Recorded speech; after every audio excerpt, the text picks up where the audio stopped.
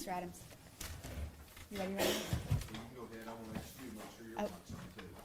Is it on? Yes, it is. Okay. Will you just please state your full name for the record? Zachary Adams, And Mr. Adams, where did you grow up? around the Holiday area. And where did you go to school and work around at the time of April the 13th, 2011? Where did I do what now? Where did you go to? Where were you working and living at the time of April 13th of 2011? In 2011, I didn't have a normal job. I lived in Holiday, like I said, at 235 Adams Lane. I helped my granddaddy. He worked with the water department. I helped him with odd jobs, stuff like that. That's what I did. Okay. I tended to, we have a lot of land and stuff, so like during the summer I would mow and bush hog and stuff. Okay. I want to first, before we just handle administrative matter really quick, do you recall reading and signing? I'd like to hand the witness doc. This is just the proposed addition of the Second Amendment supplemental to his petition. It's a verified copy. It's the one that he signed before a notary. I'd just like to make it part of the record, Your Honor, to authenticate it. It's already in the. It's already in the record. We'll verify it. It's the verified copy is not in the record, and I would just like to. Thank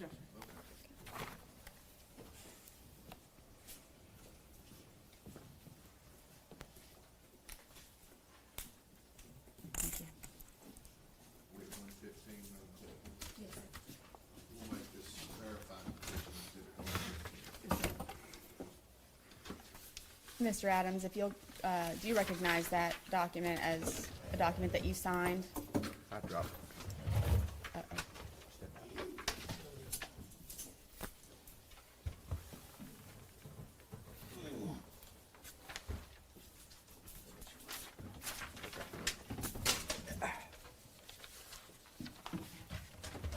If you just go back to, I think it's like the third page from the back. Yes, that's my signature. Okay, so, and that's the petition that you signed, that was filed with this court. Yes. That's all I want to do. Thank you. You can pass that to the court.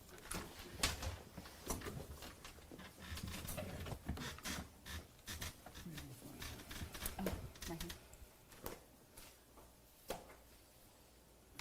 Thank you. Okay, Mr. Adams, I'm just gonna speak to the elephant in the room, okay? Okay. Did you know Holly Bobo? No, ma'am. Did you have any knowledge of the Bobo family? Miss Karen Bobo was my fourth grade teacher at Parsons Junior High School in middle school. Did you kidnap Holly Bobo? No, ma'am. Did you rape Holly Bobo? No, ma'am. Did you murder Holly Bobo? No, ma'am. Did you have anything to do with the disposal of Holly Bobo's remains? No, ma'am. Okay. So I want to take you back to April the 13th of 2011. Okay. And I just want to ask you some questions about what you specifically remember. Okay? So where you just said you were living on Adams Lane, right? Yes, ma'am. Okay. Right beside my granddaddy. And who were you living with at that time? So at this time I was living in my dad's old house, and Rebecca Earp was living with me. She was my girlfriend. Okay. How long had you been dating Rebecca? We had been dating at that time about 9 months to a year, I would say. All right. And who were you hanging out with during that time? I hung around Jason Autry, Shane Austin, my brother. He lived right next door. He hung out with us a lot. That's mainly about it. My girlfriend's sister and stuff would come over on the weekends. She had a boyfriend named Michael Petty. They would come on the weekends and hang out. Okay. And I just want to verify some facts about your relationship. So just Shane Austin, can you just real quick tell the court about what your relationship is with Shane Austin? Shane, I grew up with Shane. We grew up in church together. We went to church together since we was very little. We went to school together. He was a year younger than me. We competed in sports together. We grew up. He lived about a mile away from me. So we lived real far away from the high school. We probably lived the furthest away from the north end of our county. So we was the only two, as far as he was my closest friend that went to school that I went to school with. Okay, and you said Dylan, you hung out with your brother Dylan. Is he your younger brother? He is 4 years younger than me. And tell me about your relationship with Jason Autry. He was older than me. He was somebody I guess you could say I looked up to. We did a lot of drugs and stuff together. That was our main. That was going to take me to my next question. At this time, were you a drug user? Very much. And Daily. How often would you use drugs? Daily, I would say. And what types of drugs were you using at this time? Marijuana, morphine, methamphetamine, Xanax, Valium. All right, so I just want you to quickly recall what you, now, I want to clarify something. There's going to be things that you specifically remember, and I'm sure that there are things that you recall because of documents that you've been provided during this case, right? That's right.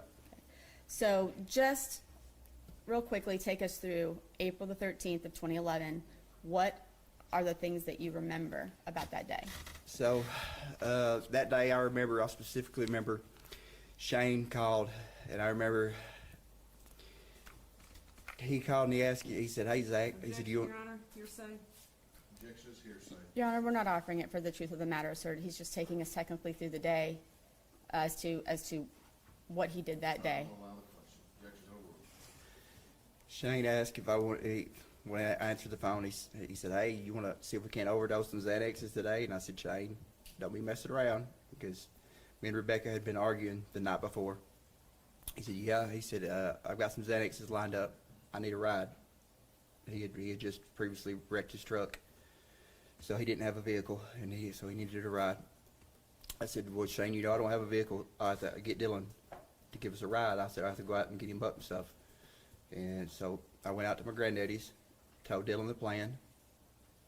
He was getting ready. So while he was getting ready, I think I got on the internet and got on my Facebook, which is a password protected, that I only have the password to. Nobody else gets on my Facebook page but me. Nobody has the password but me. And I got on there, and like I said, me and Rebecca had been arguing, and I think I had cussed or something on the main wall where everybody could see. And Becky Moody had commented, she said, "Zach, you can't talk like that." And I think I apologized. And it didn't take Dylan like 10 minutes to get ready, so we left. We went to Shane's, picked up Shane. Okay, so say you and Dylan Me and Dylan. went and picked up Shane, okay? So Dylan didn't have enough gas in the truck to make it to Parsons. So we go to the Shell station on the Decatur County side. We get $5 in gas because the gas is more expensive at the interstate. It's cheaper in Parsons, so we was going to get more gas in Parsons. That was the plan. So I'm pumping the gas. Shane and Dylan are in the vehicle. I pump $5 in gas, and while I'm pumping, I see 4 or 5 SUVs, and I'm not for sure if they had their blue lights on. I know there was no sirens, but I could tell there was cop cars. I could tell there was police SUVs. So my antennas kind of went up because we're going to pick up drugs, and they're cops. So I go in, pay for gas. Well, when I come out, I asked Shane and Dylan, I said, "Did y'all see the cops get off the interstate?" And they was like, "What are you talking about?" So it kind of irritated me that they wasn't paying attention what was going on, So I get on 641, and I kind of fall in behind them to see how fast they're going, and I get Dylan's truck up to 100, and it shuts off, and they run out of my life. So I don't go 100 all the way to the Parsons. I go 60 or 70 because I know there's something going on. I don't know what's going on, but I know something's going on. I know there's whatever's going on. There's no cops coming our way. So we get into town. What I remember, we stopped by. I think we went behind Ramey's barbecue, and we went to the drug dealer's house. I'm not sure who it was to this day. I still don't know who it is. We get out, and I thought we was going to go in, me and my brother and Shane. But when we get ready to get out and go in, Shane said, "Y'all can't come in." So we sit out in the driveway, and whoever's house it was, they had a bass boat, and it was a nice Triton bass boat. The reason I know this is I love bass fishing, and so me and Dylan were looking at the bass boat, and we're talking about how nice it would be to have one. And I'm not really sure how long it took Shane, 10 or 15 minutes. He comes back out. And we go from there, we go up 1 block to the Delta gas station, which is right up from behind Ramey's. It's right 1 block up, right beside the hospital. So when we pull in there, there's a local deputy, Tony Weber. And Tony Weber has been known to harass me. He knows I was a drug dealer and drug user. So when we get there, I told Shane, I said, Shane, you go in and pay for gas. I'm not going in. And so Shane pumps the gas, and he goes in. When he goes in, he pays, and when he comes out, he said, look, he said, when I was in there, the deputy was talking about what happened. He said, you're right, something did happen. Somebody got abducted. And my antennas kind of went up. I said, well, I knew I was right. I didn't know what happened, but I knew something, like I said, I knew something had happened. And so I knew that we needed to buckle up. We got these Xanax. Jane had all these Xanaxes on him. So I knew we needed to, kind of be safer. Okay. So when you guys went to get the drugs, who paid for them? Shane? Okay, so, and again, I initially asked you, there's going to be things that you specifically remember and things that throughout the course of this proceedings that you learned. Mm-hmm. Has there anything that you have learned based on the documents that you've received or things throughout the course of your trial that you didn't specifically remember at the time? Your Honor, I'm going to object to that. I don't know how he can share with the court things that he has learned through other sources. That's the epitome of hearsay. That's the epitome of not firsthand knowledge. Well, He's a witness to a hearing. He can't come in here and regurgitate for the court. There's 4 terabytes of data that was provided to the defense in discovery. Yes, sir.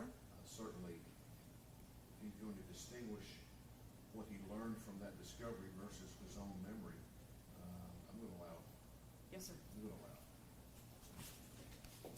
There was things that jogged my memory about that day. I don't specifically remember going to the ATM until later on.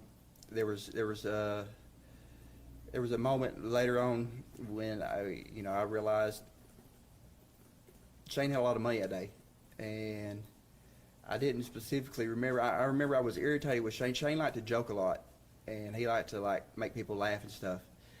And I wasn't having it that day because me and Rebecca had been up. I'd been up with Rebecca arguing all night, and I was kind of irritated. And I wasn't in no mood.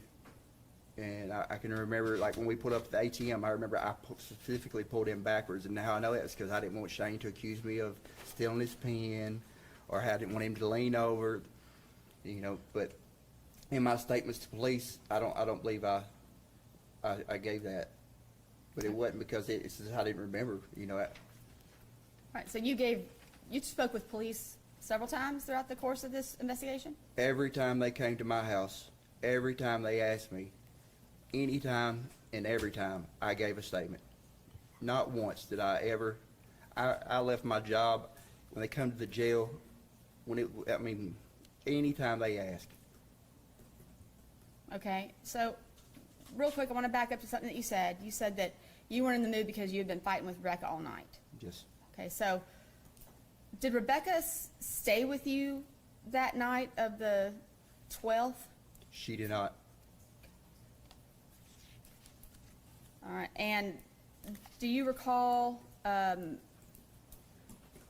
telling police that maybe she did, or were you confused? See, that's another thing that I didn't learn till we had the cell phone records, and she normally stayed there all the time, but her cell phone records put her at her mama's house up to 4 a.m. I think we was texting, so there's no way she stayed with me that night, because she got off work at 10 or 11 o'clock from Joe's video, and she would either come straight to my house or go to her mom's house, and her Okay. mom lived in Parsons, so. All right, so you're saying upon receiving the discovery documents, bank records, whatnot, it triggered your memory that you went to the ATM and got cash, and that you specifically remember pulling in backwards. What vehicle were you driving at the time? We were driving my brother's Silverado. I think it was a 2007 Pewter. It's extended cab, Okay. 2-wheel drive. All right, and I'm going to ask you to look at something back there. Your Honor, this is Exhibit 8, I believe. the,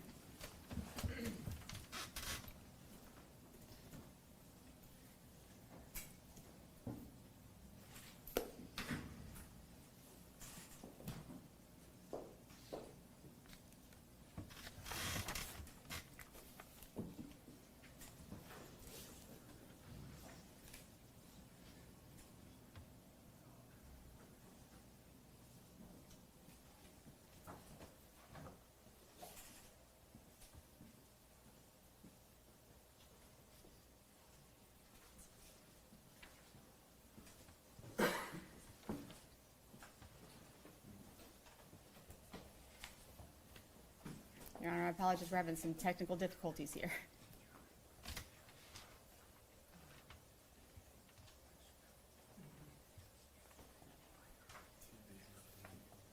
It's, do we have a printout of the still yet? Not. That was on one of the thumb drives.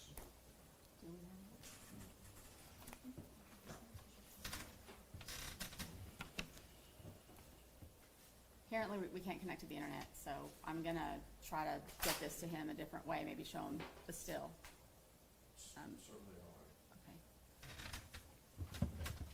You got it up, Mr. Boyan. I can't. You got it down, Ms. Eaton? I have it on the computer if I can approach. State agree that that's Exhibit A? Yes, sir. Is that the right number? I believe 8. Where's the? Is it running? I have the ATM video as Exhibit A. The still shot. You can Oh, the show still shot. show the whole video. I don't know what she's showing. The still shot's 101. Yeah, that's the video, right? Okay. 8 is the video, 101 is the still. Yes. I don't know what That looks like the video. they're showing, but.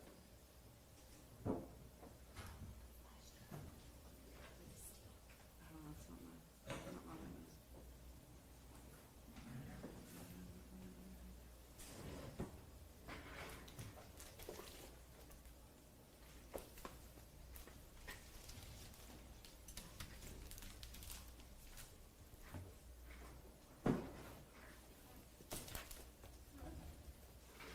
She's got everything. Yeah, Is that that's okay? fine. Yeah, yeah, that's fine. All right, may I approach, Your Honor? You may.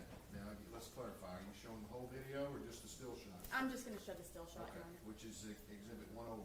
Yes. Mr. Adams? Do you recognize that vehicle? Yes, that's my brother's truck. Okay, and you're familiar with the ATM that you stopped at. Mm-hmm.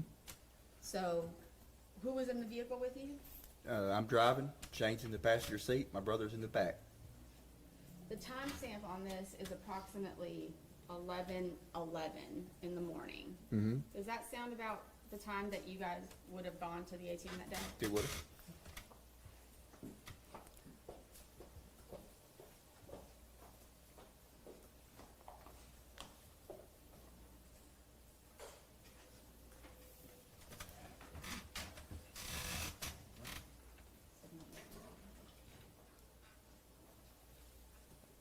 So, one second, Your Honor, if you'll give me one moment. Sure.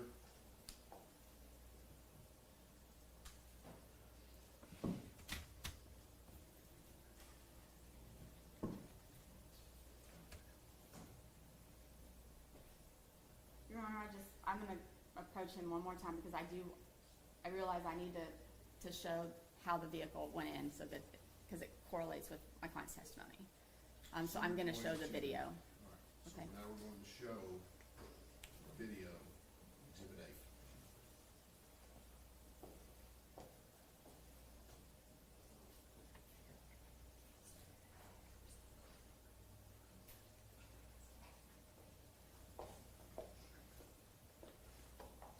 You're still unable to connect? The TV is not connecting to the, Okay. You're going to show many videos this morning. no, Your Honor, this is the only exhibit I'll be offering Okay. today.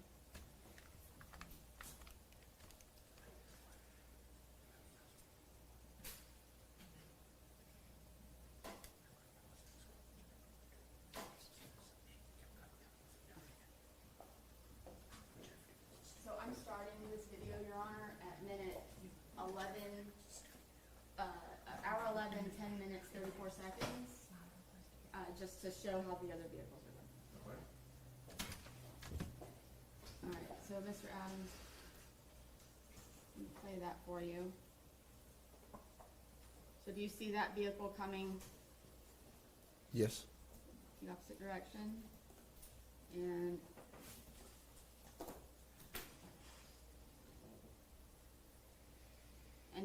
which direction is your vehicle going? That would be going the wrong direction. Like if you were going through the drive-through in the bank, you would be, that's the wrong way. The Okay. arrows were pointed, that would be going the wrong way.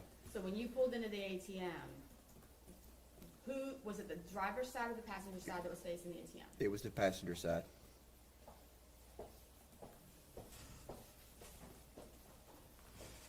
Thank you for your indulgence, Ron. Okay. Now, you were driving Dylan's vehicle. Why is that? Because at this time, I didn't have a vehicle. My Silverado, I had wrecked. The whole front end was tore off of it. And the Nissan, the white Nissan, I didn't have access to at the time. My granddaddy had it hid somewhere that I didn't know where it was at. Okay. So when is well, first of all, this ATM footage and this trip to the bank, is this something that you told your attorneys during trial? It came up, yes, it came up, but like I said, I didn't, at the time, I didn't realize about the ATM, I didn't remember. There was a lot of places that we stopped that day that I didn't really remember. And when is the first time that you saw this ATM footage? First time I saw it was with Mr. Bates. Okay, so do you recall being in court back in, I think it was January or March, and Mr. Boyano had his laptop on the podium? That was the first time, yes, that's right. Okay, That's right. Is that the first time that you saw the picture of your vehicle? That's right. That's right. Okay. All right. And what jogged my memory is the reason I knew that is because when it went pulled in backwards, I said, that's us, because that's what we did that day. Right. Now, you've been given your cell phone records, all these things that you've received in discovery, and you heard the testimony at trial. So you heard Jason Autry's testimony that y'all went to the river that day. Do you recall going to the river that day? I don't recall going to that river that day, but I went to the river so much down there underneath the interstate bridge. It was, I would go 5 days out of the week, sometimes 7 days. I bass fished down there. I did drugs down there. I went down there to look for arrowheads. We just went down there just to kill time. Like, it was just a place we hung out. And to be clear, when I say the river, where specifically are we talking about? Under the interstate bridge, under I-40 bridge, exit 133. All right. Now, do you recall going to Victor Dinsmore's house that day? I don't recall going to Victor Dinsmore's house. Is it possible that you went to Victor Dinsmore's house that day? Could have been. I don't remember though. Okay. Do you recall getting in a fight with Shane Austin that day? I did. Okay. And where did that take place? That was at Doug and Dottie Cooley's house. Okay. And so did you see Mr. Dinsmore there? I did. Okay. And who was with you at the time? Jason Autry, Shane and my brother was in the back, and I was driving. We was in Dylan's pickup. Okay. And what was the purpose of you guys going to see Mr. Dinsmore? Mr. Dinsmore was a morphine connection of mine. I bought morphine from him, and at this time, Jason or Shane, they couldn't access Victor to buy morphine from him, so I was the kind of the go-between. I would buy morphine and distribute to All Jason. right. and him. So then you guys were doing Xanax, the pills that Shane Austin purchased, Mm-hmm. and then what time do you think you guys went over to Miss Dottie's? It was after we picked up the Xanaxes. It was after that. I would say, I'm not going to speculate. Okay. If you don't know Yeah, for sure. I don't know for sure. Okay. So this is not this particular conviction is not your first run-in with the law, is it? Absolutely not. Okay, so I would like to take you through, you're aware that if you would have testified at trial, that you would have had to have talked about some of your prior convictions. Of course. I'd like to run through those with you if you don't mind, okay? Okay. So, Mr. Adams, you have several convictions for possession of drug paraphernalia or possession of narcotics. Mm-hmm. Correct. Okay. When did you start doing drugs?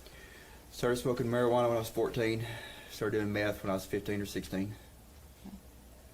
And there was a notice that was filed in your trial of, we call it a Rule 609. It just shows saying that this is the evidence that you're going to be impeached with if you testify at trial.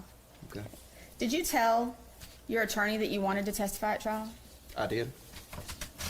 Okay. And were you willing to face up to and acknowledge all of these crimes that you committed? Absolutely was. So you've been convicted of some assaults as well. I have. I've pled out to them. Okay, so there was one in 2004. Do you recall a conviction in 2004 for assault? I don't know the specifics, but I don't dispute it. Okay, and you have possession of controlled substance in 2004.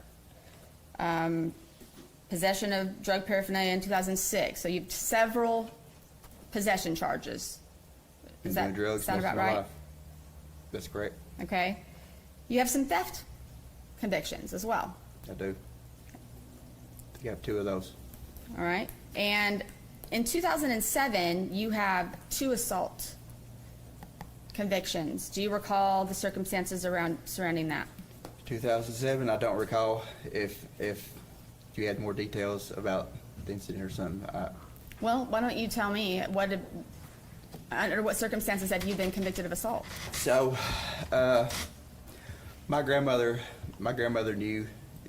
She knew that if I was in jail, sometimes, she knew I wouldn't be getting high if I was in jail, and she knew that she could call the law sometimes if I was high and say, "Hey, look, he pushed me or he did this," and she knew that I would be arrested, and she would be hoping that I would go to jail and, I guess, the catch Jesus moment, get Jesus and get saved and start acting right. And that's happened a few times where we had gotten in an argument or something and she'd call the law. And Mr. Adams, isn't it true that you shot your mother? I wouldn't say I shot her. I did operate a firearm in a reckless manner that caused her to get shot. So it was my fault, but it wasn't like what you would say I just, shot her.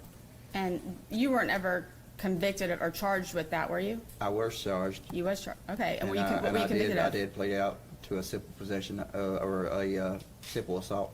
Okay. So that's one of these assaults that you have on here. It was.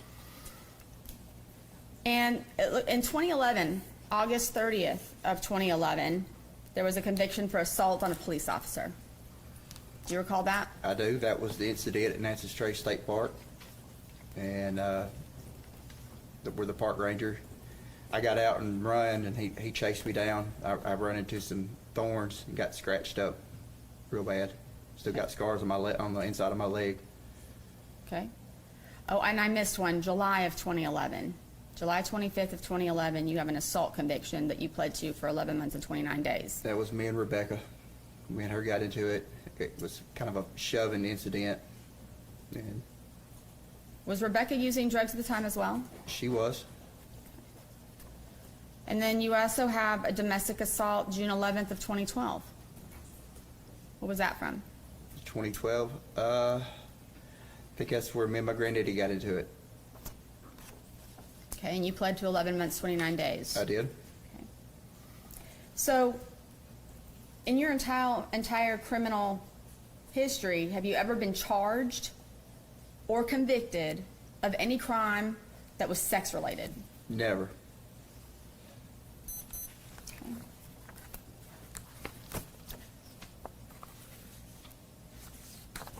All right. Let Give me 1 second. So do you recall sitting here in 2017 in this courtroom and watching witnesses give testimony and putting words into your mouth? I do. Hearsay. And I'd like to, first of all, what I'm going to do is I'd like to take you through some of the statements that you were alleged to have made. Okay. Did you say some of the things that were testified to? I did. And did you say all the things, every single thing that was testified to, did you say? I did not. Okay. I want to go through these statements, but before we do, these statements that were given at trial they were accusing you of joking about the murder of Holly Bobo, right? Yeah. Why would you say anything like that? Well, I sold a lot of drugs, and I found it a lot easier when I fronted drugs out. If people were scared of me, I got my money. I got paid. It was just the way it is in the drug business. If people are scared of their drug dealer, they're going to pay. So that's kind of a stupid answer, but it's the truth. I mean, Right. Okay. Who's Carl Statler? he was a friend that lived right below me. He went to school with my brother. All right. Did you hang out with Carl Statler during this time? I did. Do you recall going to Johnny's Bar and Grill with Carl? I do. And I'm sure you heard his testimony. Did you tell, so first of all, who's Misty Tubbs? She was a friend of my son's mother. Never really hung around her that much. I think I've been at her house one time with Amy, with my son's mom. Okay. And was she the bartender at Johnny's Bar? She was. Do you recall getting in an argument with her? I don't really recall. It seems like we did get into some kind of argument. She accused me of, I think, of doing something to her car or something. All right. And Did you say, I'm just going to ask, did you say, I'll kill you like I did Holly Bobo? I don't recall saying that. Did you tell Carl Statler that I did it? No. Is it possible that you made some statements similar? I've made some open-end statements before where people could have had the wrong idea. You know, I remember I told Rebecca once, I said, there's already one person missing. What makes you think it can't be two? And by that, I wasn't meaning that I did anything. I was just, we was arguing and just trying to get her to, she was kind of griping at me. Were you admitting in that statement that you killed Holly Bobo? Absolutely not. All right. And do you recall Rebecca Earp's testimony? I do. On the day after, so on April 14th of 2011, she testified that you guys were watching the news and that you said they'll never be able to find her. Did you say that? I believe I did say that. And now there's reasons why. In Decatur County, there's a history of women that goes missing and hadn't been found. There's still a Bogus girl that has never been found. Nobody knows what happened to her. And this happened when I was in high school, and nobody knows anything about it. So yeah, I made that comment. Okay. Did you make that comment because you had knowledge of where Holly Bobo's remains were? I did not. I only made that comment because of the time period of the news interview, and it's just statistics. If the police doesn't find the person that goes missing, it's just statistics, and that's all I was stating. I guess I watched too many crime. You heard Rebecca Earp testify that you said that you would tie her up just like you did Holly Bobo and no one would ever see her again. Did you say that? I don't recall making that statement. How about she better not go to the law and she better not make any statements, otherwise you would hurt her or her family. Did you say that? I may have said that. Okay. Was that you admitting to having anything to do with Holly Bobo? No. Was that you claiming to have any knowledge of the murder of Holly Bobo? No. How about around July of 2011, when you and Rebecca were at John Mitchell's house. She testified to that. Do you recall that? I do recall that. Okay, she said everything was ready to go in the back of the truck to be put under the Birdsong Bridge. And that you said, or I should say, you or John Mitchell said, they said that it was Holly's remains in these Tupperware tubs that were in the back of the truck. The only thing is that date. The date was, we wasn't dating at this time. This was after me and her broke up, and this was after me and her broke up, and I think she was seeing John. And I do recall that, and it had nothing to do with no remains. It was meth making material. We was just kind of, the way we was discussing it, we just didn't want to put our business out there. Okay. But with the way she took it, I guess she took it that way. But you never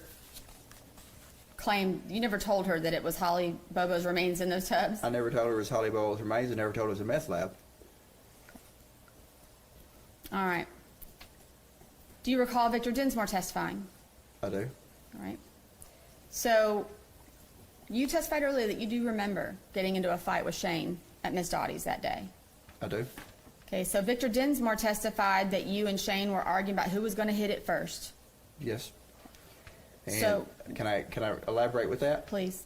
And when I jumped out, Shane was like, "You ain't gonna hit me," and I said, "Well, I'll hit you first." And that's where that comment came up. And I did. I hit him first, and the argument was something stupid. To this day, I still don't know. It was just like, well, that wall's white. No, it's not. And we just jumped out. He said, "You ain't gonna hit me." I said, "Okay." So When you made that statement, were you in any way claiming that, telling Shane that you were going to rape Holly Bobo first? No, Anthony Phoenix, who is he? he was a friend of mine, a drug friend of mine. All right. Do you recall hearing Anthony Phoenix testify? I do. Now, he testified that, well, first of all, did you talk to Anthony Phoenix about meeting with Miss Bobo? I did. And did you express concern to him?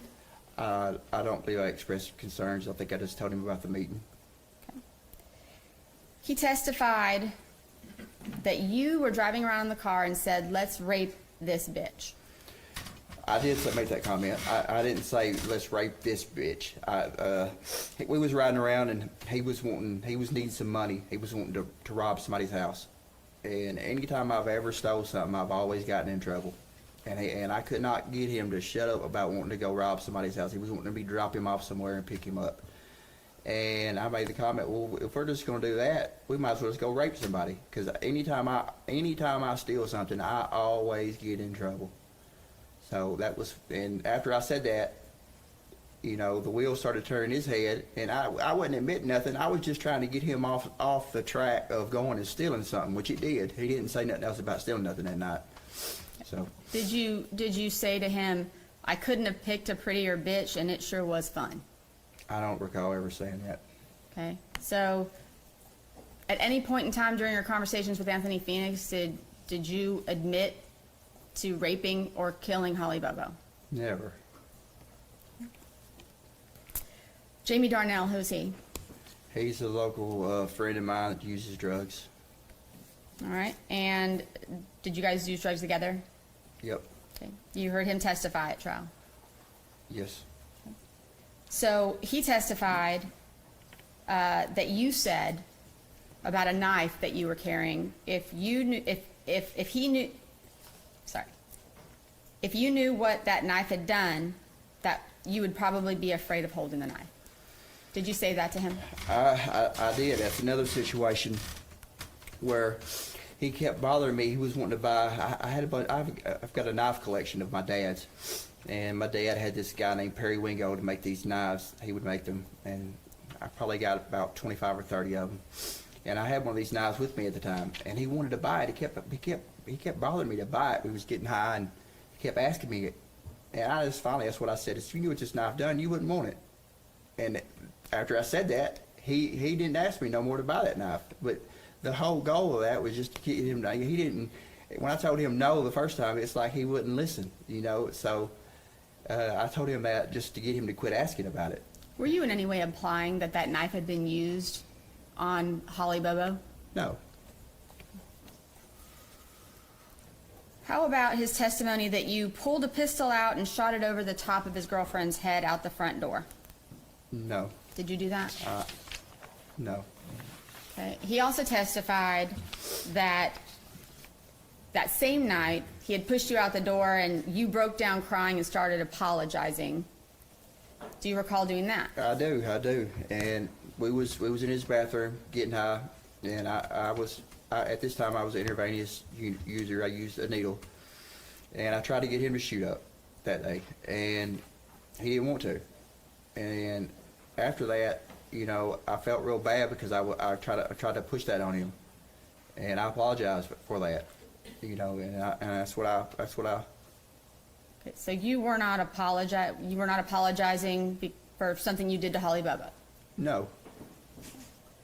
And he also testified that you needed to clear your name, that you couldn't be coming back around his house, you needed to clear your name.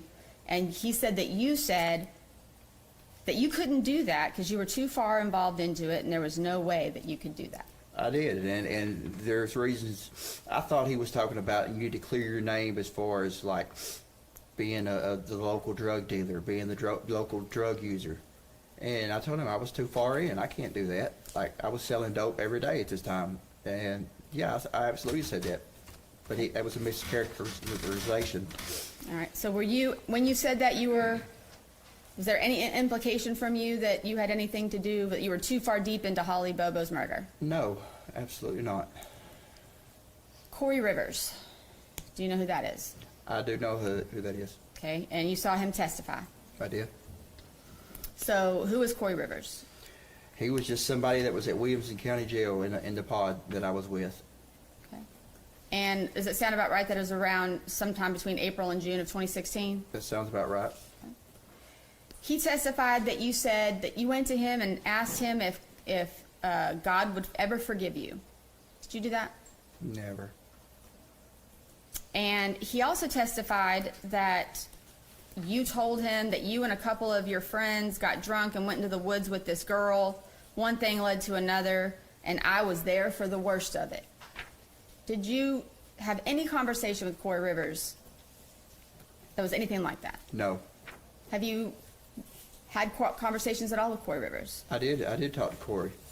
Okay. What did those conversations entail? I don't really recall. I may have told him what was going on, like what was going on with the case. What the state was alleging. That's the only thing that where he. Did you testify to him, or I'm sorry, excuse me, not testify. He testified that you said that the bottom side was found in one part of Tennessee and some other pieces was found in other places. Did you say that to him? I don't recall saying that. And that it had been chopped up? I don't recall saying that either. Did you at any time in any of your conversations with Mr. Rivers admit to killing, raping, or kidnapping Holly Bobo? Never. All right. How about Sean Cooper? You remember him? I remember Sean. Who's he? He was. So when I was at Chester County Jail, he was in the little room right there with us. I think there was 3 of us. Okay. Now, he testified that you asked him to tell your brother, Dylan, that if he doesn't keep his mouth shut, that you're going to put him in a hole beside her. I don't recall saying that. I do remember telling him that he needs to tell my brother. I think he had charges in Nobian County, and that's where my brother was being held. I said, well, you get up there, you need to tell my brother, Dylan Adams, he needs to keep his damn mouth shut, because the lies he's telling has got me arrested for something I didn't do. Did you in any way admit to Mr. Cooper or imply to Mr. Cooper that you were involved in Holly No. Bobo's death? No. Okay. How about Jason Kirk? Do you know who that is? I think that was the other guy that was in there. All right. And so he testified that he overheard you tell Mr. Cooper that, will you give my brother a message for me? Tell him if he doesn't keep his fucking mouth shut, I'm going to plant him next to that bitch. Did you say that? No. Did you make any statements, Mr. Kirk also testified that you were bragging about the bond that was put on you. And he testified that you said, I guess you gotta kill a bitch to get that kind of bail around here. I don't recall specifically saying that, but I did make a comment about the bail being so high, and the way the judge, when I left the courtroom at Chester County, the judge made an announcement to the court that was the guy for the Holly Bobo deal. Like, it was kind of a messed up little deal, but I got angry, but I don't specifically recall just saying that. Okay. Chris Swift. He was another person at Williamson County Jail. Okay. He said that you went up to him and asked him, would God forgive you? Did you ask him if? The only thing I talked to Chris Swift about was making meth and his meth use and stuff like that, but no. All right. So he testified that you told him that you weren't involved in the killing, but you were involved in the worst part of it. Never said that. Okay. And he testified that you told him about some boy who hung himself, and that he and his brother were involved, and your brother were involved in the killing. Did you mention anything to Mr. Swift about Shane Austin? I may have mentioned that Shane and my brother my brother was being charged, and Shane was a friend of ours, and he had hung himself, but other than that, no. Did you tell Mr. Swift that they were in the back room having sex with No. Holly? No. Did you tell Mr. Swift that something went wrong, and and that you were involved in the worst part of it? No. Okay. Did you tell Mr. Swift that as soon as the trial's over that you're going home, they didn't have a body and they didn't have a murder weapon nor a motive? No. All right.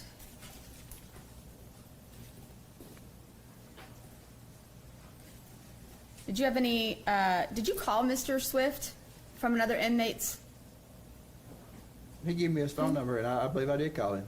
Okay. And did you tell him that you probably wouldn't be talking to anybody else and to take care of himself? I don't remember what I said in that phone call. I'm sure it was recorded if it was a jail phone call. Okay. Did you threaten Mr. Swift in any way? Absolutely not. Okay. All right. I want to talk to you a little bit now. You said earlier that you had been visited by police on multiple occasions. Okay. So,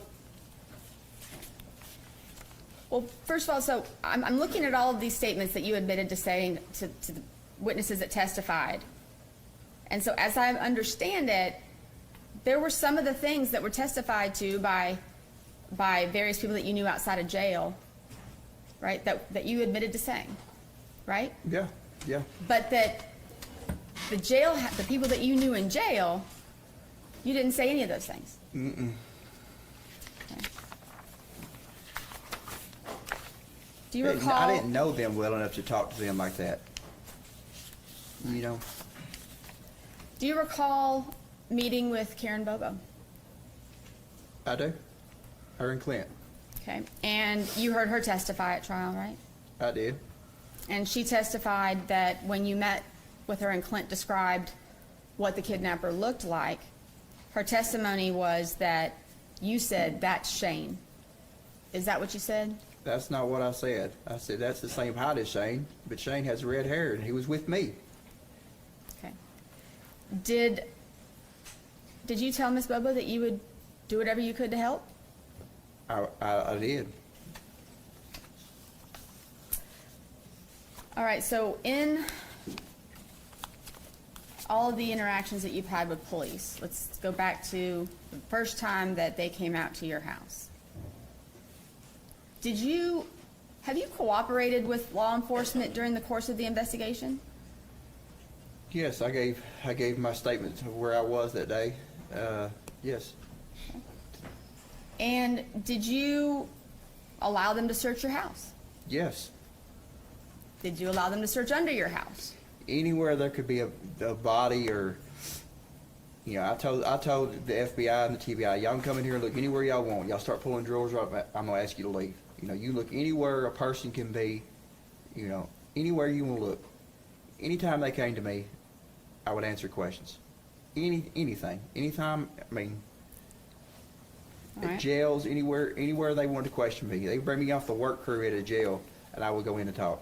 You know, I knew I didn't really know my rights, but I knew I didn't have to talk to them. But I did. I wanted to help.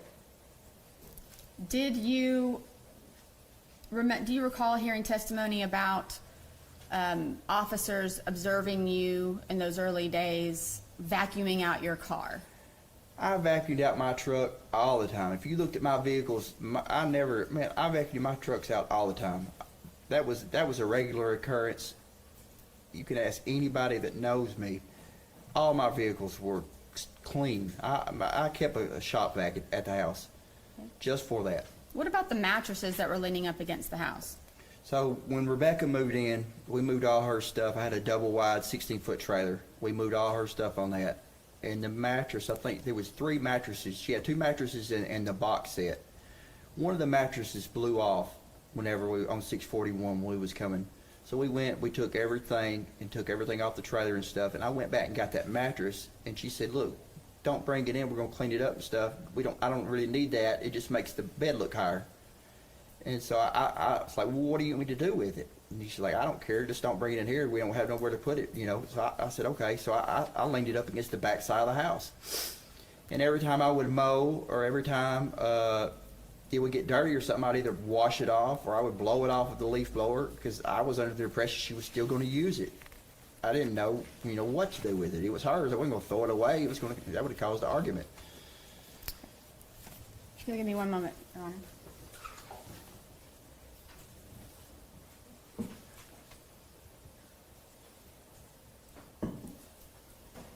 All right. So, have you had a chance to review some of the, first of all, do you know what an IR is? I do now. It's the investigative report. Okay. So, have you had a chance to review the IRs that were related to statements that you made to law enforcement? I have. Do you recall right around April 23rd of 2011 with them coming out to law enforcement coming out to your house? What was the date again? April the 23rd of 2011. Okay. Who was the law enforcement officer? FBI Special Agent Matt Ross. Oh, that's when he took the pictures? Yes. Yeah, that's when I was all scratched up from running from the police in Nancy Strace. But it wasn't nothing for me to have scratches. I grew marijuana back behind my house. It's nothing but clear cut. And that was another, the time when they was talking about I ran behind the house. And if I'm not mistaken, Mr. Rainey also testified that he knew where my marijuana plants were, which he did. When they come searching, I had to move everything. I had about 5,000 marijuana plants when all this went on. And when Miss Bobo went missing, I moved everything outside. I had just got them started, and I moved everything outside. Well, when everybody started searching, they come through, I had to move everything. And when law enforcement came that one time and talked to me, that's what I ran around behind the house doing, was moving all the marijuana plants that I had there. Okay. Did you provide your best account of what you did that day to law enforcement? I did. I didn't tell them every time I used the bathroom, though. I mean, I didn't tell them, I was a drug user. I told them where I went, Okay.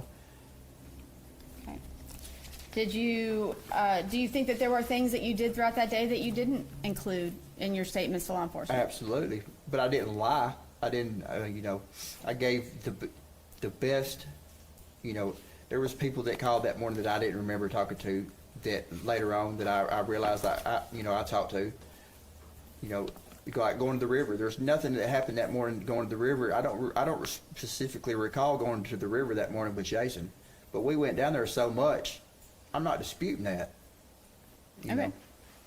And do you recall right around July 6th of 2011, you were visited by S.A. Dykes and Investigator Inman? Mm-hmm. Do you recall that? I do. Okay, and they came to your residence? Yeah, I think it was my granddaddy's. I think we sit on the back porch that time. All right, and did you give them an accounting of what you did I did. on April the 13th, I did. 2011? I think they had, did you tell them that you had gone to the coon hunt or that you didn't go? I didn't go. I didn't have no way. And I didn't go to stuff like that. I mean, when I was younger, I did, but I didn't go to stuff like that. I was a druggie. I was a drug dealer. Like, I didn't go out in public much. Not a lot of people liked me, you know. I had a known reputation in the neighborhood for being the local drug dealer and drug user. So, just, you know, I could go in a gas station and people would look at me different, you know. Of course, I would give them the stink eye, or I would, you know, I gave them that perspective, like I wasn't the person to be messed with, you know. And Okay. So you were visited again by Agent Dykus on August 28th of 2012. I believe that was in the Benton County Jail. yep, in the basement, in the investigator's office. Okay. Did you ever ask for an attorney when you were speaking with law enforcement? Never. Did you voluntarily give them information? I take that back. When I talked to Jeff Jackson, I think I had asked for an attorney at the end. But during this meeting, I didn't. With Terry Dykus at Benton County, I didn't. No. And did you voluntarily sign a release for your phone records? I did. Anything that they needed, anything anything. You wanted my DNA, anything I could have did. I would have did. Okay. Even if that, so would you have done anything that you could do, even if it meant? There were so many cops in the neighborhood. We would have did anything to get the police to solve this, to get the TBI and the cops out of our neighborhood. It was so hard for us, drug dealers and stuff. We wanted the police to solve this thing, you know. Okay. Do you recall meeting with Mr. Dykus, S.A. Dykus on May 22nd of 2013, and I believe that was at the Decatur County Sheriff's Office? Go into specifics on that. There was an investigator Cunningham and investigator Meeks. About the leather coat? Yes. Yes. So you gave a voluntary statement to law enforcement at that time? I did. There was a leather coat that I didn't know the specifics of what had happened or whatever, but there was a leather coat in my brother's truck. I didn't know who it belonged to. I know my brother did at this time. I don't think he had a girlfriend, and I was willing to do anything I could to help. And I called them in. I said, "Hey, look, did Miss Bobo have a leather coat on?" And they said, "No, this didn't." Okay. I was willing to do anything, you know. Do you recall again meeting with, or speaking with law enforcement September, let me make sure that I'm on the right one. Hold on one second.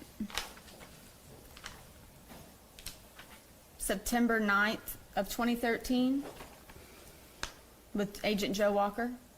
Did you meet with him? I did, at the Benton County Jail. He brought me in from work release. Yeah, I remember that. Okay. And did you give him a statement about your whereabouts on him. April the 13th, 2011? Just told him where I was. Did any of your testimony change? Did you add any additional information to him that you recall? Not that I specifically recall. Not that I recall. Okay. Do you recall Mr. Walker saying, your name keeps coming up? Yeah, I remember that. Okay. So did you address that with Mr. Walker at all? Yeah, I think I told him I'd made some jokes, made some statements. Okay. All right. And what I think about yeah. on February the 28th, 2014, when you, that's when you The day spoke I got with arrested? Jeff, that's the day you got arrested, Jeff Jackson and Agent Lewis and Carter? Yes, ma'am. Tell me about that interaction. So, February 28th, I was with a girl named Trish Evans. She had a house in Camden. So, I had stayed the night with her. And that morning I was getting up, I was going to help a guy that owned a local plumbing shop up there. not sure his name, I think his last name was Farmer.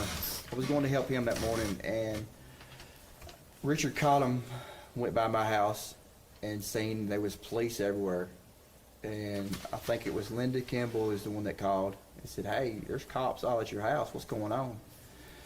So I thought it was the local cops. I thought they had done sold to a confidential informant, sold some drugs or something. I didn't really know what was going on. So I called the Carter County Sheriff's Department. And I said, "Hey, look, what's going on? Why is the police at my house? What are y'all doing?" I said, "Zach, we don't know what's going on. It ain't us." So I call, and I said, "Well, y'all go back by there and see what kind of cops it is." So they went back by, and they said, "Well, it's got to be TBI." So I went on the internet looking for the number for the TBI. They don't really have a number, so I just called 1-800-TBI-FIND. And I asked them, I said, "What are y'all doing in my house?" And they asked, "Well, where are you at?" They wouldn't answer my question. I lied. I said, I'm in Lexington. "What are y'all doing at my house?" They said, "Well, we need to talk to you." And I said, "Well, I'm working right now. Well, you need to get here." And I said, "Well, I don't have a driver's license." So I hung up, took my phone apart, and I called my girlfriend. I said, "TBI's at my house." And I said, "I don't really know what this is about."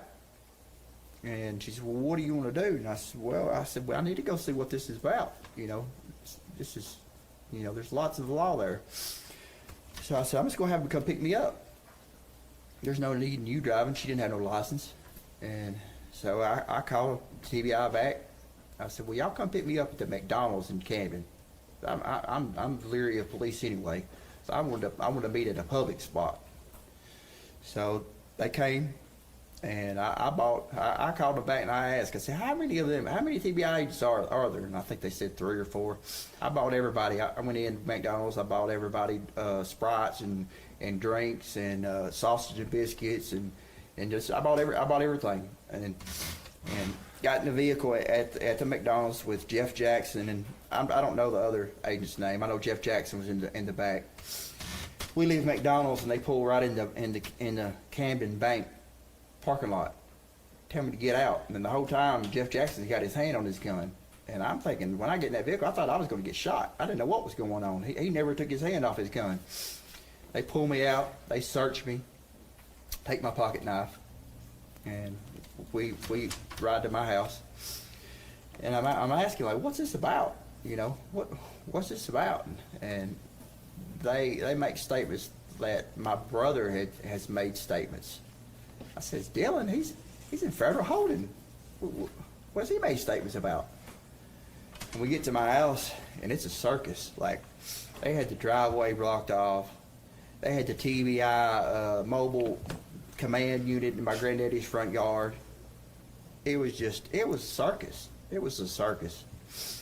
And So let me just make this, you voluntarily, you sought out law enforcement I when did. you found out that they were looking for you, and you invited them to come meet with you. I did. I called them. Okay. They had already knocked the door down, was in my house. All right, so I want to ask you one last set of questions. Okay? Okay. At your trial in this case, has your defense always been straight up innocence? Always. Then why didn't you- Till my last breath on this earth, it's always going to be innocent. Then why didn't you testify? The reason I didn't testify, a week before my trial, Jennifer Thompson had my mom and my cousin come in from Atlanta. My mom had to take off work and come up here, and we all met at the Savannah jail over here in the library. And they had already talked before this and planned all this out, but they got up there. She got my mom up there and my cousin up there, and my mom made me promise that I wouldn't testify because all the bad things that the state was going to try to say about me, and they just didn't want me to testify. And Did any of your attorneys ever meet with you and prepare testimony for you? never. Did you discuss taking the stand with Ms. Thompson? I did multiple times, and the way I guess that she practiced, she tried to say that she didn't want me to. She didn't want me to at all. Okay. I was advised not to. I wanted to. I wanted to bad. How about with Mr. Simmons? Did you have that conversation with him? I didn't, not that I recall. Okay. Did the pressure from your family and the advice you received from counsel, did that in any way affect your decision not to testify? It did. It did. Do you recall Judge McGinley asking you questions, saying, is this your decision not to testify? It did. He did ask me that, and at the time, I didn't realize I could have said yes, you know, and went against my lawyer. You know, I just was going with what Jennifer, you know, we paid her a lot of money. She was a paid attorney. We paid her a lot of money, and I was told to listen to her, and that's what I did. Did Ms. Thompson ever sit down and discuss any kind of defense strategy with you? We met a lot, but like the discovery. I never got to see all of the discovery. Like, she tried to fix it up at the Williamson County Jail where I could get a computer and get the hard drives. Like, and the sheriff, there wasn't trying to make anything extra, like, special for me. He said, no, you can get it mailed in. What the sheriff didn't realize is it would have filled 4 or 5 cells up. And I never got to see all of the discovery.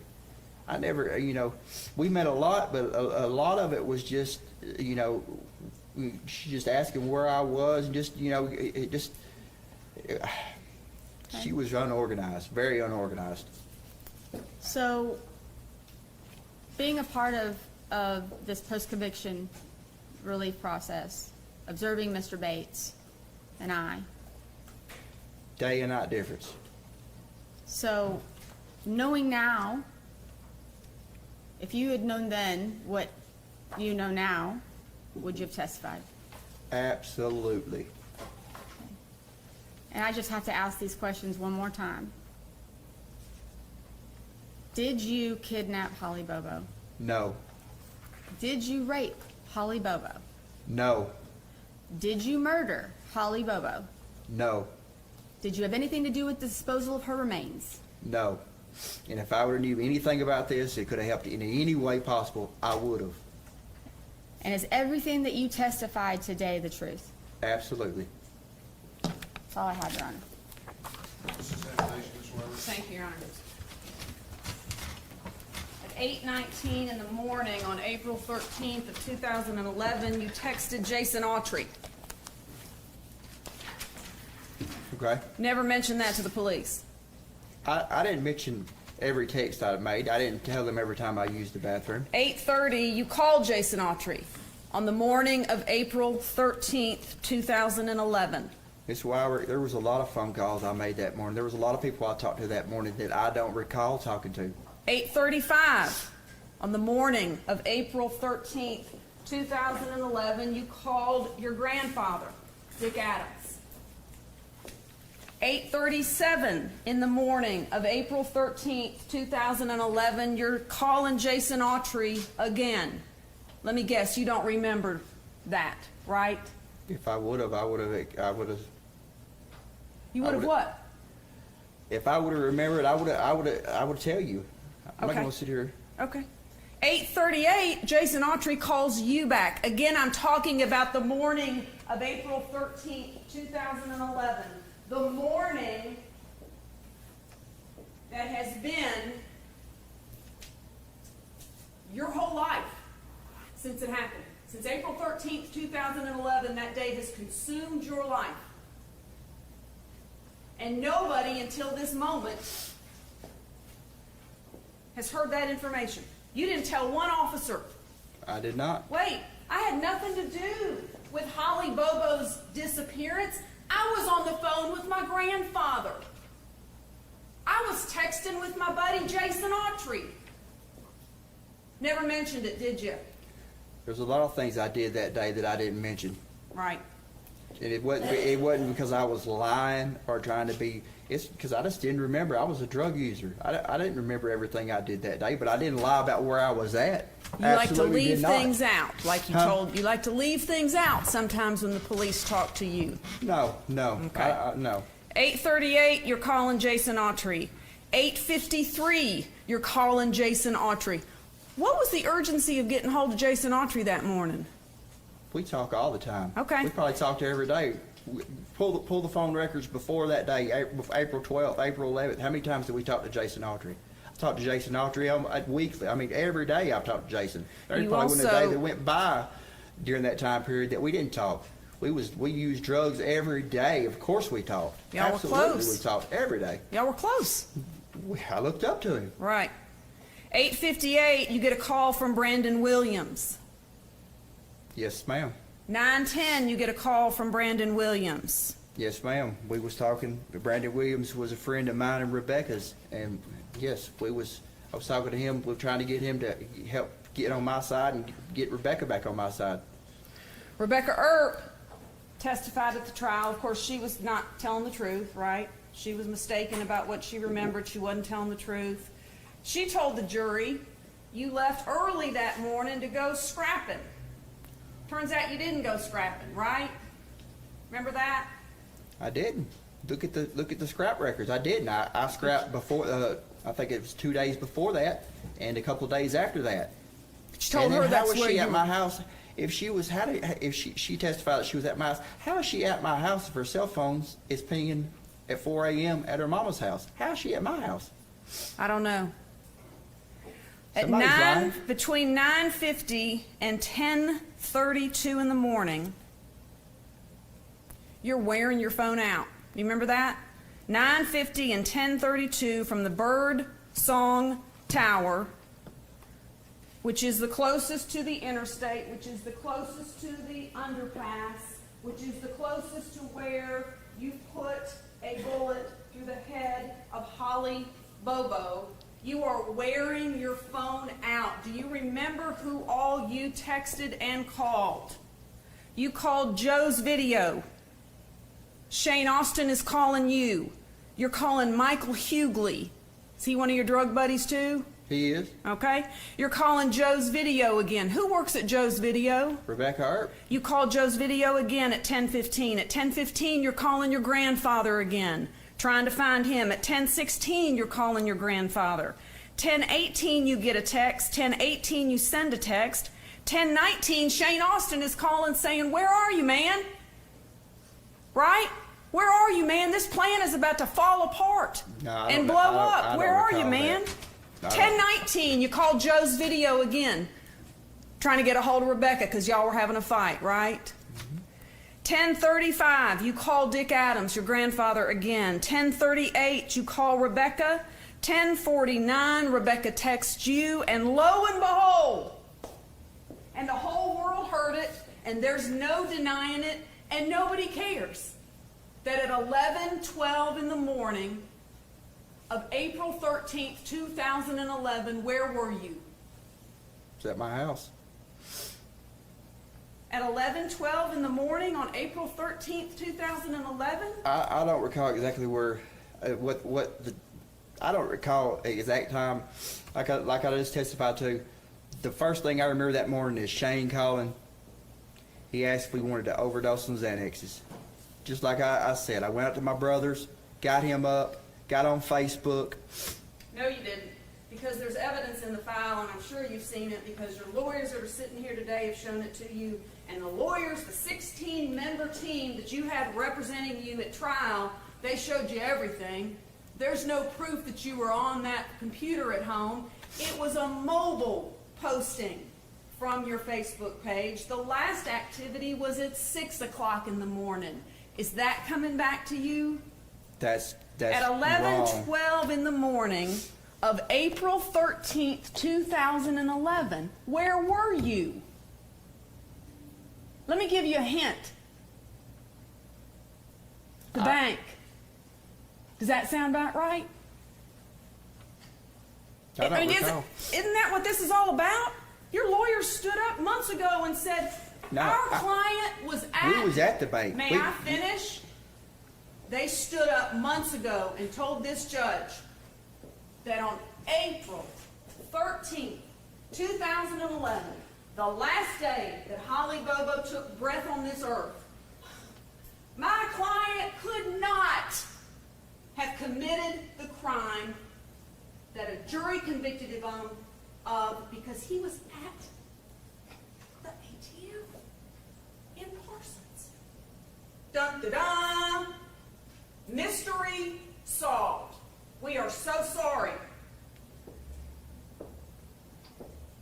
11:12 in the morning is the whole point of this hearing, for you to convince Judge Bradbury that there's no way you could have raped, murdered, and kidnapped Holly Bobo because you were pulled in backward at the ATM at 11:12 in the morning on April 13th, right?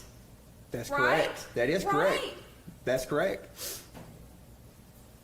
But we got no proof of that. That truck, Okay, the truck that you can't see anybody in. that truck is my brother's truck. I was driving that truck.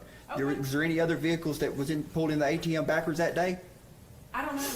Couldn't tell you. If we had the That real time- ATM video, we would know, wouldn't we? We've seen it. That's not the real ATM video. ATM video shows the person that's punching the numbers in. If we had that, we would see Shane Austin punching the numbers in, Okay. And here's, and you would see me in the driver's seat, and possibly my brother in the back. you know what the jury heard from your cell phone expert? Do you know what the jury that convicted you heard from your cell phone expert? Not the state of Tennessee's, though he agreed with it, but from the very expert. You remember Jonathan Reeves? Remember that name? I do. When you attended the trial, you were here every day, right? I did. Miss Thompson put you in a new suit every day from her husband, right? She put makeup on you, right? I did. Yeah. You're right. I mean, you sat here, you listened to the witnesses, you took notes, right? I did. You were engaged in the trial, right? I did. You're pulling on their suit coat and asking them questions, you're interacting with them. Jonathan Reeves, your cell phone expert, told the jury Zach Adams' phone was pinging off of the Parsons cell tower at 11:16 in the morning. Remember that? That's right, along with Shane Austin and Dylan Adams. Right. We're all in Parsons. That's right. We're all in Parsons at 11:16 in the morning. The jury heard it. They didn't seem to care much about it, did they? The jury heard a lot of things, a lot of lies. Right. Everybody was lying, weren't they? Well, I wouldn't say everybody, but there was a lot of lies told in that case, in that trial. Lots of lies. Let me ask you about the trial a little bit more. You mentioned that if I had just known that I had the opportunity not to testify, or to testify, I would have done that. I would have done that. I'm sure you've seen this, and we'll talk about it in a little more depth in a minute. There's a document, a series of documents that your lawyer's team put together titled Zach's Stupid Mouth. Remember that? Did you ever see that? No. It outlines everything that Ms. Etu has just talked to you about. In addition, everything else that you said to anybody with ears between April 13th, 2011 up to today. Because you're still talking about it. But at the trial, after the state rested, right? And Judge McGinley looked to your team and said, will there be any defense proof? Does your client want to testify? Remember that? What was the question again? Do you remember being asked if you wanted to testify at your own trial? I did. Okay. You're on trial for the rape, murder, and kidnapping of Holly Bobo. The judge asked you if you wanted to testify. Did you answer the judge right away, or did you talk to your lawyers about it? I believe I answered right away. You just blurted out an answer. I said no. I You was talk- advised by my lawyer not to, and that's what I did. Okay, all right. May I approach, Your Honor? You may, you can pass it to the vote. Your Honor, may I see what is being presented? The moment here at the trial, page 2,539. I don't know what bottom. There you go. Thank you. You recognize this? Your Honor, would you like the transcript? We have a copy of the transcript for the court if you would like to follow along. I'll be all right. Is there gonna be objections to this being heard? No, Your Honor. Let's go ahead and accept this for another deferral.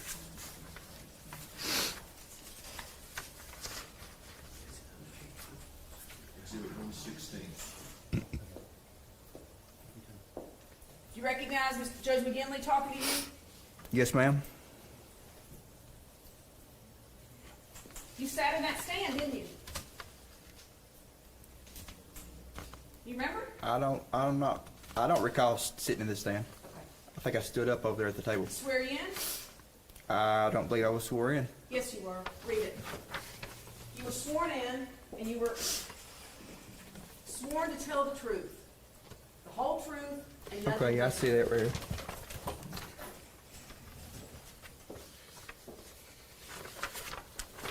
by virtue of, Your Honor, what else did this be marked as an exhibit? I did, I marked it as Thank you. Exhibit 116.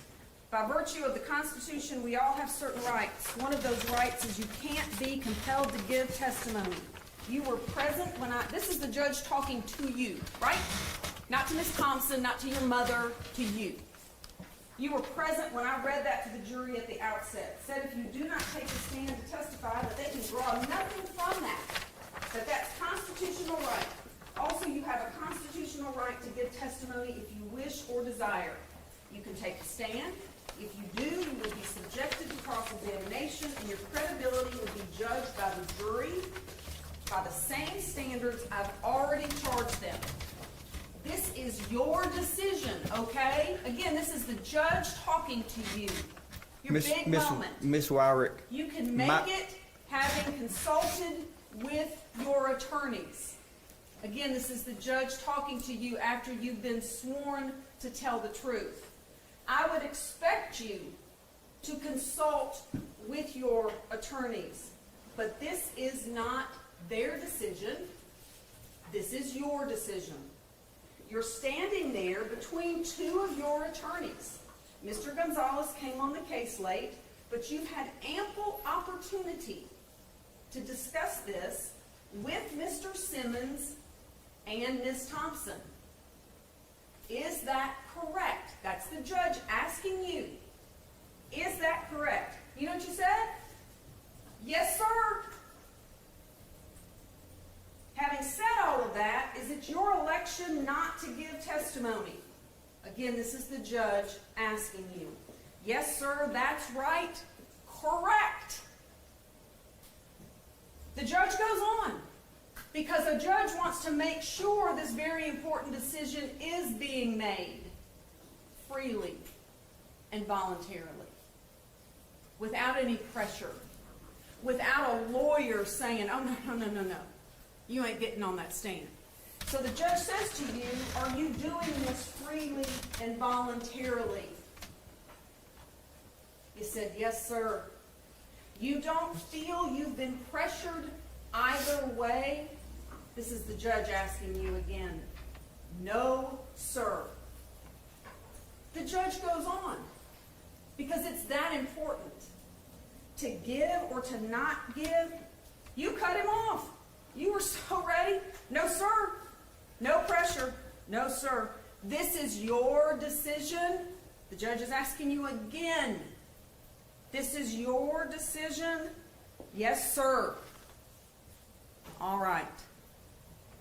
Want to address anything further? Here's your open mic moment. Do you want to address anything further? absolutely. No, sir, I do not. And that was the end of it.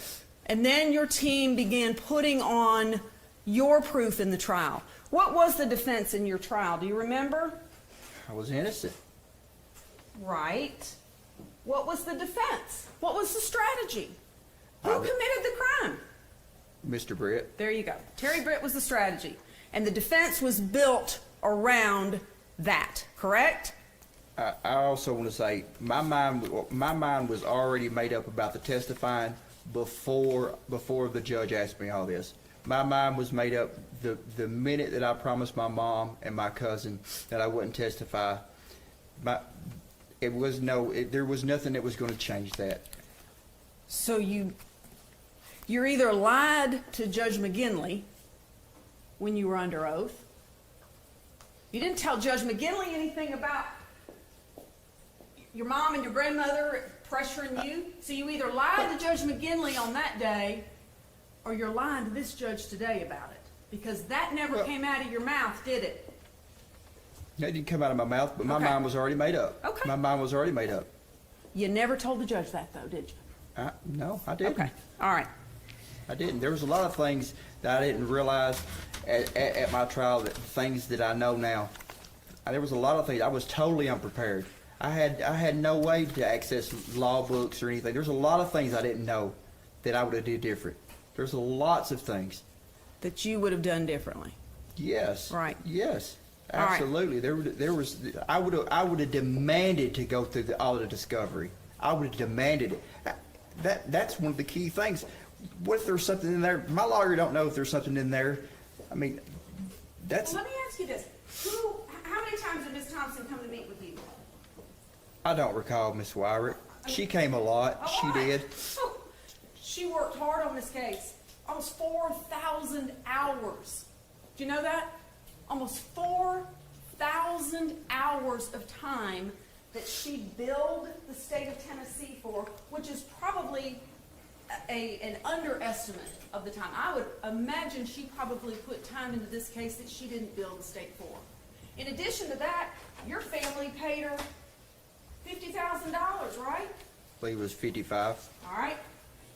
She put a lot of work into this. How many times did she come see you? 10, 20, 30, 40? She came a lot. Give us an idea.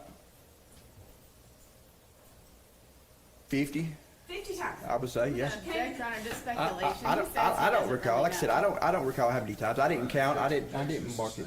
He's giving us an estimate, it's a lot. We know it's a lot, Ms. Wyrick. But every time she came, she wouldn't.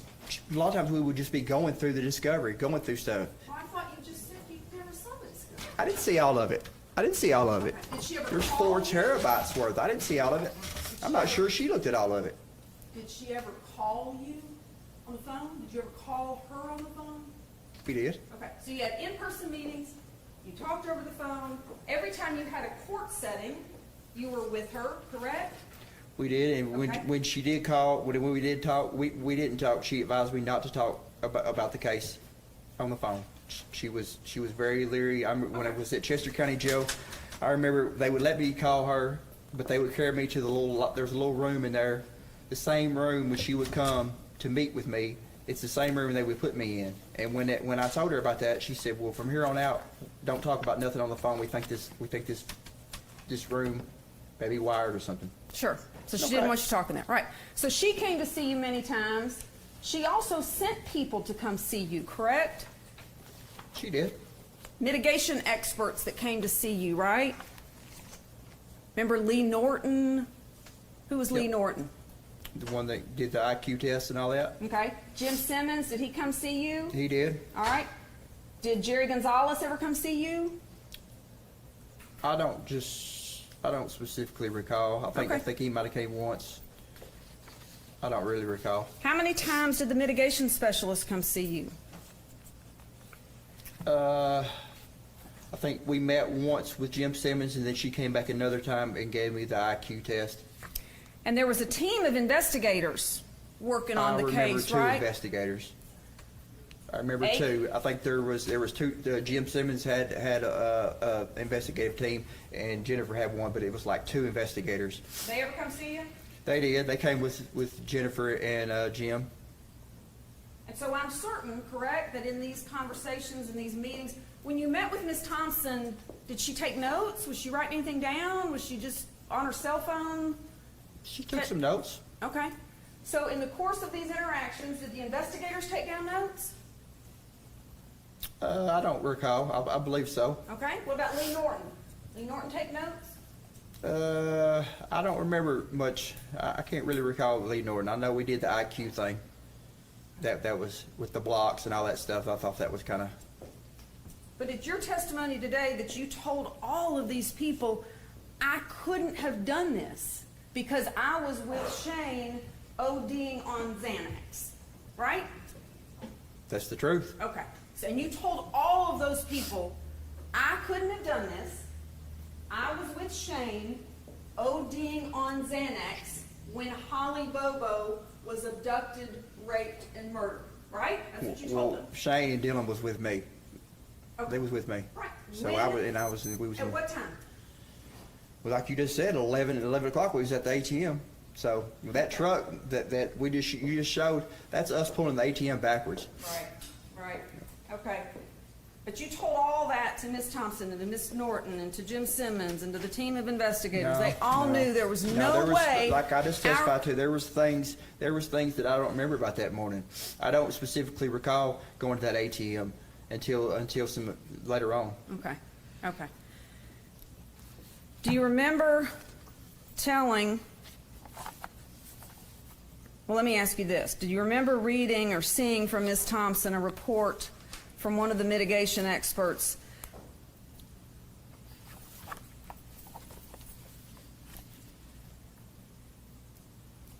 there are problems with using his mother as mitigation because Zach shot her?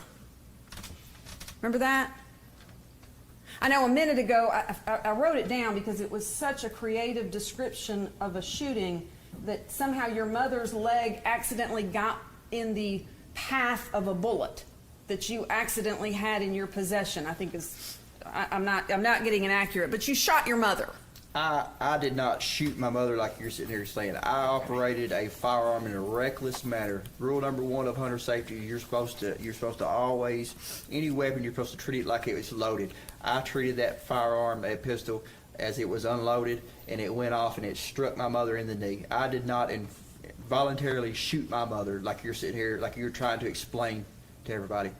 I'm That did not happen. trying to explain anything, That's Mr. what Adams. you're trying to make it like. No. What I'm trying to do is get to the truth for That the is the judge truth. and for this court. And you're well versed in the use of guns, aren't you? I am. You've been handling guns since you were about 8 years old, right? When your I am. grandfather taught you how to handle a gun and how Probably to before shoot that. deer. Probably before that. Okay, all right. So you know about all that. You Yeah. told the mitigation or the investigative team that came to see you that you've known Jason Autry for a long time, right? I believe I just testified to that. Right. You never told the police that, though. Yeah, I never told the police that. I was scared of Jason.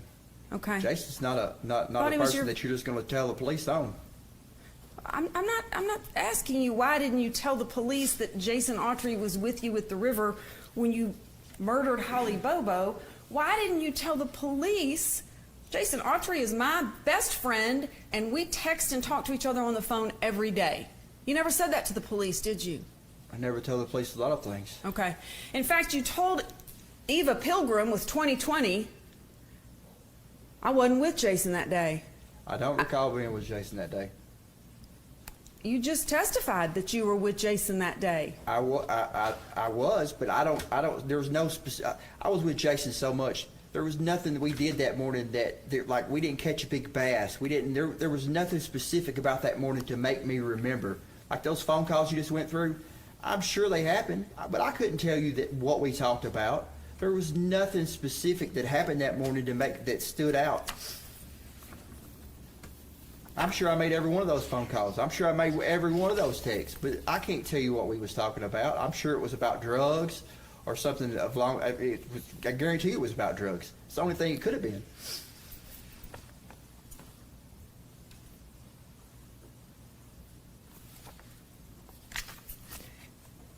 Do you remember how many times you told your lawyers, I just want to go to trial. I just want to go to trial. Absolutely. They wanted you to plead I'm guilty. innocent of this. Absolutely. I don't care if death penalty's on the table or not. Absolutely. I'll to my dying breath, I'll be innocent. And that's the truth. In all of these interviews with the investigators, when did you ever tell them I was with Jason Autry that day? Like I just said, I don't recall being with Jason that day. I was with Jason so much. Ma'am, we did so many drugs. Days would run together. Jason hung out at my house so much. We was together all the time. All the time.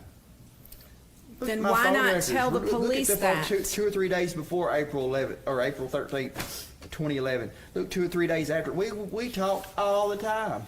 All the time. then why not tell the police that? Do you remember telling investigators that people steer clear of Jason and I when we're together?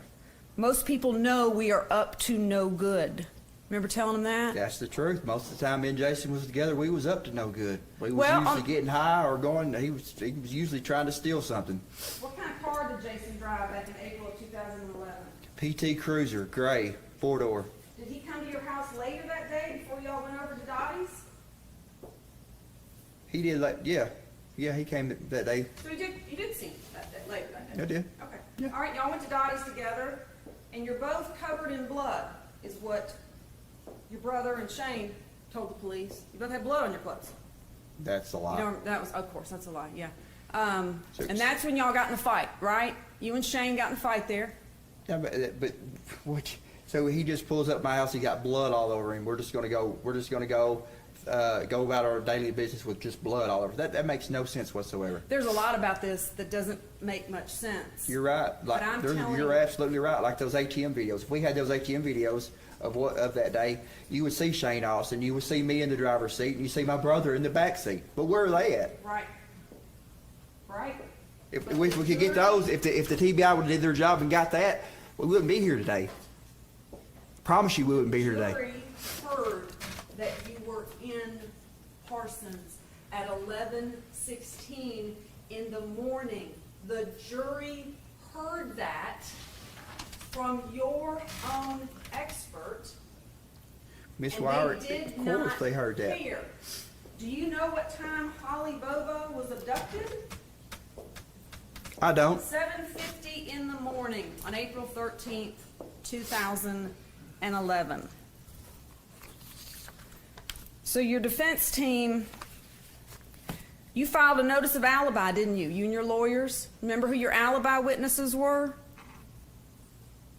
Do you remember who you told the court your alibi witnesses were going to be in a written motion?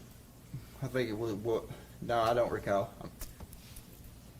Dick Adams, Dylan Adams, Shane Austin, Right. and Rebecca Earp.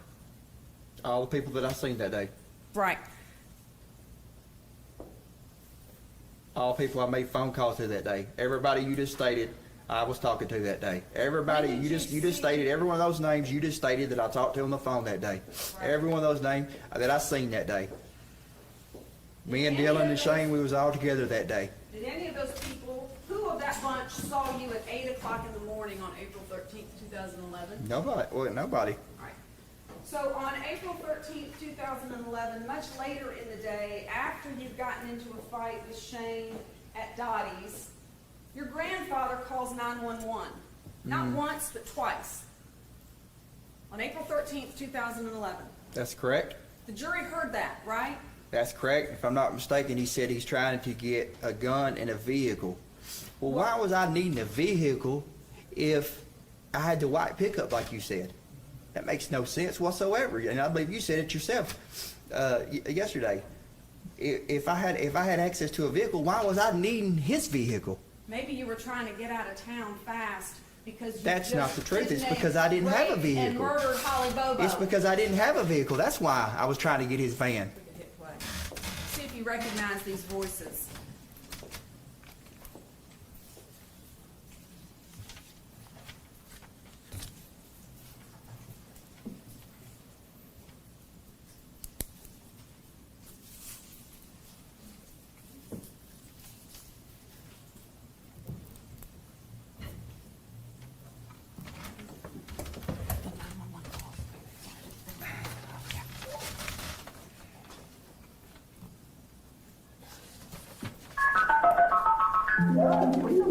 You're too raised in hell with me. Is that your grandfather? That's Dick. You need to get back to all of you. 911, where's your emergency? Yeah, this is 260 Adams Lane. Zachary's down here raising hell again. Who? Zachary Adams. Okay. Oh, Causing trouble? yeah, he's causing trouble. Is this Dick? Yeah, that's it. Alright, stay on the line with me. Okay. You got any weapons or anything? No, he don't have any weapons now. Did he have? Oh, he hadn't, he just raised hell with me.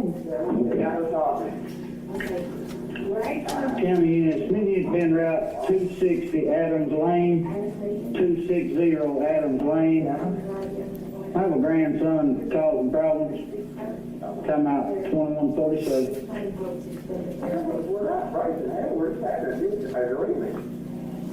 It's just you and him there. Well, his brother's here too. But he's the only one causing problems. Yeah, he's raised hell wanting another am, not gonna let it have it. I'm talking to them, I'm on so I'm gonna pass there, be down here a minute. You raising hell with me, I tried to get you to leave. And you got me out of bed. How are you? Well, he can't be leaving now. Was he leaving in? Well, he ain't got no vehicle, there's nowhere to go, he's on drugs or something, I don't know what the hell it is. I can't put up with this, though.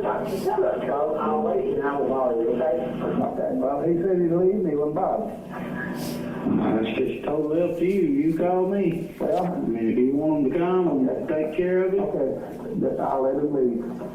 all right. If you need us, call us back. Okay, I'll call you back. All righty. All right, bye. He ain't got no vehicle. That's There's what Dick another just phone said. call. There's another phone call. Okay, but he just said he ain't got no vehicle.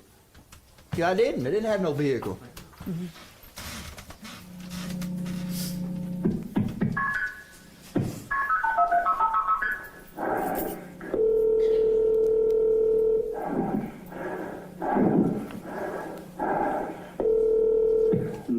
Where's your emergency? How's your dick again? Hey, Just send him on down here. Zachary's wrong, but he grabbed 2 guns.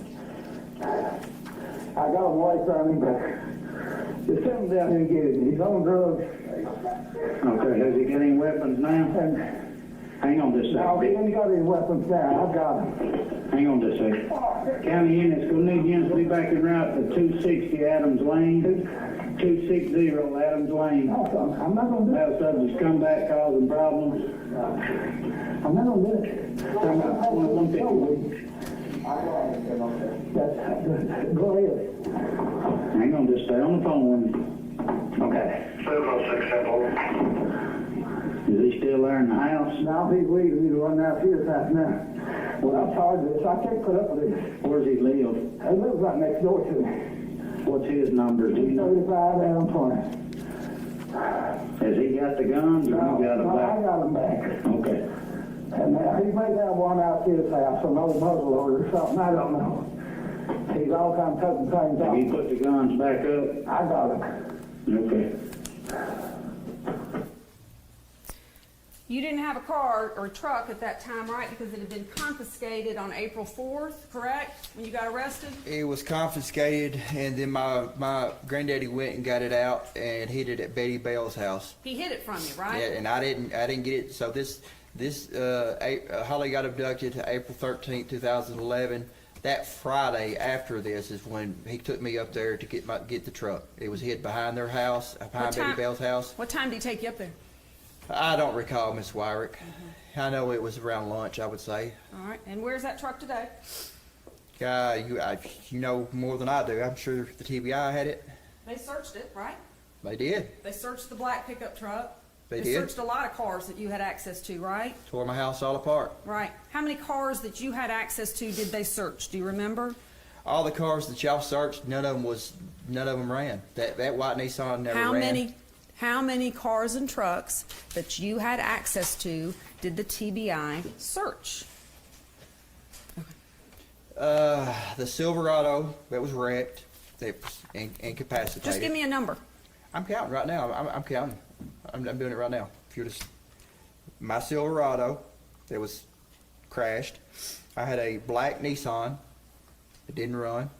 The white Nissan that didn't run, and then there was another black Nissan that didn't run. It was just the parts. Okay. They searched it all. Yep. All right. There's more to this 911 tape, if we may continue. He's run to 235. He's run back to his house at 235. ran back. Just calm down, Dick. We're gonna get you some help out there. They just come in and woke you up? Yeah. He's been let him sleep all day, and I can tell he's messed up on drugs. I called him fabricated. And just tell him if he comes back over, okay? Okay.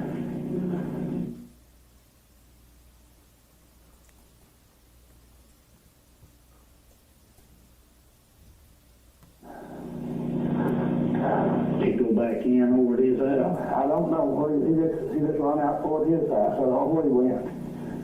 But he run out toward his house.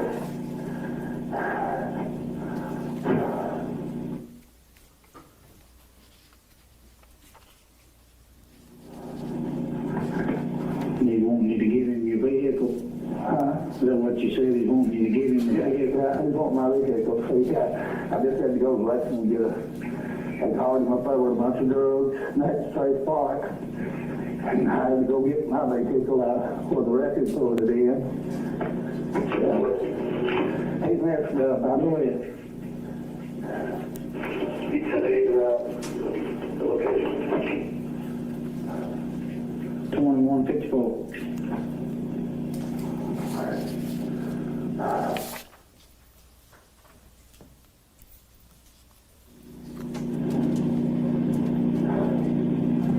Don't know what all he's messed up on.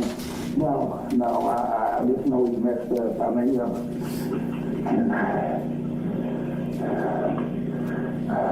haven't seen him since he took off, have you?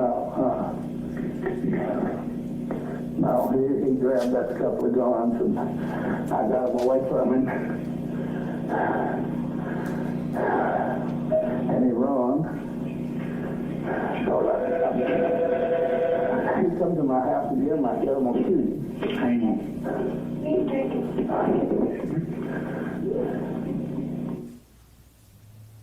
Pause that, Mr. Boyd. For what purpose are we playing this? We're just playing the entire thing, Your Honor. I'm sorry, I think it's almost done.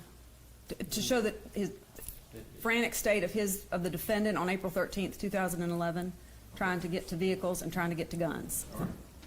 Is that it? I think we'd ask that this be marked as the next exhibits. Objections, Mr. Bates, thank you. Let's put those both on one flash drive, collected exhibit 117. That's all we, thank you. Thank you. A few days after this, did you get one of your granddaddy's cars that night after he's calling 911? Did you get one? I did not. Okay. No. A couple days later, Warren Rainey comes by your house, correct? I don't dispute that. Law enforcement? Okay. And he asked you for your phone number. You wouldn't give it to him.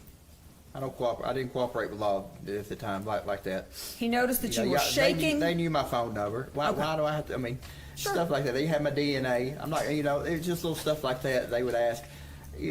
Back then, Miss Wyrick, it was me. Like it was me against the police. I sold drugs. I did drugs. I knew that the police. Like it's not like I am now. you Right. know. So if they knew all that at all, why were you shaking so bad that day when he came? I had about 5,000 marijuana plants right behind the house there. Okay. And inside the house. It was all inside the house. I'm talking I had about at least 5,000. But they knew you were a drug dealer. Yeah. Okay. So he comes by, wants to talk to you, check some things out. You won't give him your phone number. That's when they watch you for hours. That's when you're vacuuming out the truck. That's when you're running back and forth between your granddaddy's house and washing off this mattress. You never once mentioned, wait a minute, I was at the bank on April 13th, 2011. I was at the ATM at 11:16 in the morning. I was with Shane and I was with Dylan. You never mentioned it. No, I never mentioned that. But if we'd had that video, if we had that ATM footage, like I said, it would show Shane at the ATM getting. And like I said, I don't know where the video's at. If TBI would have did their job, I wouldn't be sitting here right now in blues like I am. Well, thank goodness for your cell phone expert. Thank goodness for Jonathan Reeves, who made it clear to the jury Zach Adams was in Parsons at 11:12 11:16 in the morning. He made that clear to the jury. Well, ma'am, that Law ATM footage enforcement- would have showed me sitting in that 2007 Silverado with Shane in the passenger seat, my brother possibly in the back. All right, Mr. Adams, I know that's your position. Ms. Wyrick, I know that his expert testified. Yes, sir. The jury heard it. Yes, sir. Let's move on. Yes, sir. April 23rd, 2011, law enforcement comes back. They see the scratches on you. You said that you got those on April 4th of 2011 when you were arrested by Henderson County. That was investigated. You didn't get the scratches then. And there was testimony about that you lied about that. Again, you don't mention the bank. You don't mention Jason Autry. And you don't mention, I was frantically on my phone the morning of April 13th, 2011, trying to get a hold of my grandfather and Jason and Shane. I couldn't have done this. Never mentioned I it. never mentioned that. July 6, 2011, law enforcement again comes by, different version. This time you're getting up a little bit earlier. This time you mentioned Tony Weber. And when that was run to the ground, problem there was Tony Weber said, I didn't get gas that day. I wasn't at that gas station that day. I don't know what Zach Adams is talking about. Miss Wyrick, I believe that we found bank statements where he did get gas that day, and it wasn't once, I think it was twice, if No, I'm sir. not mistaken. Well, the record will reflect what the record reflects. August 28th, 2012 is the first time, August 28th, 2012 is the first time you mention to law enforcement that you were with Jason Autry. You then go Miss and Wyrick, Miss I wasn't with Etu. Jason Autry. He came by, I remember he came by that day, and we went over to Victor's house for a little bit, and I got morphine. I was the go-between him. Like, it wasn't like we was together all day. He was there for like 30 minutes at the most. He came by, we got the morphine, we smoked a joint. Me and Shane had a little spat. We got out of there. Like, Victor got up and said, "You can't be coming over here fighting." We went back to my house, and he left. Like, Jason wasn't with us that day.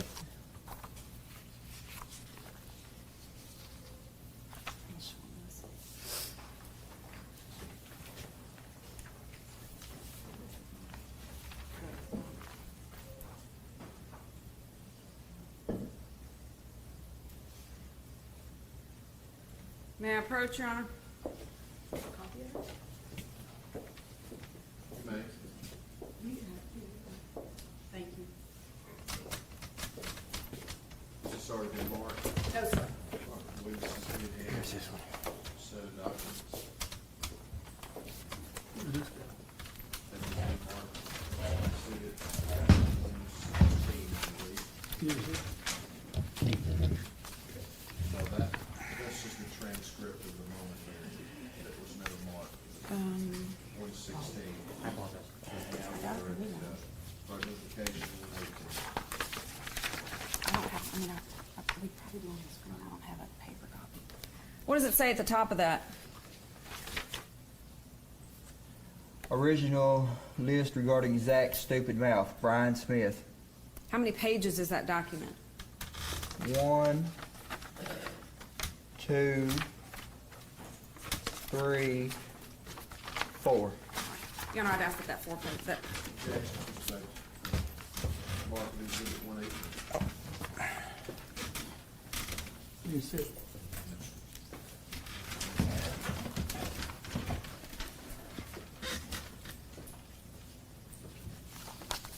may I proceed, Your Honor? You may. Thank you. When did you hire Jennifer Thompson, do you remember? I was arrested February 28th, 2014.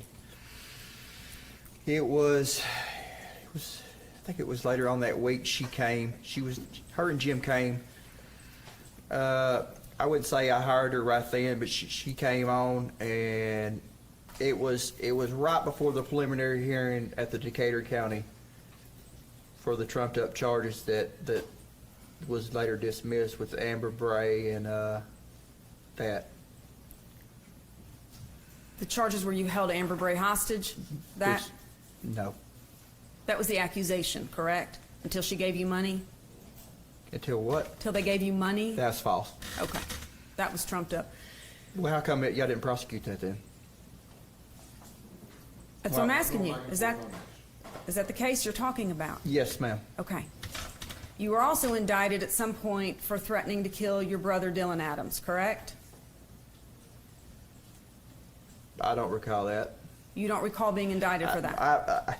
Miss Wyrick, from February 28, 2014, do you know how many times the TBIs came? They've dropped the charges, recharged me. I've been charged with so many things. I couldn't even tell you how many times y'all have dropped charges, recharged me, charged me with stuff, tampering with evidence, all kinds of stuff that never went to court over. So if you was to tell me that, I wouldn't. I don't recall, but I wouldn't doubt it. The jury heard testimony that you tried to get Jason Autry to kill Dylan Adams, your brother. Absolutely not. That's a total lie. But I love my brother with all my heart. The jury also heard testimony that you got word to Dylan Adams that he better keep his mouth shut. Was that a lie too? No, I did say that. I did say that. I was upset, and that's the reason that all this happened is the lies that he told.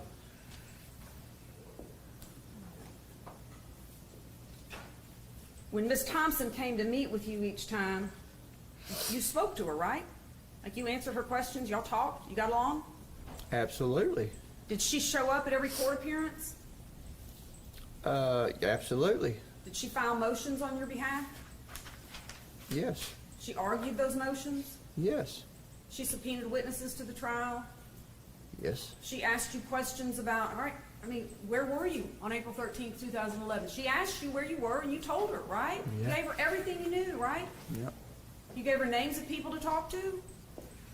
I did, but throughout that day, there wasn't really a whole lot of people that I seen other than Rebecca, and like I didn't like throughout April 13th when we went to Parsons, we didn't really run into nobody that day that I could specifically give them that you know, I didn't run into anybody that I knew. I didn't get out. I don't recall getting out of the truck after I left the Shell, and then we got up there to the drug dealer's house. I don't recall getting out of the truck except for up there at Joe's video. Other than that, I don't recall getting out of the truck that much that day.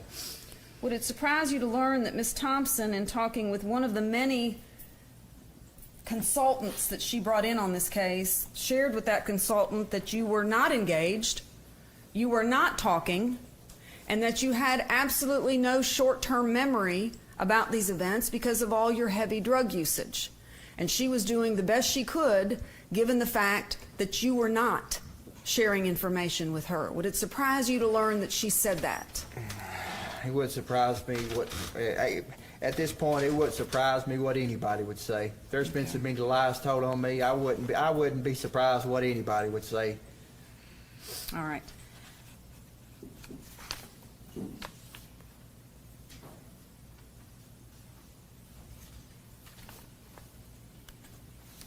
You were convicted by the jury. How long did they deliberate? You remember? I don't recall. It was a couple days. A couple days, wasn't it? They were out a while. It took a while to come back and convict you, didn't they? I don't recall the amount. I know it was a couple. Okay. When you made the statement, no body, no gun, to Mr. Cooper and Kirk, you were just talking? I don't recall making that statement, ma'am. Okay. When you made the statement, I couldn't have That's picked. another thing. Y'all had those two inmates, but there was a corrections officer that was right there too. How come y'all didn't get her to come up here and testify that I made those statements? She was right there. She was right there beside me. I was in protective custody. They had me up there in a cell. I wasn't in general population. I was up there in the front in a cell all by myself. They had me right there beside the guard. How come y'all didn't get her to come say that? How come y'all had to get two inmates? Oh, let me guess. Y'all couldn't give her a deal. Okay. You'll have an opportunity to explain. Okay. You finished? Yeah. Okay. You were convicted by the jury, and then conversations started about the next phase, right? About the death penalty. Which if I'd have had to do over, I'd have went on and let them get the death penalty. It'd have been, I'd have got better appeals. I would have went on. if I'd hindsight been 50-50, I'd have went on. I wouldn't have took this deal. Well, you could have taken a deal, Mr. Adams. I shouldn't have, though. I should have went on and let them give me the death penalty, and then let these death penalty activists fought this, and then the truth would have came out, and all the shady stuff that has went on, like the ATM video, and all the stuff that's been hidden and covered up, would have came out. Well, then why didn't you tell your lawyers to sign me up for the death penalty? I should have. They came to you and tried to get you to plead to something lesser than life without parole, right? I would, and I ain't going to. I never will. I won't ever plead to nothing. I'm innocent. Why would I plead to something I didn't do? Okay. That'd be stupid. After you were convicted, you began having conversations with your lawyers, right, about the next phase, or did they not talk to you about it? Did y'all talk about it? We talked. Okay. And they said the state is willing to take death off the table and give you life without the possibility of parole, right? Did they say that to you? They did. They did, and they come back and they said the first time, I believe it was they didn't want me to have no appeals. I said no, absolutely not. So you took And life I do with... remember that at this point there was some animosity between Mr. Jim Simmons and and Jennifer, because Jim came to me trying to get me to plea out behind Jennifer's back. And then after I said, no, I'm not pleading out to something I didn't do, he made me sign a motion. He wanted me to write a motion to the judge because he wanted to recuse himself. In which I did. You accepted life without parole, right? I did. Okay. What year was that? 2017, September. You remember writing a letter to Ms. Thompson in 2018? Do you remember writing a letter to Ms. Jennifer Thompson in 2018? I don't recall. If you have the letter? I do. Jennifer, hear me out. I can take care of myself. Please get me off of Max. Let's let him authenticate this. I'm sorry, Joe. I was trying to see if you remembered the language of it. Well, Is this your handwriting? I can't see that far. No, I am. Is this your handwriting? I can't see that far. All right. Have this passed for witness, Your Honor. All right, let's spin the end of the document. Is that your writing?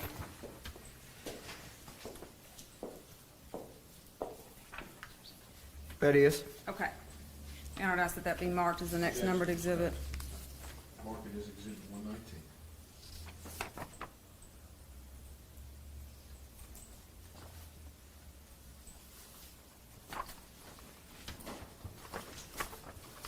Second page.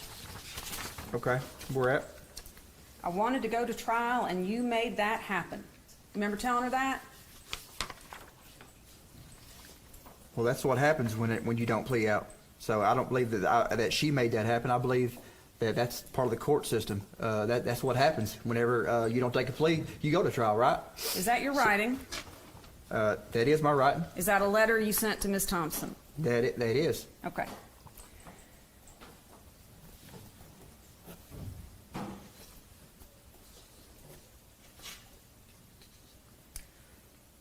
May 22nd of 2024. Anything else with this letter? No, Just pass no, it sir. down, please. Sorry, thank you.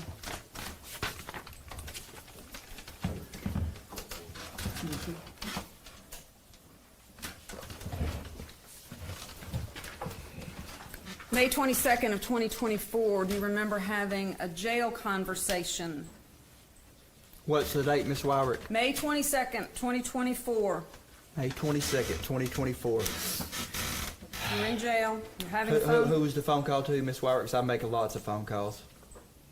Ms. Spirko? Okay.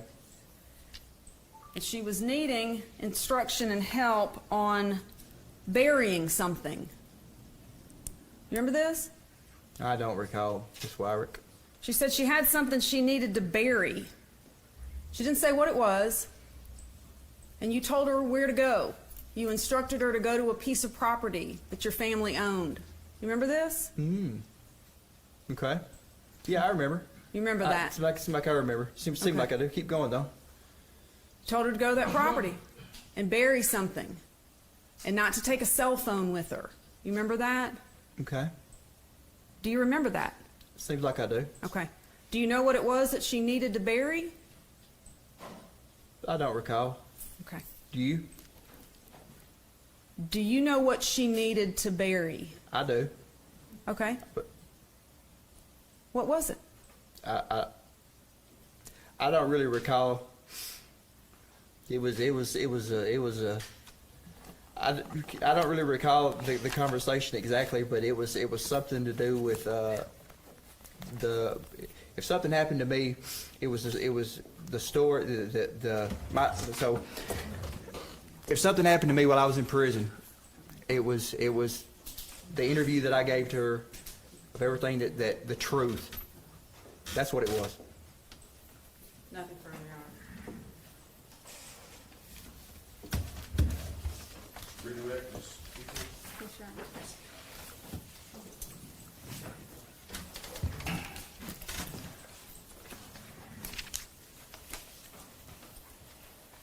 Okay. Mr. Adams, Yes, ma'am. Ms. Wyrick asked you a bunch of questions about how hard Ms. Thompson worked in preparing for your defense. Do you recall that line of questioning? Yes, I do. Okay. And she read through your testimony to the court, telling them it was your decision not to testify. Okay. Right. Can I elaborate a little bit? So I've never been in a trial before. I never knew how a trial worked. So I never knew, I couldn't, looking at the way she worked and the way y'all work is like day and night. She was so unorganized. She was just, she didn't know, it's like she didn't know what she was doing. Well, let me ask you this, okay? Did you have any idea that your attorney did not know the circumference of a .380 round? I did not. Did you have any idea that your attorney did not know the difference between a cell phone expert and a cell phone tracking expert? I did not. But I do know we had unlimited resources that we could have hired any kind of expert available. And we didn't. I believe the only experts we hired were a jury consultant and a cell phone expert. And do you recall seeing any video, still image, anything that showed your truck at the ATM during trial or before? Nope. I remember I told Miss Thompson that about me being at the Delta, and I remember she was asking me like which pump I was at, but no, I've never seen no video of the ATM. Okay. You recall Ms. Wyrick asking you about when you accidentally shot your mother? Yes, ma'am. Okay. And she read off a report from a mitigation expert that said that using your mother, that it would be a problem using your mother as a mitigation because you shot her, right? So during that incident, when you were mishandling a weapon, were you on drugs? I was. So were you high at the moment that happened? I was. And do you typically remember 10 days after a regular day of your activity, everything that you've done? 10 days ago, I couldn't tell you how many times I used the bathroom or how many phone calls I made or exactly who I talked to. But I could tell you that I probably talked to my mom. I probably talked to my granddaddy. There's 2 or 3 people that I always talk to. But other than that, I couldn't tell you what we talked about, the substance of the conversation, what I ate, or a lot of things. No. Did the police at any time ever ask you specifically about Jason Autry? They did not. They just wanted to know where I was that day. Where was you at, Zach? And I told them exactly where I was at. Okay, so your testimony was that you met up with Jason Autry and went to Dinsmore's to go buy morphine, right? Mm-hmm. Okay, so is that something you would want to tell the police? Absolutely not. And you also mentioned that, Mr. Autry's a commanding figure. Would you agree? 6'6", he's big dude. And you said that you didn't want to get on his bad side, right? Absolutely not. So we heard the 911 calls from your grandpa. Yes, ma'am. Was that the first instance that you ever had your grandparents have to call 911 or had problems with them? No, ma'am. Because you were using drugs, right? That's right. And you would get in fights with your grandparents. That happened a lot. They would say I was high, and we would have an argument, and that was the easiest way for them to get me in jail and get me cleaned up. Happened all the time. I would go to jail, and I would take a plea, and I would plea out. Happened all the time. Happened all the time. And I just want to be clear, Ms. Wyrick characterized she read off all the text exchanges that you had the morning of April the 13th, 2011. Do you recall that? She said you were frantically texting. Mm-hmm. Were you frantic that morning? I was not frantic. I had been up arguing with Rebecca, and I was asleep. Like I said, I don't recall going to the river with Jason that morning. It's because nothing stood out that morning. We didn't catch no big bass. He didn't have a large amount of drugs. There was nothing that morning that was out of the ordinary. And the only reason I remember Shane calling is Shane never called like that. He never asked me that. And I was like, Shane, why would you call and ask me if I wanted to overdose on Xanaxes? But it's just the way Shane was. He was just kind of he was trying to be funny about things. So that's something that stood out to you about that day? It is. And isn't it the reason that you're testifying about, you testified earlier that you don't have a specific memory of going to the river with Jason Autry that day. I don't. So is it because the phone records that you've reviewed? I'm not disputing the phone records, but I don't remember it. But that's the whole thing. I went to that river so much with Jason. He would come by. He would come by, and he said, "Let's ride the river." We would go down and we would fish for 10 or 15 minutes. And we would go back. We would smoke some weed. Sometimes we would just go down there and get high and smoke meth. Or we would go down there so often. You know, it was a place that we hung out. And the document that you received that said all the stupid things Zach said. Have you ever seen that document before? I haven't. I haven't. 1 second, Your Honor. All right, that's all I have. Were Follow-up you, questions? one more question. Were you at the river on April 13th, 2011 with Jason Autry? The phone records says that. Were you? I do not remember. Were you at the river? The Your phone Honor, records. I'm going to object. He's answered that. He says he didn't remember. All right, we have an objection. It's asked and answered. Are you asking a different question? Is the court- I am, because I recall two different answers now. All right. On April 13th, 2011, were you at the Tennessee River with Jason Autry? The phone records reflect that. Like I said earlier, I'm not disputing the phone records, but there's nothing about that morning that stood out. So I'm not disputing being at the river with Jason. I went to the river so much with Jason, I'm not disputing that. But there's nothing about that morning that stood out. And no reason to dispute the phone records, right? That's right. Nothing further. Last chance. Nothing. Thank you, sir.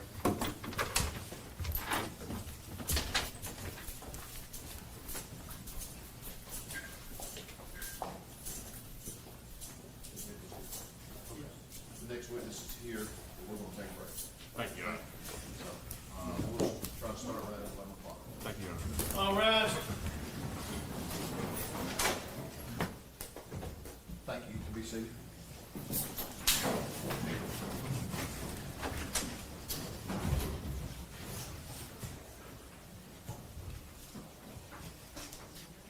All right, Mr. Bates. Yes, Your Honor, Jennifer Nichols.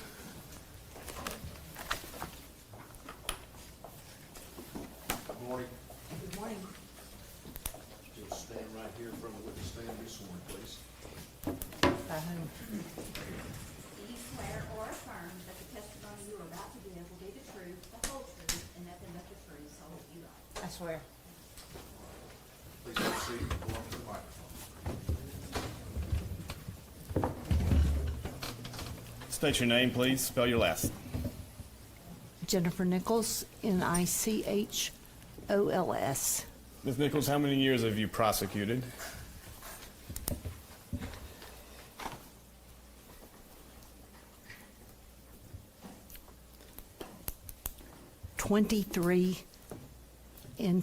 I believe, in three different times.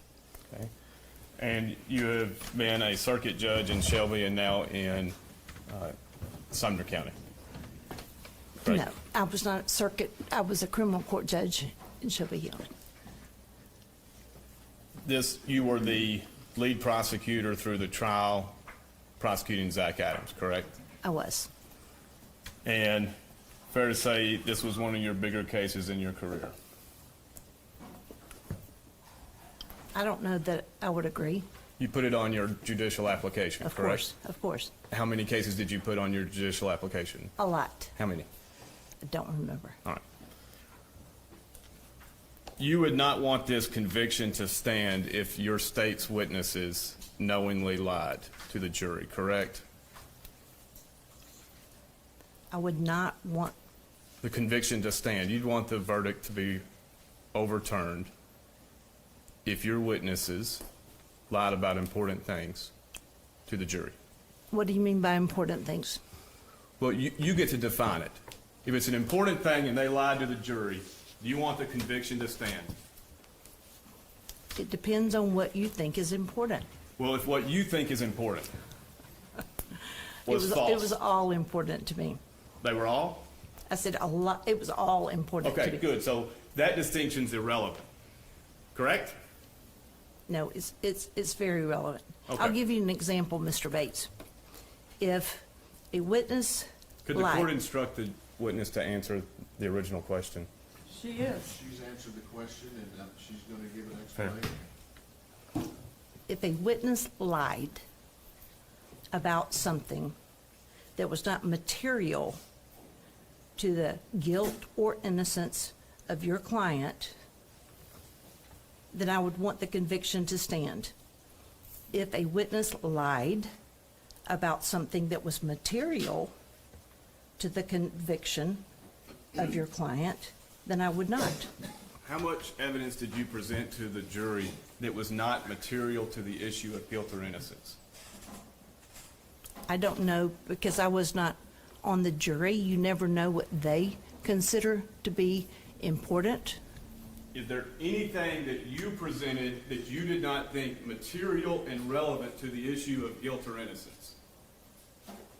Yes. What? Oh, lots of things in context. Example, Holly Bobo's lunchbox and what was in it. What she was studying for that morning. Her cards, her study cards for pharmacy class that were found on the side of the road. We put them in. Was the fact that she was studying for a test that morning material? No. Did it add context and let the jury know what she was doing that morning before she was abducted? Yes. Fair enough. The fact that Dana Bobo put $20 on the counter beside her purse that morning, was it material to her, to the conviction of your client? No. There were lots of things like that. You would not want this conviction to stand if you knowingly misled the jury on material issues, correct? I would never mislead the jury on material issues. If TBI coerced witnesses to say things that were not true, you would not want this conviction to stand, correct? That didn't happen that I know of. If it did, you would not want it to stand. Coerced who to say what? Material witnesses to say material things regarding the guilt or innocence of Zach Adams. Correct. All right, when you came in the case, when did you come in?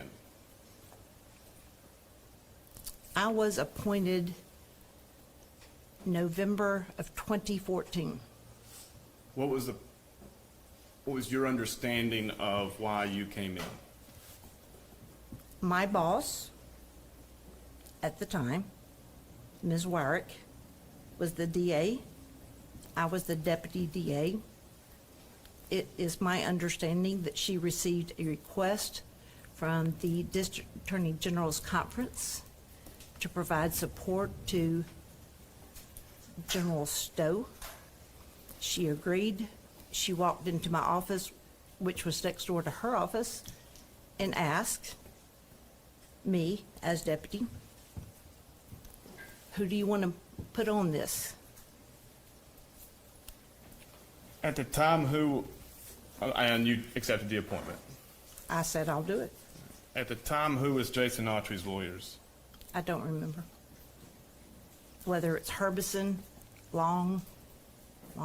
Herbison. I'm sorry. John Herbison, Fletcher Long, I think they were on it then. all right? And both of them were disbarred. Were they?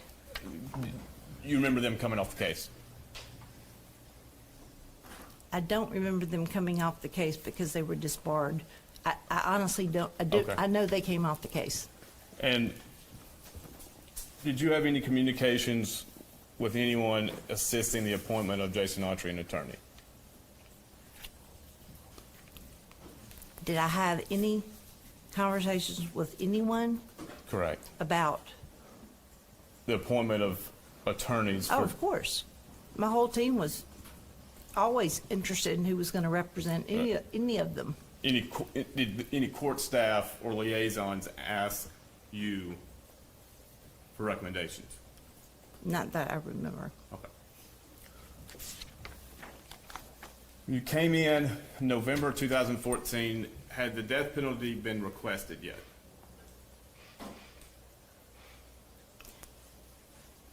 Requested by You. Mr. Stowe. Correct. I don't know if he had or not. What is my understanding is that he campaigned on the issue that he was going to seek the death penalty for the individuals responsible for Holly's kidnapping and murder. Had he filed that yet? I don't know. You then did. I did.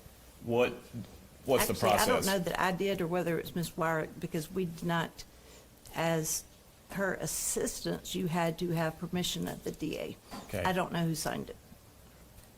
What was the process that you had to do What I just said. in court? You have to file. You have to go to the grand jury, or you just file a notice. You don't file it with the grand jury. Okay. When did you file that? I don't remember. How soon after your I appointment? do not remember. Months, weeks? Mr. Bates, I don't remember. Okay. If I did, I would give you the date. Fair enough. I'm sure it's in the file. And you know approximately how many months? I do not. Okay.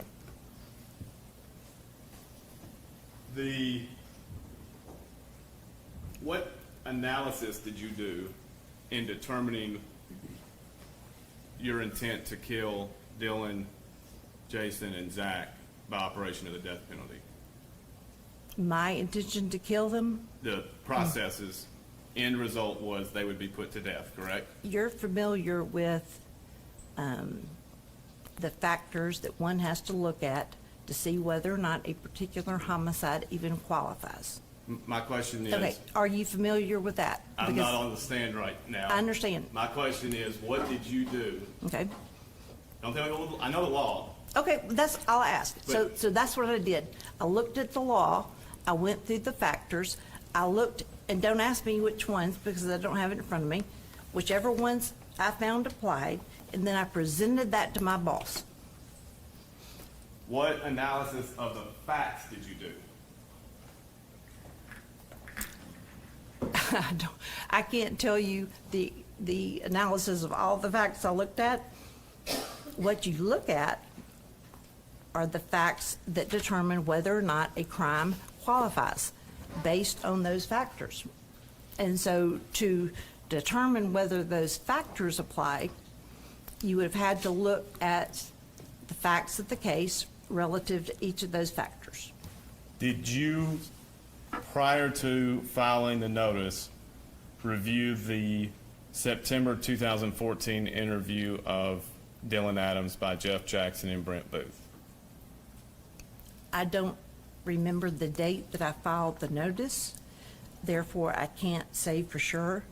But what I can tell you is I reviewed that interview early on. Okay. What were your impressions of that video? My impressions? Yes, ma'am. I didn't believe him. When did you stop believing, or did you ever believe it? I don't remember. I don't remember what information I had at the time I reviewed his video. I don't remember what I had or what point in time I got that information. What all led you to not believe the video?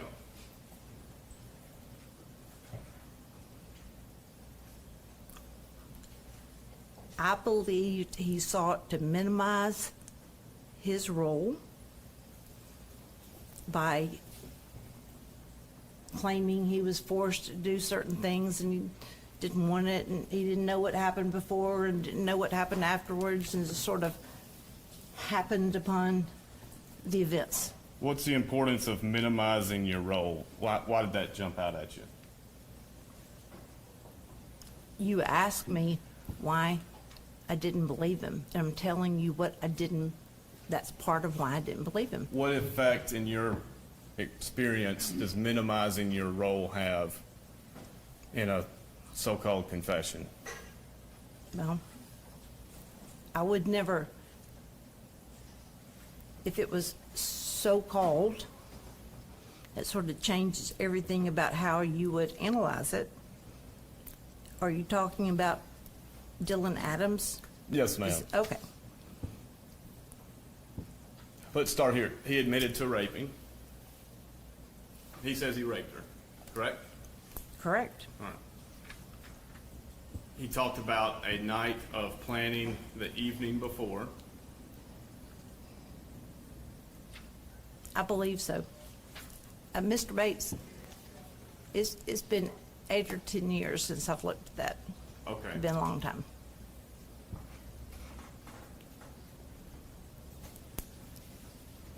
If you want me to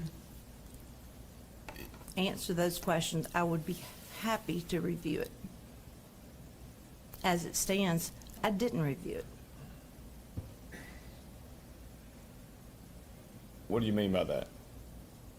What do you mean, as it stands, Well, I didn't review I it? asked you several times leading up to today, what information do you want from me on the stand? We had this discussion. I didn't know what you wanted. I Okay. did not review things. Okay. I don't have access to things. Did you ever believe Dylan Adams' video was going to be used as evidence in this case? Against which defendant? Any? Because initially, Well, all, then it's not one answer. All right. I'm not, I mean, that's 3 different questions. We had 3 different defendants plus another suspect. So did I believe that it would have been used if we had tried Dylan Adams? Maybe, because parts of it he did admit to. Against his brother? No. It would have been inadmissible. Against Jason Autry? No. The co-defendant would have been inadmissible.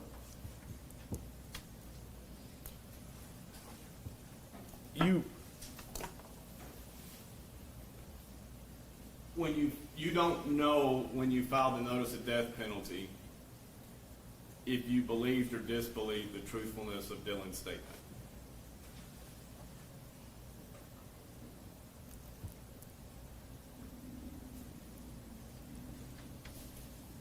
I don't know the timing. I do know that I didn't believe Dylan Allen. All you have to do is watch it. At the time, you recall being concerned about the behaviors of Brent Booth and Jeff Jackson interview methods. Whether I was? Yes. No. You don't think perhaps their conduct created answers? I never thought that. He had confessed to other people before that. And were you aware that, you remember who Sheila Kilzer was? I do. Was it your opinion that Sheila Kilzer contacted TBI in an effort to get favorability for her son, Jason? You want me to comment how, whether I believe that was her? Yes. That was a motivation of hers. I did not. Right. Any reason why TBI would say they did believe that? You'd have to ask TBI, and not as a whole, that's an organization. You could ask the individuals, Fair enough. agents. You were aware Jason Kilzer provided statements that he nor Dylan had anything or any knowledge of the crimes against Holly Bobo. I do not remember that. Would that be an important thing in this case? Potentially, but as I said, I didn't believe Dylan Adams. Right. You didn't believe what he said. Did it concern you in this process of yours that witnesses said multiple things, multiple times? About what? Information regarding the guilt or innocence of Zach Adams. Oh, of course. I was very interested in the 8 or 10 or 12 individuals that said Zach confessed to them. Very interested, always. Even though the statements he made were made to people that didn't have contact with one another, different parts of the state, out of state. Is that what you mean? Talking about what happened the day of April 13th, 2011. I'm sorry, I couldn't hear you when your back was turned. Do you remember different witnesses testifying to different facts that occurred or didn't occur on April 13th, 2011? Testifying? No. Their discussions with TBI changed over time. I do not remember what individuals said or how necessarily. If you gave me a name in particular, I might can. Victor Dinsmore. Okay. Do you remember his statements changing over time? Yes or no?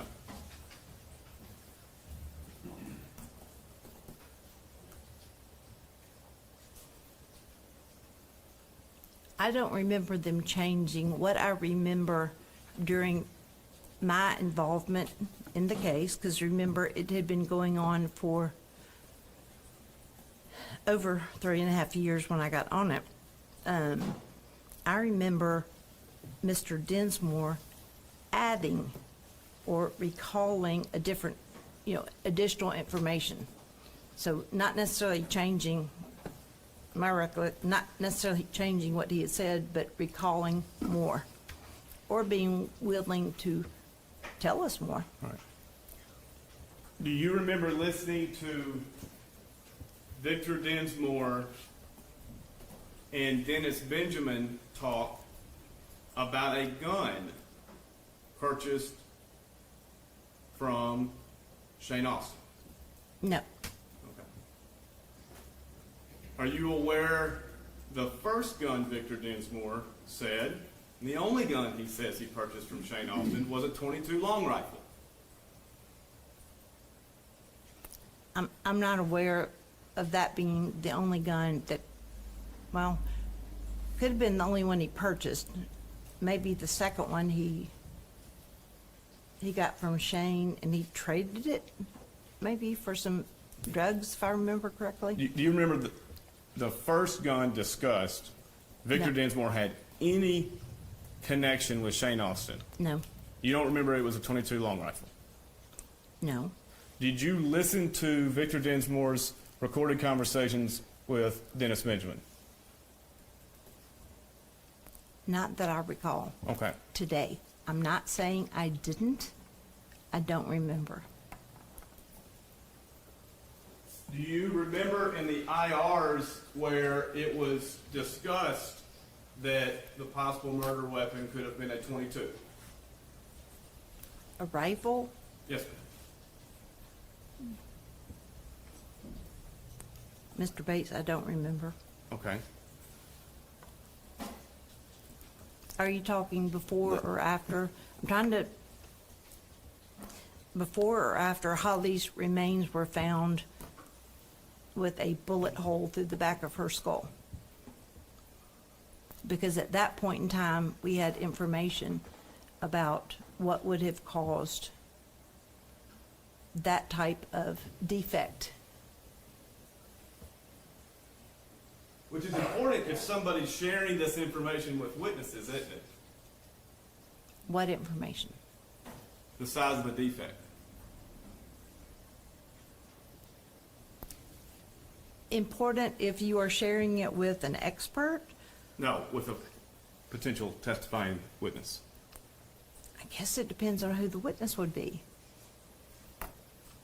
I mean, is it somebody that's going to be asked to comment on that? Did you listen to Brent Booth interview Victor Dinsmore in May of 2017? Yes. What weapon did Victor Dinsmore say he got from Shane Austin then? I don't remember, Okay. but I know that I heard that interview. Now, at this time, in May of 2017, you were present when Jason Autry provided a proffer statement that says the vehicle used was a white Nissan, correct? You're referring to a whiteboard behind you. I can't see that if I'm supposed to. So Witness can be passed Exhibit 15. I don't have my readers. We need to take a break for you to get your readers. Is my purse back there? If somebody will retrieve some readers. Please pass those up. Let's give it, please. 15.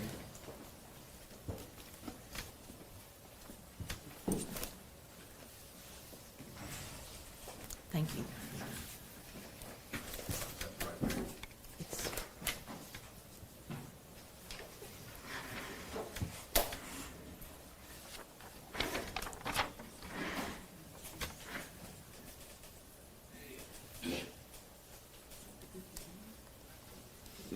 And do you recall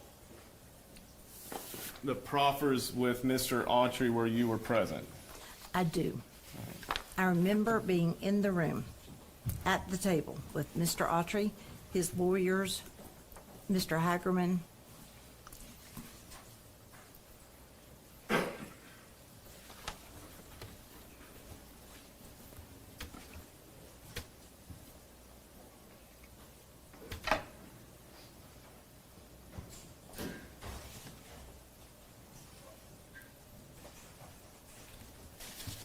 Do you recall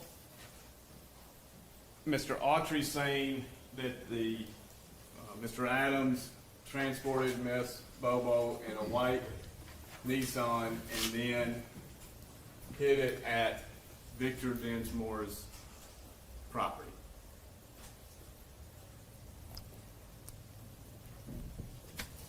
And you're talking about Zach Adams, not Dylan Adams, doing the transporting? When you say Mr. Adams? Zach Adams. I do remember the proffer including the information that Zach Adams transported Holly's body wrapped in a blanket in the back of a truck.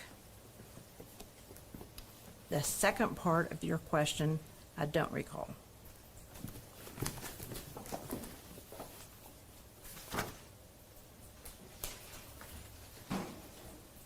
Do you recall that being the topic of conversation between Brent Booth and Victor Dinsmore in May of 2017? I don't. Okay. But as I said, Mr. Bates, I listened to that interview. You just don't recall it. That's All right. We'll have a fellowship of listening. May I have some water? Yes. Thank you.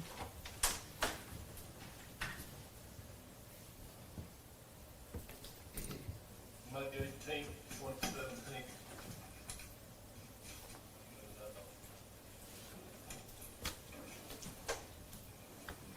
Which exhibit is this?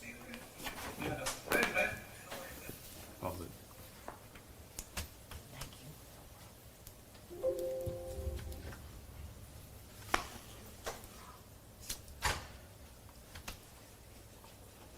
Exhibit 62, Your Honor.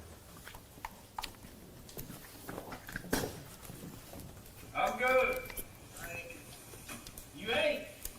What in the world has happened to you? Good. Gosh, they're separated. Why? What you come up here to take advantage of the sale? No. There's twofold. One, I brought you the penis, and my daughter's in a class up here. For what? Nursing. Oh, really? Yeah. What school? She's down the road here at a nursing school, inspector training. So it's kind of a twofold trip. This study is good for medical stuff. Oh, much as it is. But it's pretty good man out Brent. And For every day, but good gosh. all on the east side where we're at. You wouldn't think that looking around here. Get up towards the inner city where we're at, but Really? it's bad. Our house paid off prepaid, so we're big blue now. Where'd it go? East Tennessee, Kentucky. Not sure. Mine, I stay here. I don't know. You got the 21st century scholarship. Yep. For her to go to school, you have to stay in Indiana. Okay. So probably won't be here. Okay. Heard you one saying When's it going to be, buddy? the 10th of July. Let me tell you, I've got your phone number, and we'll call you Yeah.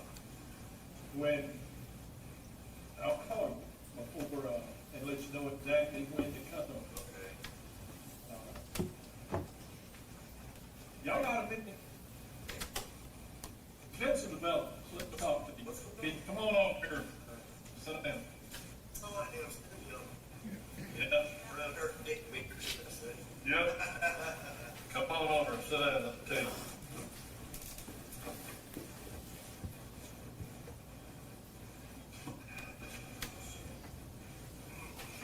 Well, get in the front and up the back. Up here.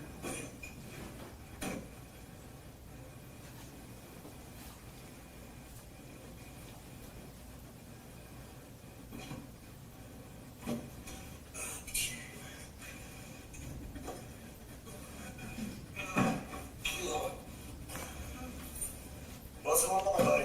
All right, since we talked, Jake and his roll. I figured you'd go on. Yep.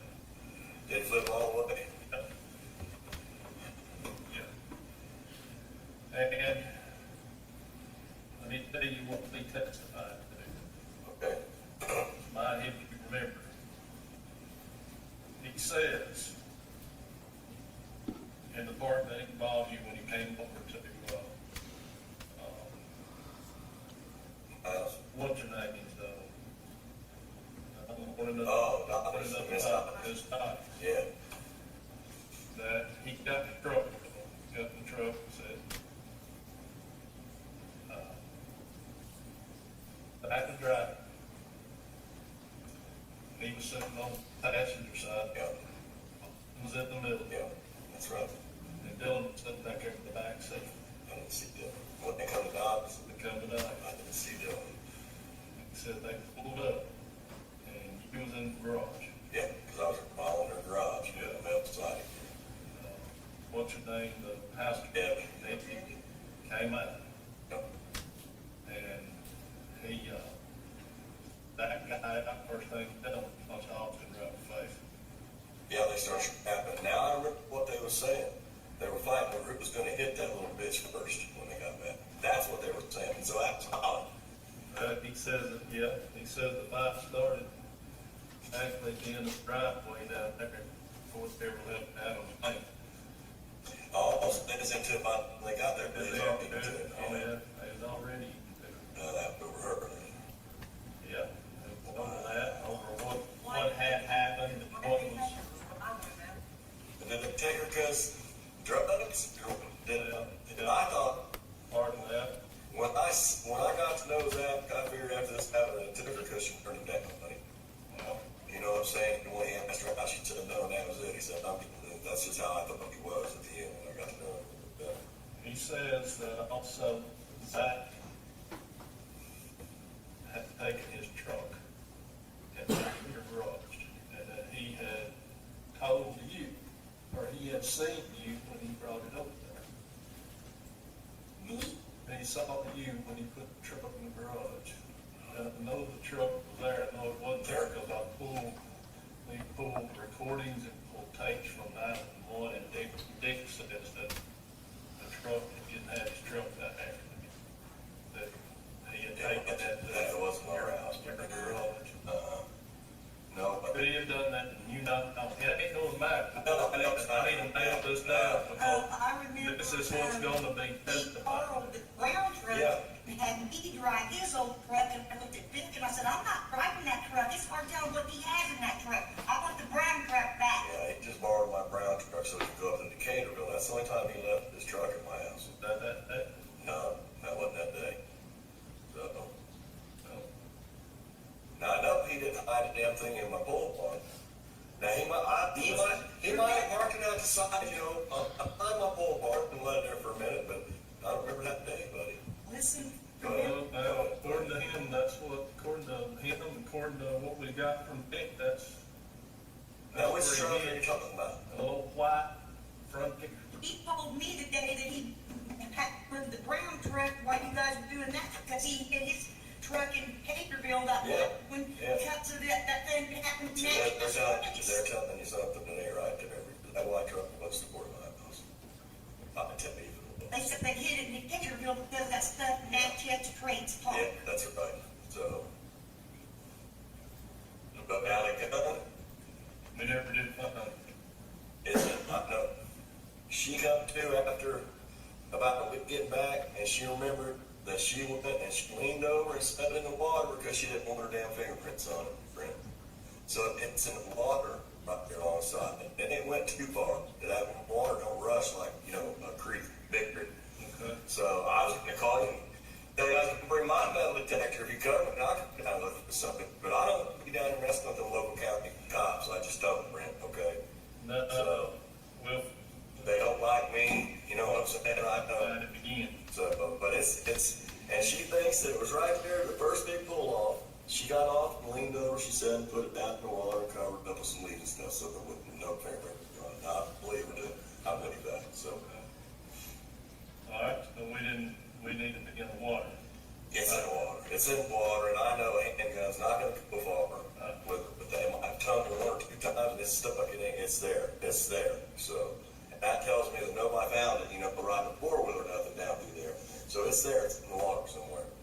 So, We dug the whole side of that road. I figured you got material. Different. Yeah, it's totally different. It was higher, so the road was wider. That's 5-6 years time, so. Yeah. But I don't remember them storing that truck at my house. Okay. I do remember him using my truck and leaving his white truck there, but the button inside, it was been outside. Yeah, and Because I have both, you know. Manchester Springs. They kept the, what he did over in Manchester. Yeah. Well, supposedly, that's what he said, what's gonna be testified to. They had to move around to get it in there. And that he saw you when he was putting it in there, and you knew you saw him putting it in there. But you didn't know nothing. Ain't nothing wrong with it, I'm just trying to nail it down. You wouldn't have thought nothing about him putting it in there. I I thought he might have now, Brent, down. mean, well, You know, I was doing a lot of dope back then, okay?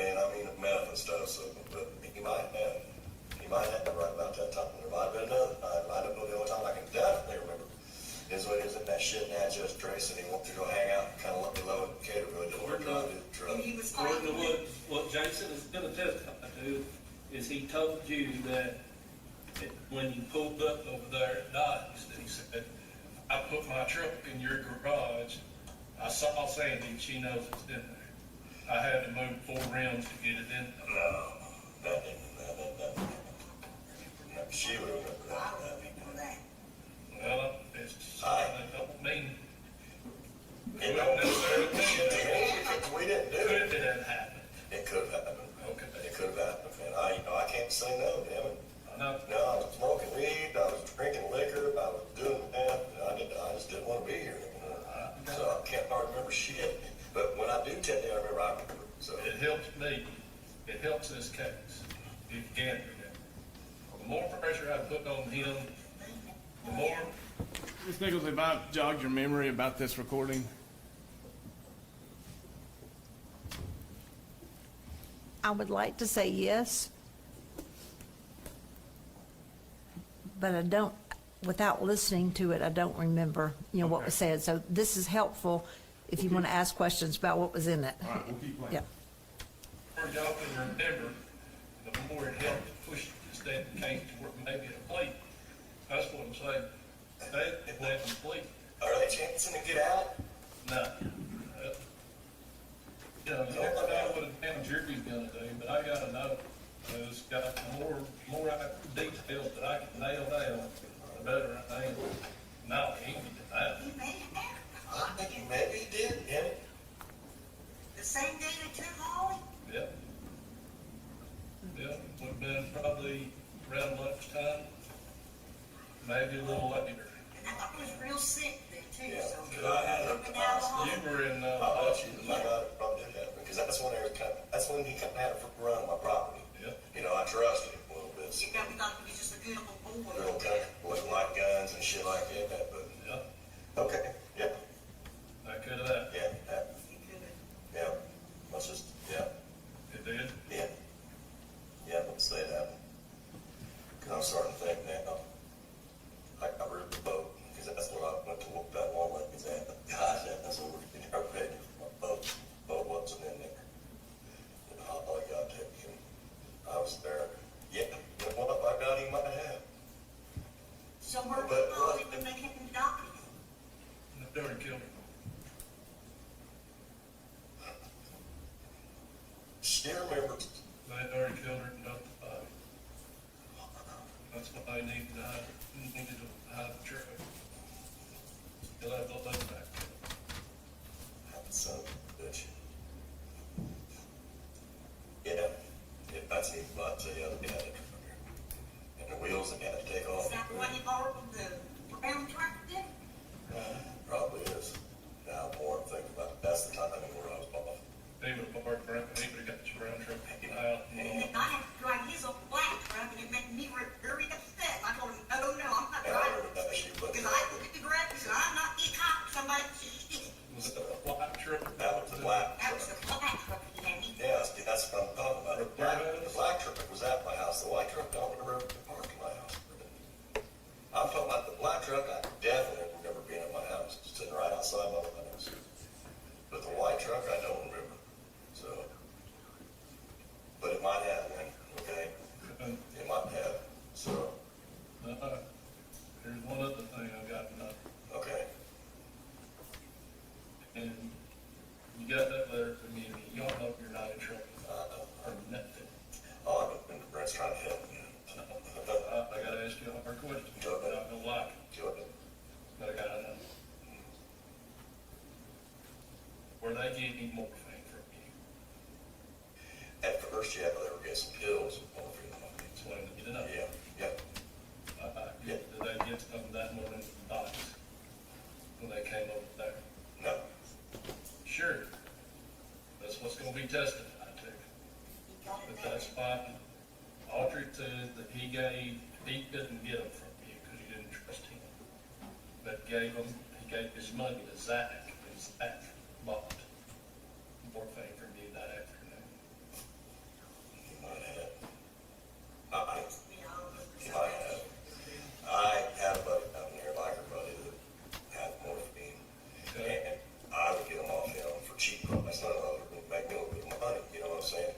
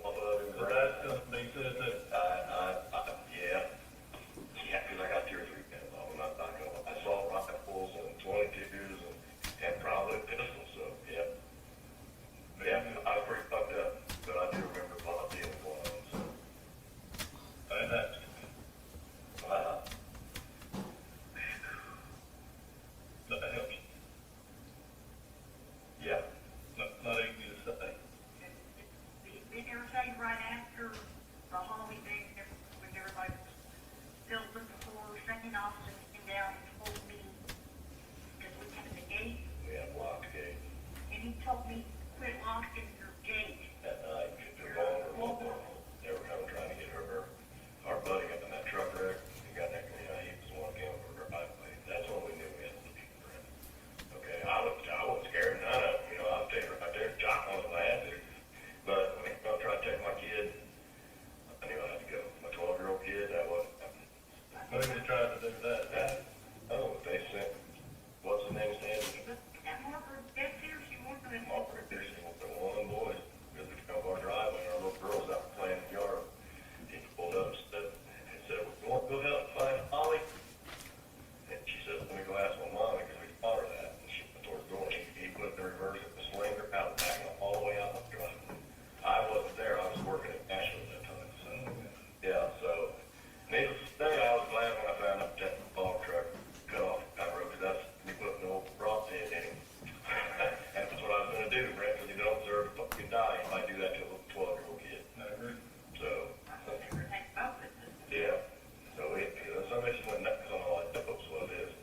I was out for about a year and a half, Brent, and I told you what it does, because I felt it get in my mind.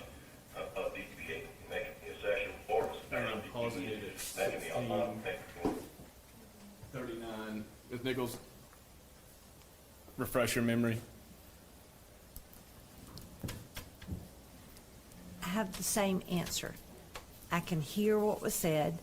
I know that I listened to this at the time. Okay. Can I tell you what was said next? No. Okay.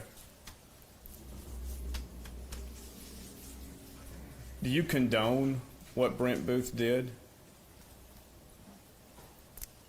Interviewing Victor Dinsmore? Yes. Yes. The way he did it. It's not the way I would have done it. What, do you condone the way he did it? I'm not sure I can speak to how he did it. This is what I would have done had it been me. I wouldn't have led. I wouldn't have led. He more That's- than led. Okay? You agree? No. He said, I heard him lead. this is what Jason Autry's going to testify to. Okay? You condone that? Well, that's a different question. That's my question.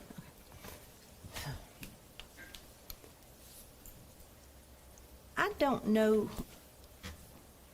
that whether I condone it or not. I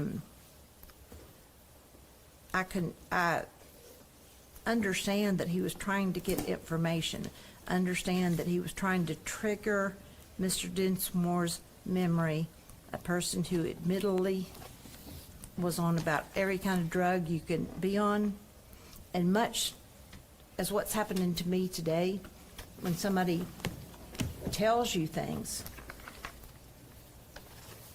like you're telling me certain things, trying to trigger my memory. That's kind of the way I look at the way Mr. Booth was. But remember this, I had already interviewed Mr. Dinsmore. So I flew up there and interviewed him. Before this? I believe it was before this. So I already had met him. With a TBI officer? Yeah. Was an IR generated on your visit? I didn't generate ours. Okay, but if he said anything different than what was recorded, it would have been Brady material, correct? Anything different? Yes. You mean 'Cause like, on May 18th, he's saying didn't happen, truck wasn't there. When he realizes how important it is to Brent Booth in the case, he says, put it there, yeah, let's do it, go with it. So my question is, if he said something different when you were there, it would have been, had to be disclosed to defense under a Brady, right? if he had said something different, I don't remember discussing that, the trucks with him when I went. It wasn't, I met him at the airport, introduced myself, met his wife. I don't have notes, but Why do you not have notes? Excuse me? Did you not take notes? I didn't say that. I said I don't have notes. Did you take notes? I don't remember. Did Sir, Was it your routine practice to take notes talking to important witnesses? sometimes, and sometimes not. But Mr. Bates, I invited you to my office. I set up every single item we had in the file. You and I had scheduled a 3-day event where I told you you would have a conference room. I would give you a phone. I wouldn't be there with you. And you know what you said?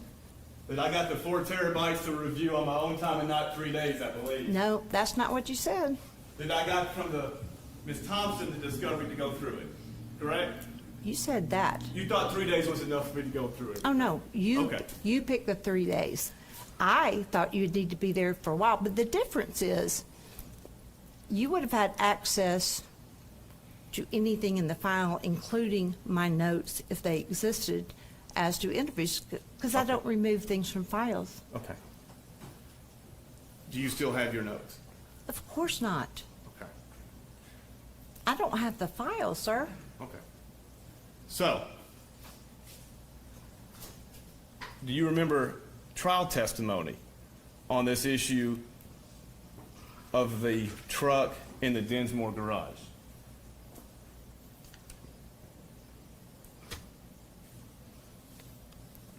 Perhaps. All right. I don't remember, I don't know if I remember exactly what you want to ask, but I was there in the trial. I have a transcript for the court and for the witness, Your Okay. Honor.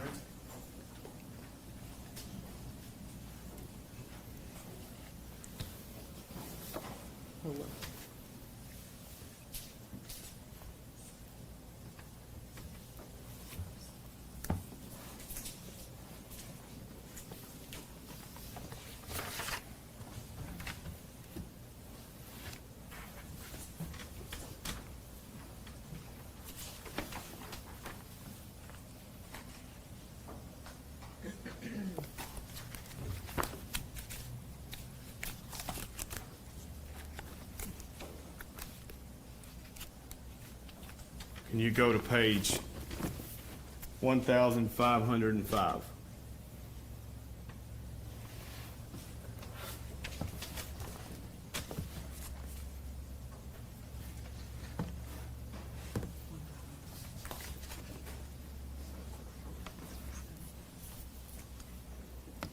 $1,000 what? 505. Oh, my.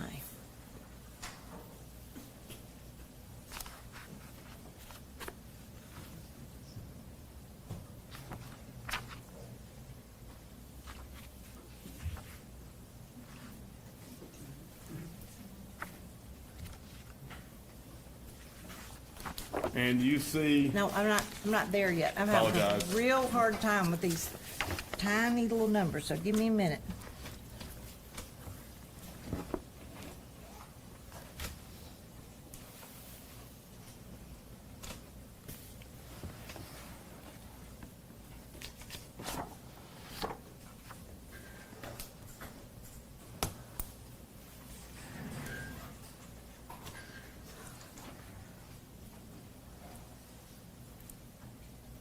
Mr. Bates, can you come up here, please, sir, if the court lets me. and help me find the page? Because I cannot read these little numbers.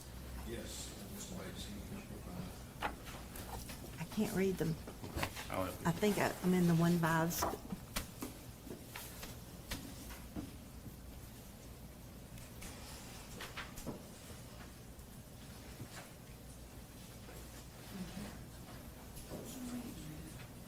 Thank you, Mr. Bates. Thank you. Sir? All right, 1505, and you see, Okay, you are tell me, sir, which square on these two pages? Bottom. Left page, right page? the bottom left. All right, bottom on Yes. on the left page. Yes, ma'am. Okay, I got it. First question, line 2. You're asking Victor Dinsmore, do you remember getting a morphine pill or Zach buying a morphine pill or Shane buying one for Autry while they were there? No, not there. This fight, how much of a fight was it? Jumping around basically, swung at each other a couple times. I think Zach hit Shane, about blacked his eye. That's about all there was. And I went out, told them they couldn't do it, they had to go. So, you said that they pulled up in Zach's, no, Dylan's truck. Answer, Dylan's Chevy. What color was that truck? Black.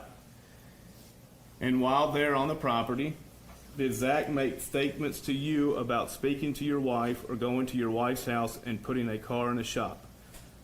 No. Question, he did not say anything? No. When you asked that question, did you expect the answer to be yes? I have no idea what I expected the answer to be. You had Jason Autry's proffer that said the truck was hid there, right? Well, I do not recall everything about the proffer. I can tell you the things that stood out from the proffer. It's not my habit, never has been, to take notes during a proffer. What you just said earlier, that sometimes you do take notes, sometimes you don't. Right. Which is it? You take notes or you don't? Or is it just in your proffer? What I said was it is not my habit to take notes in a proffer, Okay. which is not, that's different than a witness interview. Well, Victor Dinsmore had an immunity agreement, correct? He did. Jason Autry had an immunity agreement. He did. Both of them gave you what they were, all the purpose of the statements were to go over what their testimony would be. No. The purpose of the statements was to tell us the truth. Oh, And whether or not it became testimony or not wasn't decided at that point. okay.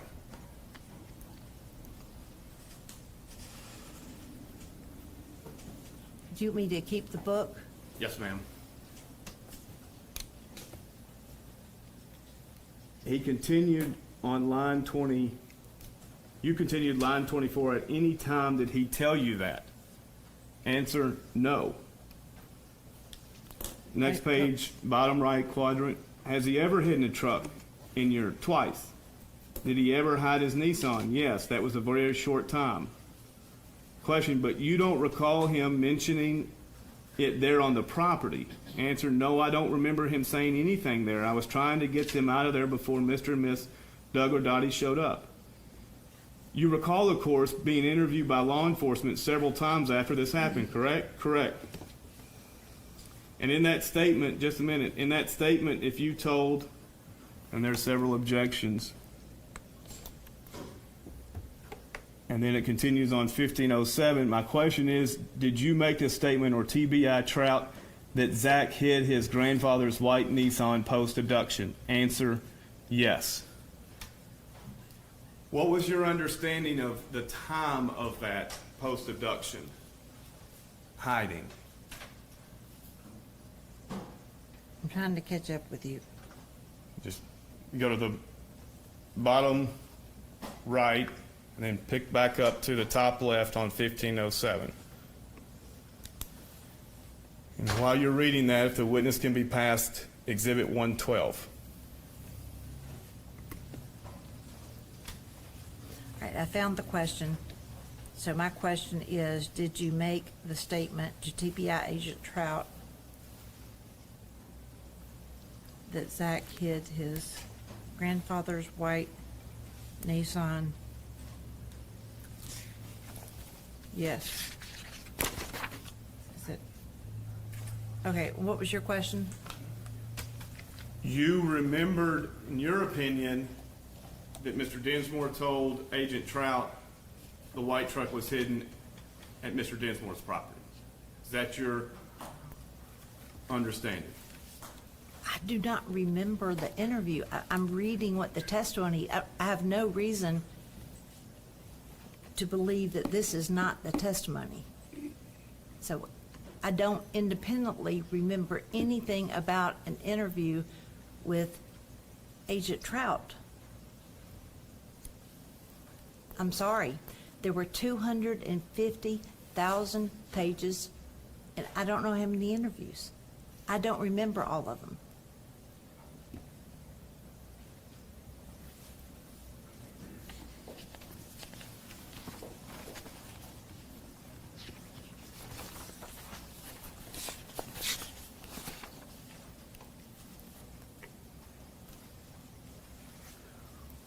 Do you remember when Ms. Thompson was trying to bring up this recording of Mr. Booth that you? There. Do you want me to look at what was just passed or the Well, I'll book? tell you what, before I get to that, can you look at IR 112? I'm sorry, Exhibit 112. It was just passed to you by the officer. All right, the witness says it was well.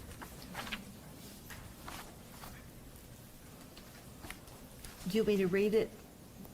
So, If you can, please. okay. Do you?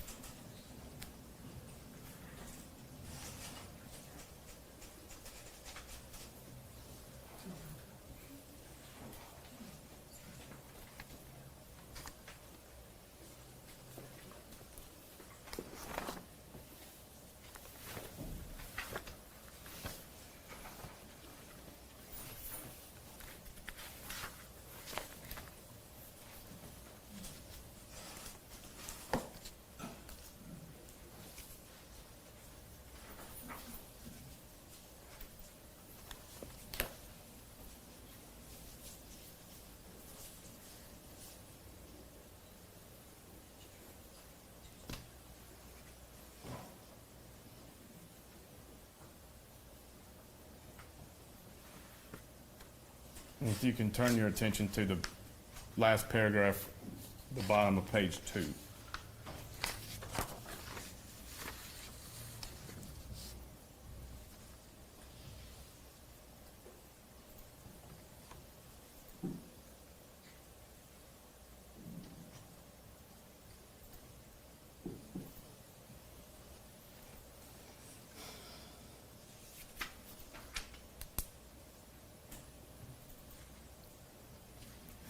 I've read the last paragraph of page 2.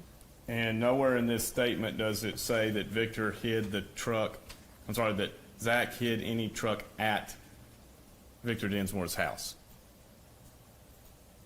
or property. Correct? That's correct.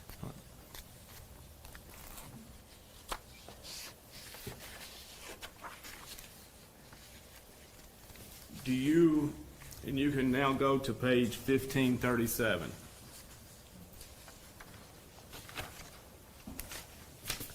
You want me to come up and help? 1537 of the transcript. Yes, John. First time my eyesight's been calling to help. Is it? I could read the language, but I can't say the numbers.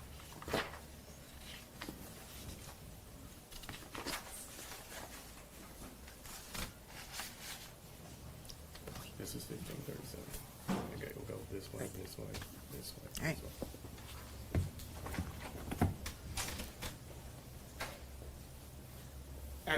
At the trial, did you think the recorded conversation with Brent Booth and Victor Densmore was damaging to the prosecution?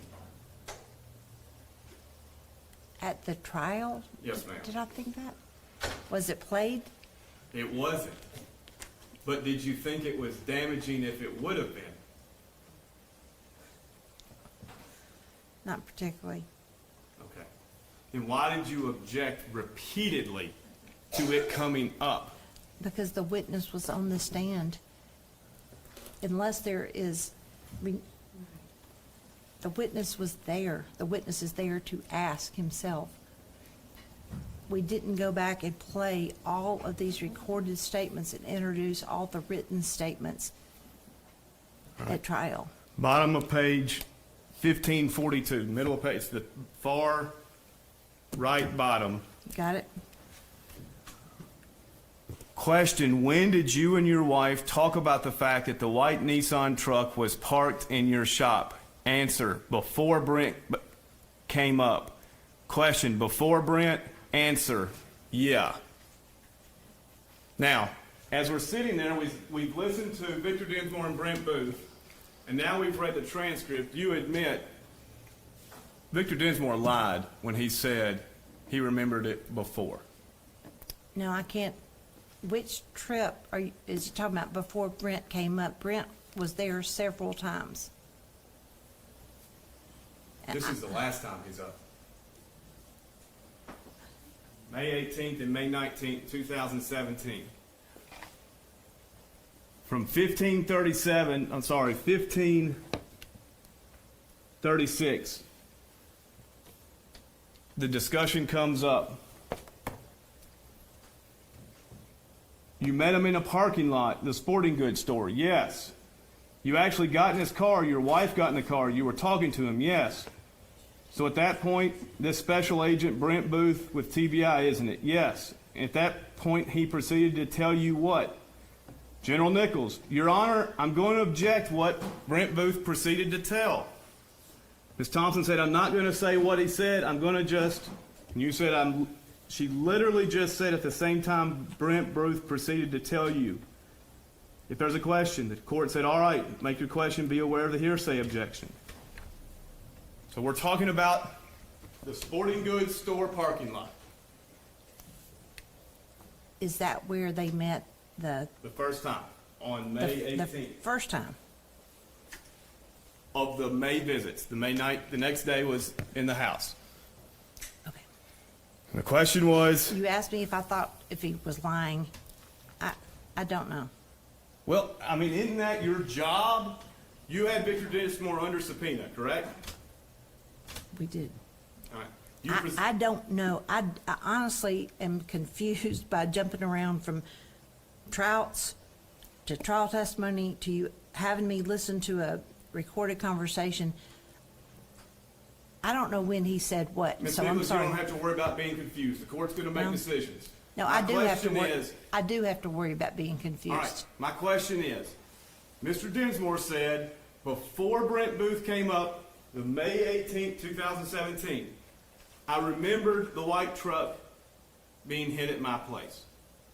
You would agree with me that is inconsistent with the recording of May 18th, 2017, where Mr. Dinsmore says repeatedly, it didn't happen, and only when Brent Booth says how important it is to the case Okay. does Mr. Dinsmore change his tune. Okay. I mean, the recording is what it is. The testimony is what it is. And I'm asking you, is it inconsistent? The way you put it, it sounds to be. And did you know it was inconsistent when you No. let it go unfixed? I would never put someone on the stand and suborn perjury. Have I seen many times witnesses be inconsistent? Yes. Of You those made it- times, how many times? If she could finish her answer, Your Honor. Let's let her finish the answer, Mr. Lewis, please. This witness, it should be clear to all that have heard that recording. He remembers more, he'll say no, and somebody will confront him with something, and he'll go back and say maybe, and I'll give you an example, the drugs. He's a felon. He's not wanting to admit that he sold or traded drugs. He did. And when confronted, he's like, okay, maybe. I mean, this is his lifestyle of drugs and running with people like Zach Adams. I would be shocked if there were not inconsistencies. Untruths. Well, you're familiar with the jury instruction that says just because there are inconsistencies, it doesn't necessarily mean somebody's lying. Of the inconsistencies you've presented in your past, how many times are they a reflection of the TBI officer saying, it helped me and it helped this case if we can get this little detail tied down?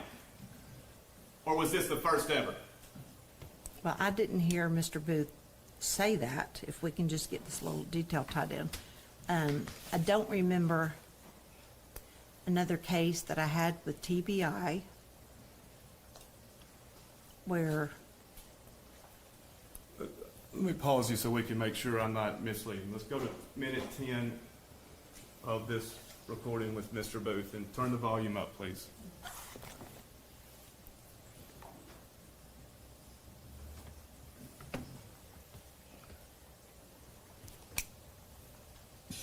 And don't make them. It don't make sense, we should be, because we didn't do it. It didn't happen. It could have happened. Okay. It could have happened. I can't say no, damn it. No. I was smoking weed, I was drinking liquor, I was doing that, I just didn't want to be here no more. I got So I can't remember shit, but when I do tell you, I remember, so. It helps me, it helps this case, if you can remember.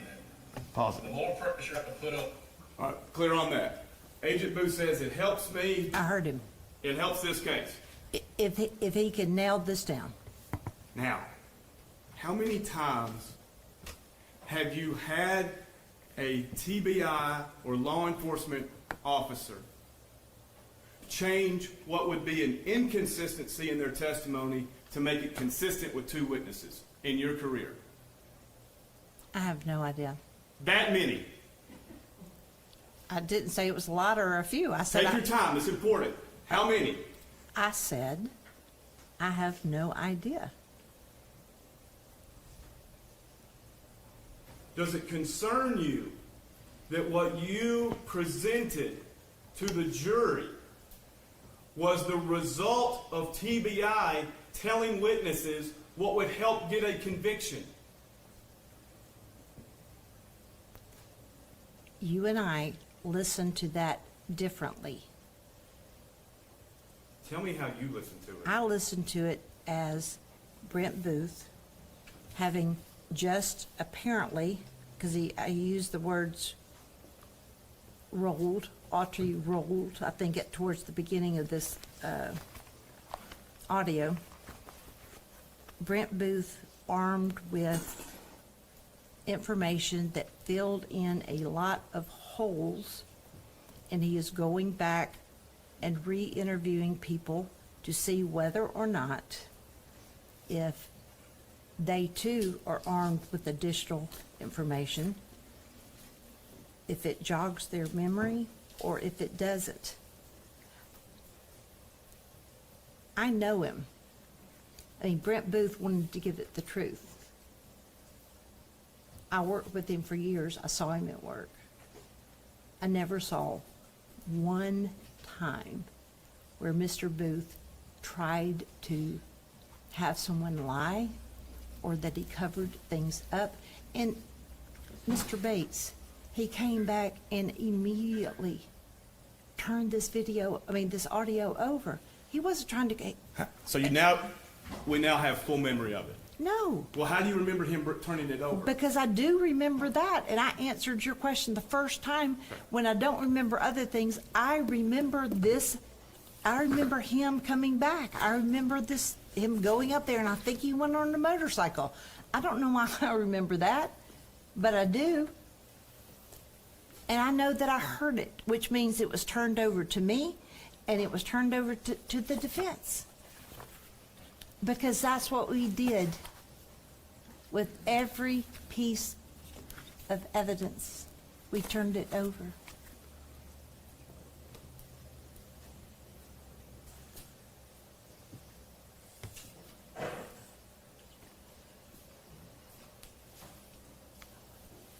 You admit getting this white truck hidden was a central part of the case. Do you want me to look at this? You're pointing at the whiteboard. Am I supposed to look at I'm this? pointing at the whiteboard because it helps me. You can if you want. Oh, And you can, I'll orient you to it. The cell towers are in various colors. Postcards with the names and cell pings. The Bobo residence in the bottom southwest.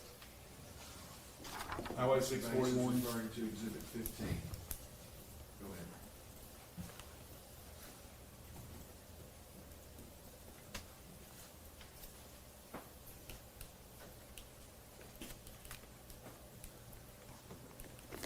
Do you remember the need to corroborate Jason Autry's testimony that the white truck was hidden? Do I remember the need?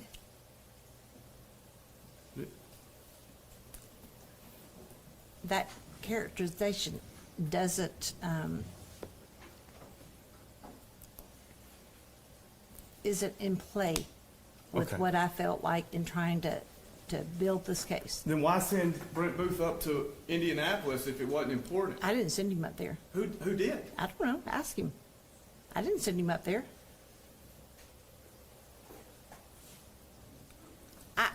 I didn't, TBI, go here, go here. They helped me. They took me places. I think he was going up there anyway, Did he is talk what he with you? said. He said something about his daughter, class. I heard that in the, Did he talk with you in between the May 18th and May 19th? I have no idea.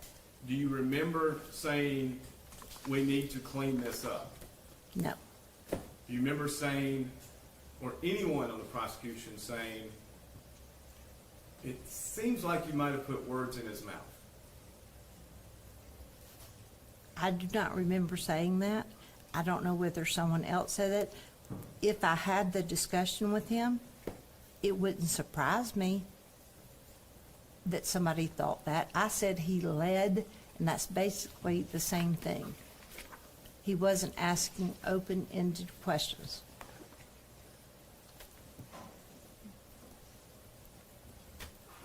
As you reflect back on this case, do you acknowledge witnesses were interviewed until they provided what the state was satisfied with as quote-unquote the truth, and then there were no other interviews afterwards? Do I acknowledge they were interviewed by me or by TBI? Are you talking about during the course of the investigation or when I got on it, I was doing trial prep? Let me ask this. It's very different. When TBI interviewed,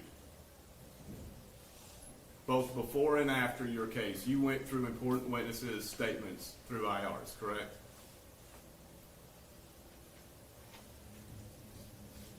I did my best to read as many IRs as I could.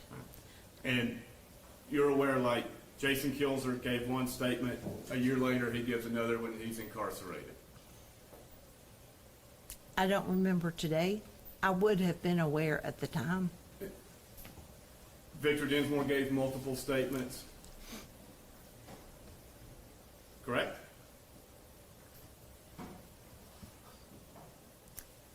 I know. I talked to him. It wasn't giving a statement. I was just interviewing. I know that what we played today is one. I believe they had been up to interview him another time. Whatever is in the IRs, then that's how many statements he gave. I'm sorry, I don't remember, but I know there were, that's 3 right there. Well, two official statements, the recorded one and then the earlier one. So yes, that's multiple. Does it create alarm flags in you on a case largely built on what people say, what people said? Okay. That pressure was put by law enforcement, and after pressure was applied, statements became exactly what law enforcement wanted. That's not my experience here. In this case, it's not your experience. No. This Brent Booth is just a one-off. Or you say it's not even Victor Dinsmore, in your opinion, didn't change his testimony because of any pressure Brent Booth applied. Yeah, I didn't consider it pressure. What do you consider it? I considered it him trying to jog his memory. And had I been doing the interview, after hearing the proffer, I would not have led. See, I don't know, we're at a decent stopping point, if I can keep going. Let's go into it, right? You're not done. I'm not done, no, you know. All right. There's Nicholas. Unfortunately, we'll have to eat lunch alone. Have to what? You'll have to eat lunch alone. Can I eat We'll with, have to discuss, can I eat with my daughter? if you don't talk about the cash, you need to keep. Sure. Certainly not anybody from these things happen. All right. Got it. We're gonna take a recess, let's take a full hour, well, almost an hour. We'll come back at 1:50, let's say 1:20. All rise.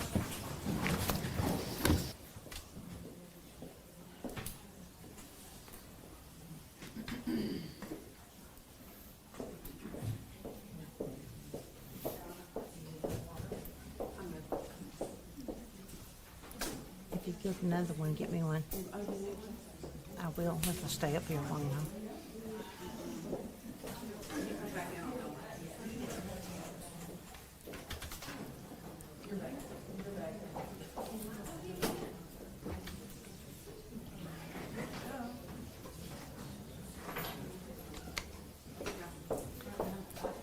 I may not need it.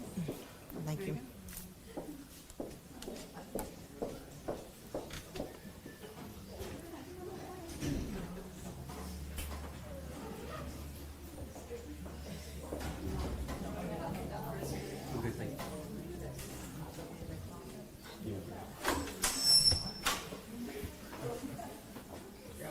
Yes.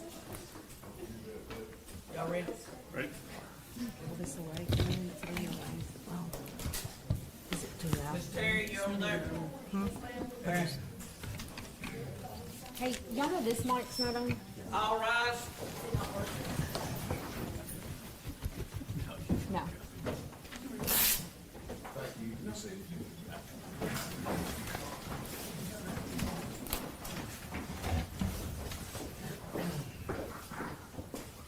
One second, Judge. We're having a mic down. We didn't know until right when we were walking in. I don't know what you want me to do with this one, 'cause What is your battery dead on the one? on this one. Just split both.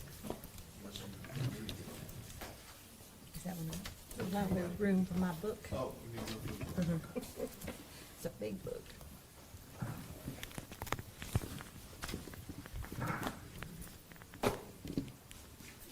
While they are doing that, Your Honor, I want to report that I did abide by the court's Thank you. admonitions. The only person I spoke to was my daughter, but there's a woman out here that was very upset to find me. Or do we need to take this up, Jamie? No, sir, I'm just telling you, she was upset thinking I was with the public. And so I didn't say anything, but Okay. the only person I spoke to was the one you told me I could. Thank you. You're reminded you're still on the, Bates. Thank you. Ms. Nichols, you gave the closing argument, the second part of the closing argument in the Zach Adams case. Yes, And you agree with me, closing arguments are important to connect the evidence that the prosecution thinks it's proven. that is certainly the goal. Okay? Are we done with the transcript? No, Your Honor. Okay. It is important for you to present to the jury evidence that you think is true, Of course, and you would agree it's misconduct to state evidence that's not true, if you know it, right. or if you should know it. Well, that's two different things. But if you should know it. Well, if you know it, yes. If you should know it, I would say it would be subjective. Fair. And would you agree at this point that any inconsistencies, quote unquote, the closing argument is the chance to show what is the state's theory, resolving any inconsistent evidence? No, So if it says one thing, if you say one thing, you're okay if it's the other? That's not what I said. Okay, I disagreed with your premise. I believe closing argument is the opportunity to go over with the jury what the proof was. okay. And you may discuss jury instructions if they were charged ahead of time, or if you have permission or seem to have an understanding of what the judge will charge. Let me ask you, you don't have to follow this, I'll read it, page 2732, line 9. You remember the night, the 13th, the 911 call? Do you remember the heavy breathing of Dick Adams, who had to wrestle 2 guns away from his grandson? Do you remember Zachary Adams asking his grandfather as well as his brother for their vehicle? Why didn't he have a vehicle? Why didn't he have a vehicle? Where was the white truck? Hidden in Victor Densmore's garage for a minute and then returned back to the Bells. Do you remember saying that? I was gonna ask you, are you reading, is that what I said? Yes, ma'am. So I don't remember saying it. I've never reviewed my closing argument. If that's what the court reporter took down, I have no reason to suspect that I didn't say that. And you would agree that is saying your belief that Victor Densmore had the truck in his garage? No, in fact, we're not allowed to give what I think and I guess this and I that. You're supposed to not, what we're supposed to argue is what the proof was. Right. As opposed to our own opinions. Well, the proof was Victor Densmore said, in the answer that we went over before lunch, Victor Densmore said, no, I don't remember it. Then you clarified it, well, sometime or other, you said that you put the garage in and after the naturalist trace, after the abduction. We just went over that before lunch, Okay. right? I mean, I'm waiting for the question. Where did you pull this out of to present to the jury that what Victor Densmore testified or said to Brent Booth in May was somehow wrong? Where did you get that? Everything I said was based on what I remembered the proof as being. Talk about the gun. Well, that's exactly what you said, page 2734. Let's talk about the gun. Do you want me to go to try and find that page? You don't have to. I'll read it for you and Thank we you. can discuss. What are the chances Jason Autry finally started talking? He didn't know where the gun was, hadn't seen the gun since shortly after it was used to kill Holly Bobo, and he went with his cousin Shane, traded it for drugs to Victor Densmore. He's done it with it at that point. He's done with it at that point. Victor Densmore gives it to his wife to carry. He's sitting there one night talking to somebody, and he gets worried about where the gun has been, what gun is this? I better get rid of the gun. He tells her, get rid of it. She does. He's done with the gun. That's in 2011. They left Tennessee before the end of the year. And when TBI agents go to talk to Victor Densmore and his wife, they tell us where the gun is. They dig, they use the backhoe, they bring him down, can't find it, road's been regraded, it looks different. They go back, they talk to them some more. She's thought about it again. They go back to the spot, she tells them with underwater detectors, and guess what? They find a gun. I don't know why Miss Thompson is upset that it wasn't buried. Nobody said it was sitting on top. You saw the pictures. There and there, what it looked like when they raised it, it was covered in slime and rust and all sorts of crap. And Serving Broswell soaked it, got it off, and guess what? Guess what?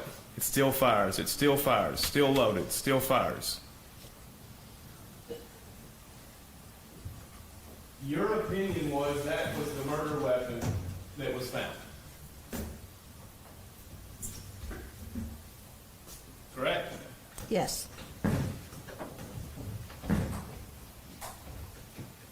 Do you remember the various statements regarding various weapons that were used, possibly used? No. You asked me earlier about a long gun or something. I don't remember. I'm gonna hand you IR 1929 and a copy to the court. Can you identify? To its entry? No. IR 1929 will be marked exhibit. Or 120. 120. Go ahead, Mr. Bates.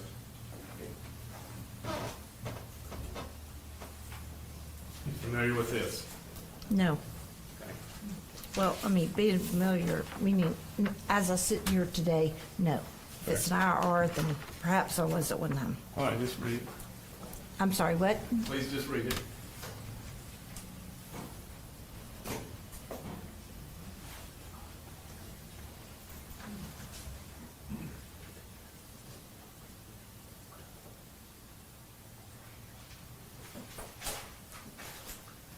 Okay. All right.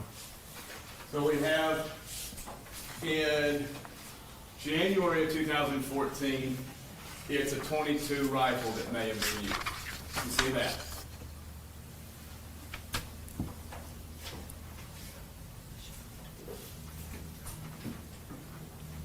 Yes? I'm finding that statement again.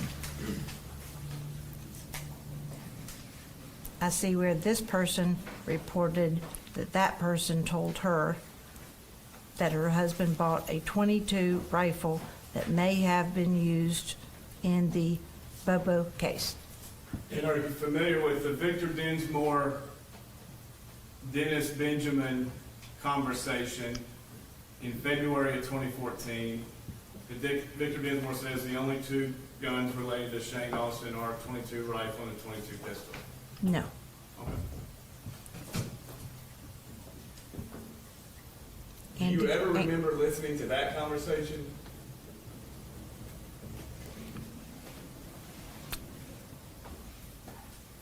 Not as I sit here today.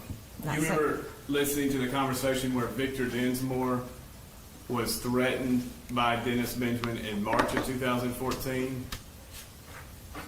I do not remember. Okay. If Dennis Benjamin was threatening the death penalty on Victor Dinsmore, would that be important as a prosecutor relying on these witnesses? If a non-prosecutor was threatening someone else with the death penalty, Yes, ma'am. that's what your investigator did to one of the witnesses, threatened arrest and prosecution.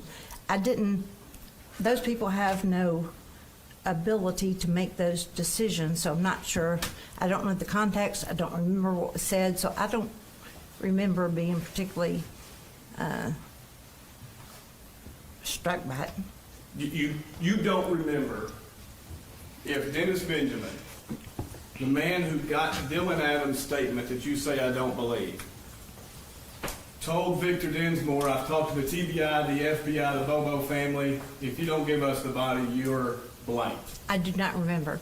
But remember, Mr. Bates, we didn't prepare a trial against Dylan Adams. Now, you remember you didn't take notes during Mr. Autry's proffer, correct? Correct. Do you remember what firearm Mr. Autry said he remembered seeing on Mr. Austin's holster?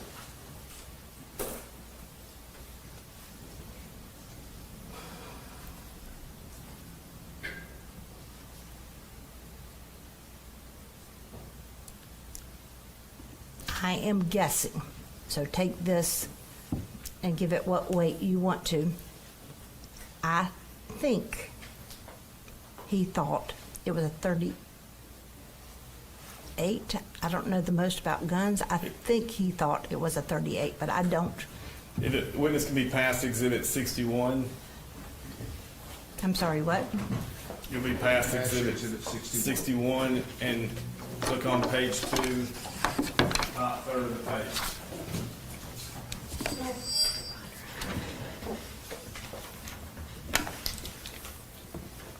Thank you.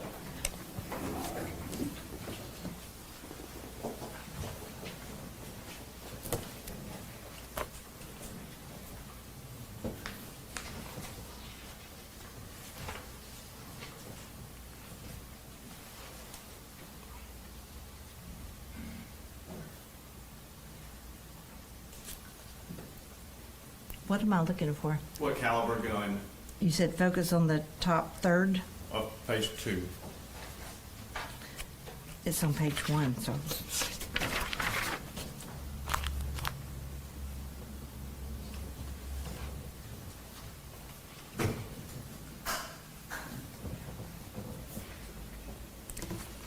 This says 357. Okay.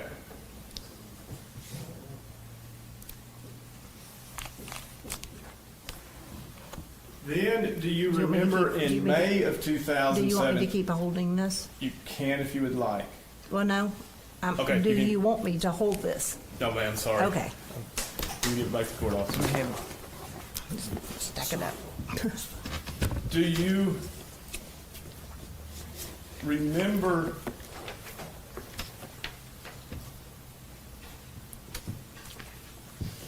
on May 8, 2017, meeting with Mr. Autry and his attorney to further the narrative about this gun and its relation to Victor Densmore? I do not. I know that I met with Mr. Autry a handful of times. I'm never going to remember a date or most likely what was discussed. Which is sometimes why notes are helpful. Would you not agree? Well, it's certainly why these IRs are helpful. All right. Do you recognize IR 3142? I do not recognize it. Okay. Do you want me to read it? Yes, ma'am. While she's reading, will there be objections to this IR? We'll move it into evidence as Exhibit 121.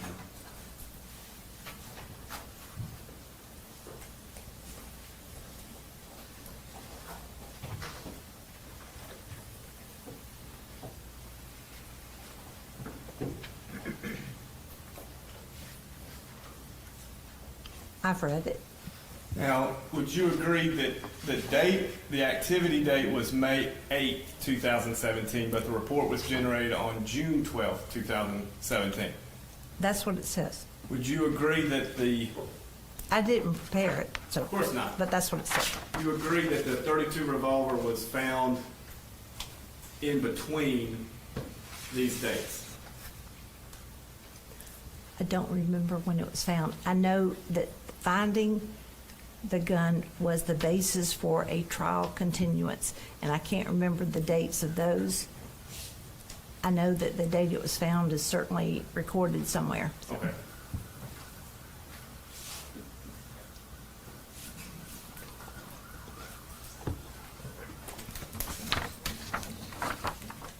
Would you agree with me during May, there's now this effort to go back and forth between Autry and Densmore, Autry and Densmore. It was not where I was putting my time. It's where Brent Booth was putting his time. Well, Yes or no? I don't know. I cannot tell you what part of his days he was spent on those issues. Okay. I'm sure if the if the IRs show what he was doing, and that's what it appears, or that's what's proven, then it is.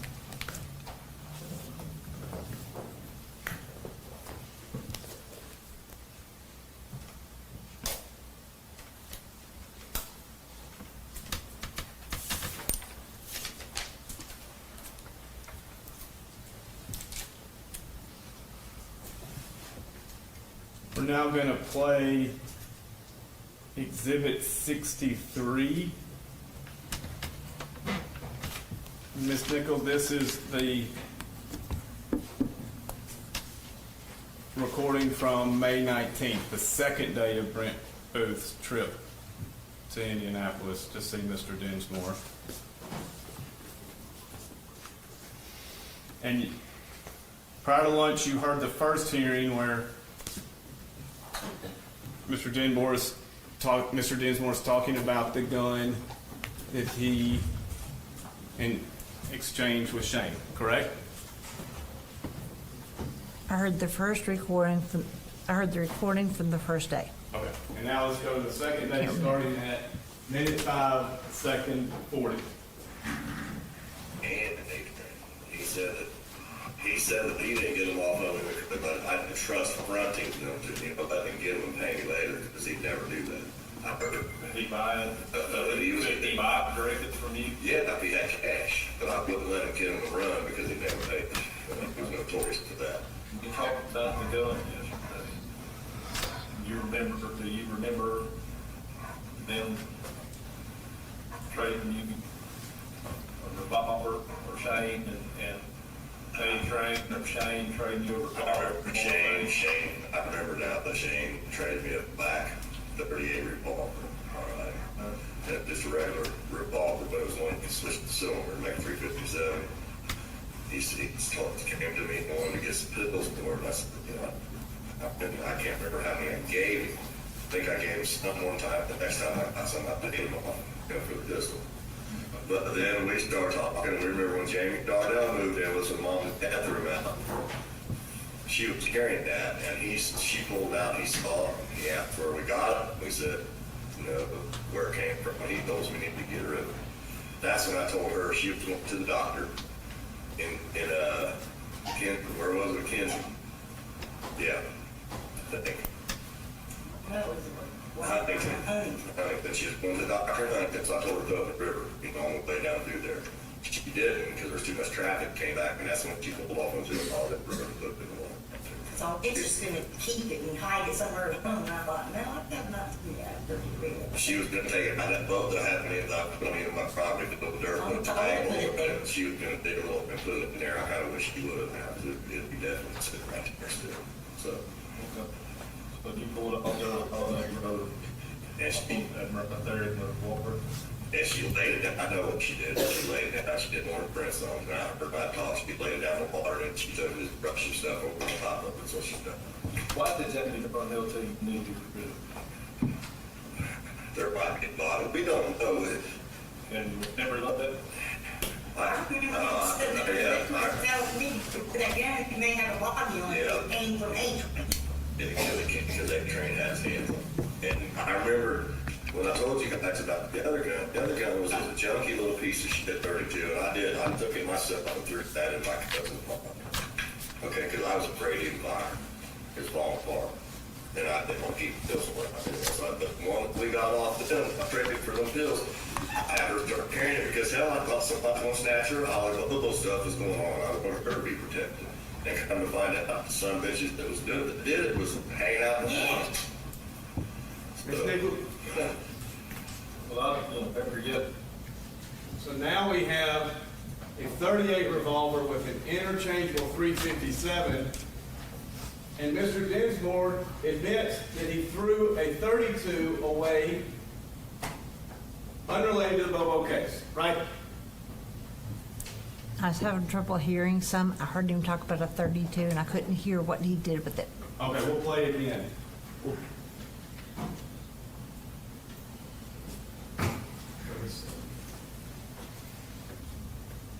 Which gun did you not hear? I heard him say something about a 32 at the end of the interview, but I couldn't hear what he said he did with it or Okay. what happened to it. No problem. I heard him call it a junkie gun. So when we got off them, and I traded for them pills, I had her start carrying it. And I remember.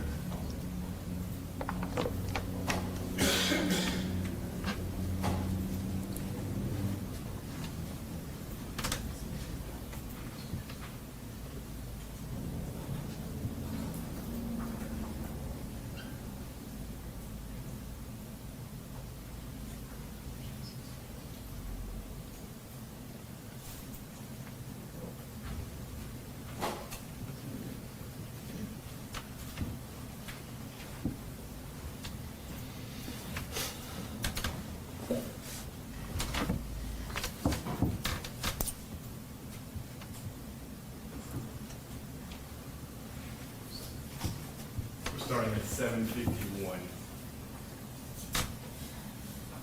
Still exhibit 63. Yes, Your Honor. You need to get rid of that gun and make have a body on it. Okay. Because they ain't got his hands on. And I remember when I both guys about the other gun was the junky little piece of shit dirt too. I took it myself and threw that in my cousin's home. Okay, I was a Brady Vommer. Junky piece of blank 32. I took it and I threw it in my cousin's pond. Okay? You heard that? But I heard, if that's what it says, I'm not disputing it. It's breaking up. I heard he threw it. This time I caught that. So I want to just trust you, Mr. Bates. That's what it says. And you know who the cousin was? No. Were you not aware that they I were don't know who the cousin was. the Bowens? I don't know who the cousin was. Fair. Okay. So now I've given you the life cycle of this gun. The .22 rifle, IR 1929, the Dennis Benjamin's .22, to a .357, to a .38 interchangeable barrel with a .357. Why did you refer to it as the murder weapon of a .32 revolver? When Mr. Dinsmore told you I had a junky piece of blank .32 that I threw in the water. It's in a pond.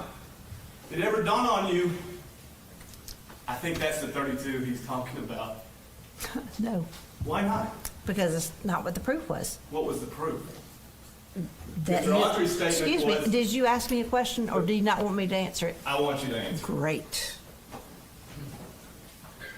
The proof was that he traded drugs for the gun.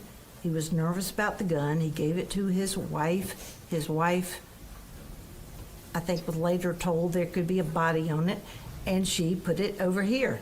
And we went and looked for it, and that was the gun that was supposed to have been used.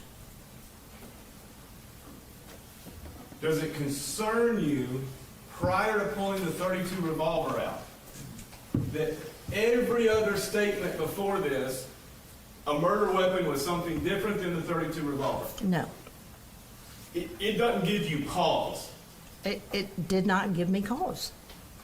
During the prosecution... Sir, I said no. My answer's not going to change. No matter how much you yell at me or no matter how much you argue with me, I believe we found the murder weapon.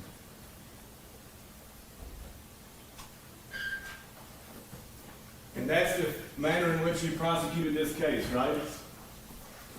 I don't even understand that question. That's the manner that I prosecuted this case. So I guess I would say yes. I believe that Zach Adams kidnapped, raped, and murdered Holly Bobo. He was prosecuted for it. A jury heard days and days and days of proof.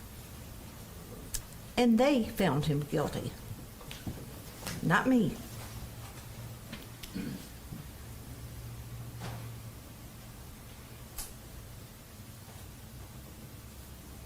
Your closing argument, page 2,733, line 21. Am I supposed to find that page? Or you I'll can read it for you.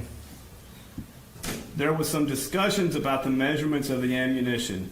Marco Ross told you the exact measurements of the hole in Holly's skull as compared to the measurements of a .32 caliber. And then, bless his heart, the defense witness that came in with pictures of different calibers, I have no doubt that the way he measured them is the way he reported it, but he didn't know how to measure them. Didn't know that remove the projectile from the casing and then measurement. So the expert who testified about that gunshot wound to Holly's head said it matched my words perfectly, basically .32. And if you look at those measurements and you remember his testimony, it excluded a .38. Excluded it. Do you remember giving that part of your closing argument? I do not. All right. As I said, I don't remember my closing argument. I have never gone back and read it, and nor have I ever gone back and listened to it. You were the attorney in this case when the post-conviction filing brought this up. I was. Did it jog your memory to go back to the transcript and read it? Are you asking me whether I actually did read it and I'm not willing to admit it? No, Because I'm I asking told you what Mr. I Bates, Mr. Bates, I did not read it. Okay, but you were on notice this is an issue. Honestly, I don't remember what notice I had about various issues. There were several that stood out in my mind. And one of them was that you misstated No. the diameter of a .380. I was closing never arc. worried about misstating it because you're incorrect. Okay. Well, what is the diameter I- of a .38? I am not, A 380 auto round. Mr. Bates, you are wasting your time if you start asking me about various diameters. No. Argue with Mr. Bates. Let's, I don't know.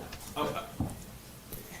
I don't know. I know what the expert said. I know what Marco Ross said Well, about the defect in her head, Right, her but skull. how many hundreds of thousands or millions of dollars did the state of Tennessee have at disposal in prosecuting Zach Adams? I have no idea. A lot. A lot of money. Yes? Is that a question if the state had that much money? Yes, it is. I mean, I don't know how much money they had to spend on it. All right. Did anybody say, hey, how about we buy a micrometer and measure what a 380 auto round is, like the one found next to Holly's remains? I don't know if anybody said that or not. Did anybody, including you, go to www.google and see what various sites said? I don't know what anybody did.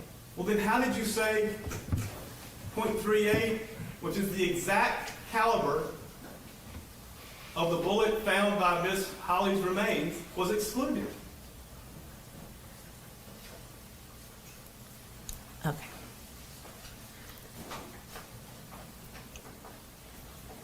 Marco Ross, who was the person who performed the autopsy a second time on Holly's remains.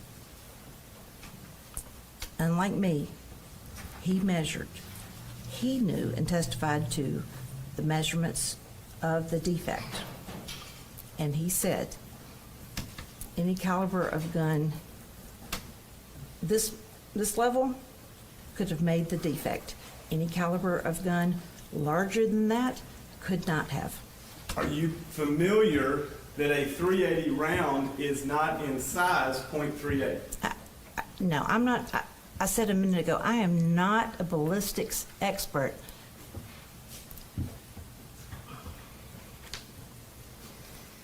Do you stand by what you said at closing argument? Yes.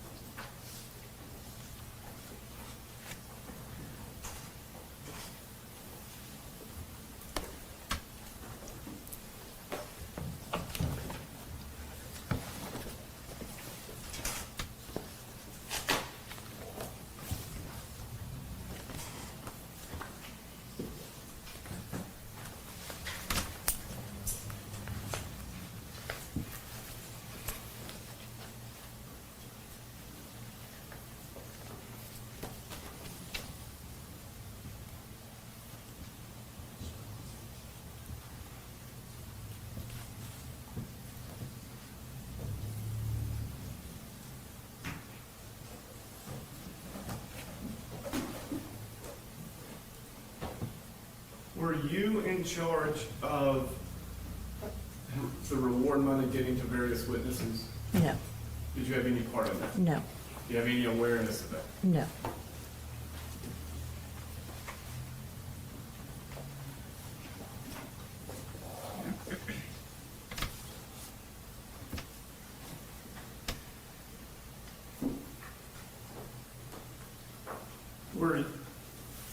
Were you prepared to prosecute Jason Autry for the death penalty?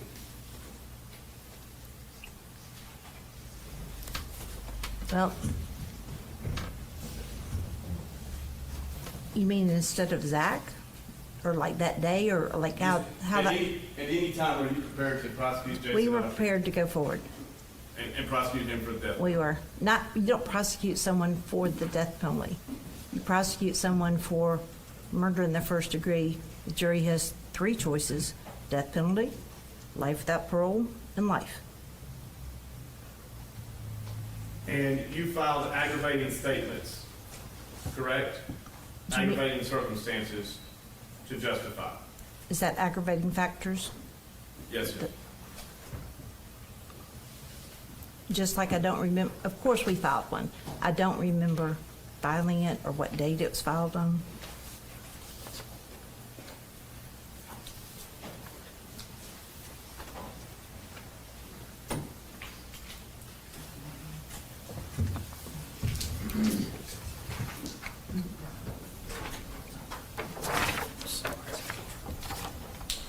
This is already in the record, but we'll mark it as exhibit 122.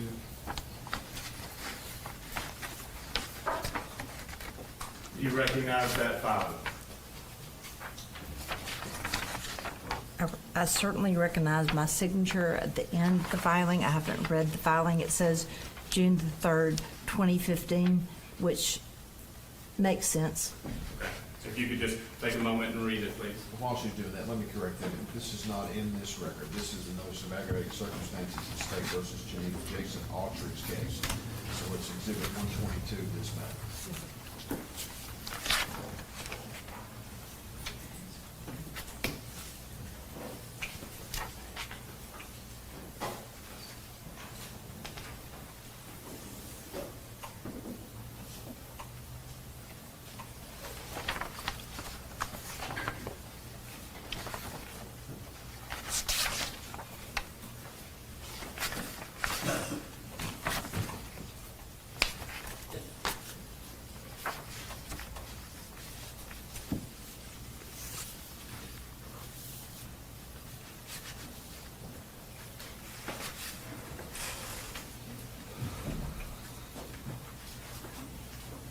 You read it?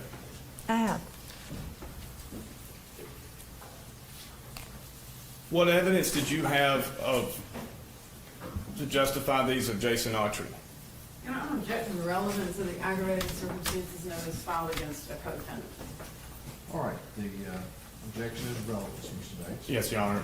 I believe this is relevant and ineffective assist to counsel to have brought out to show Mr. Autry's bias, as well as whether the state on the Brady violations part of the petition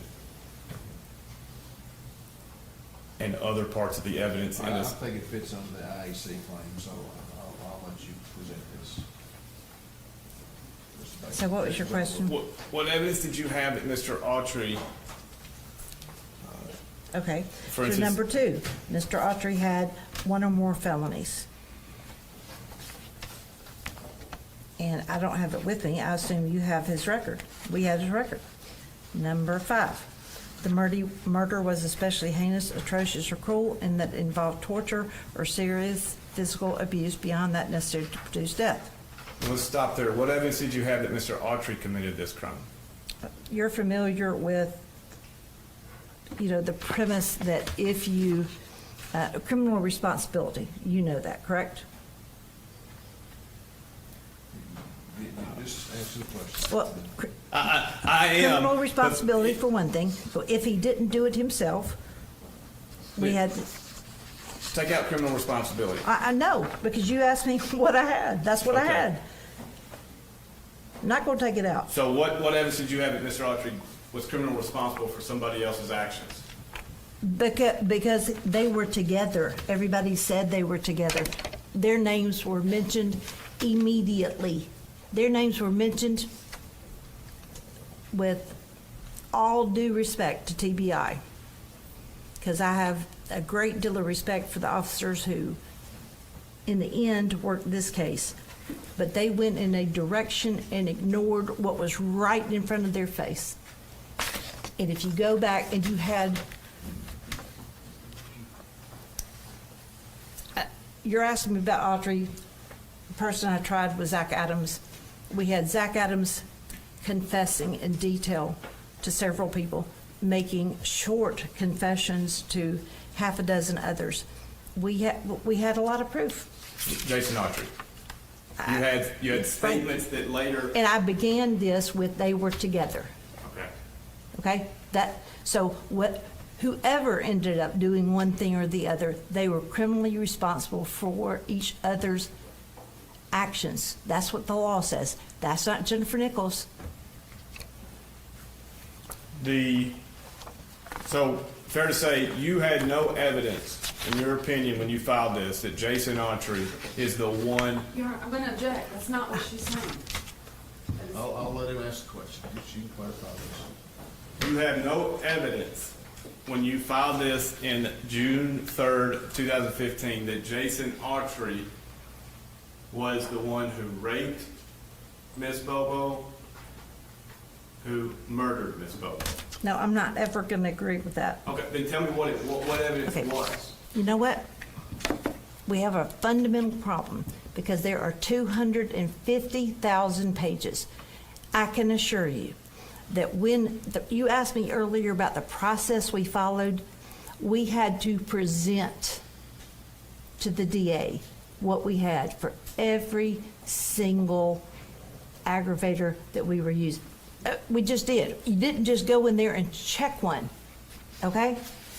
I don't remember the dates that we found out everything, but, excuse me. Go ahead. Thank you.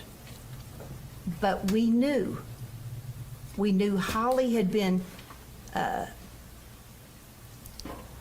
kidnapped, hit right outside her back door. Her blood was spattered.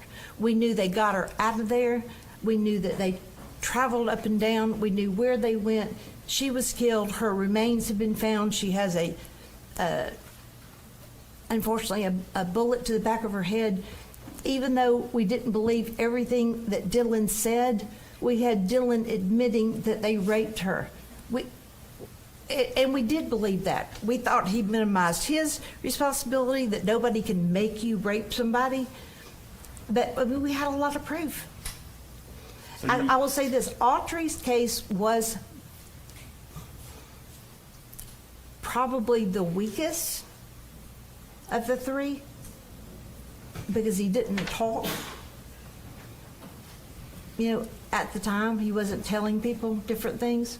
So you did believe Dylan's video until you didn't? Not what it said. Well, you said Dylan's statement said this, but we didn't believe it. Right. So You didn't ask me what parts. you think part of Dylan's statement was true? Yes. Well, earlier this morning, you didn't say part of, you said I didn't believe it. No, you didn't ask me to clarify. I asked Try you- next. Nope. I asked you the video, did you watch the video? Yes, and I didn't believe it. Do you acknowledge that was your testimony this morning? Yeah. Okay. You didn't say there were some things I didn't believe. You said I didn't believe the entire, you didn't believe the video. I'm not going to play semantics. I said what I said. You think I'm playing semantics? I do. Okay. I do.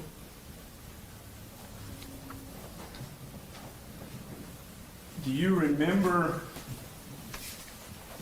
Do you want me to put this one down now? we can mark it as, it's the next I mean, I don't one. mark, but I know somebody else did.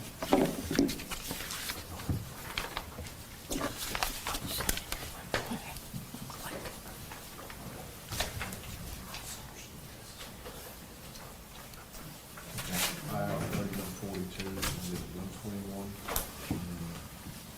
File with the aggravated circumstances, I exhibit think I'm good to do that. Thank you. Fair enough. One for the witness, one for the court.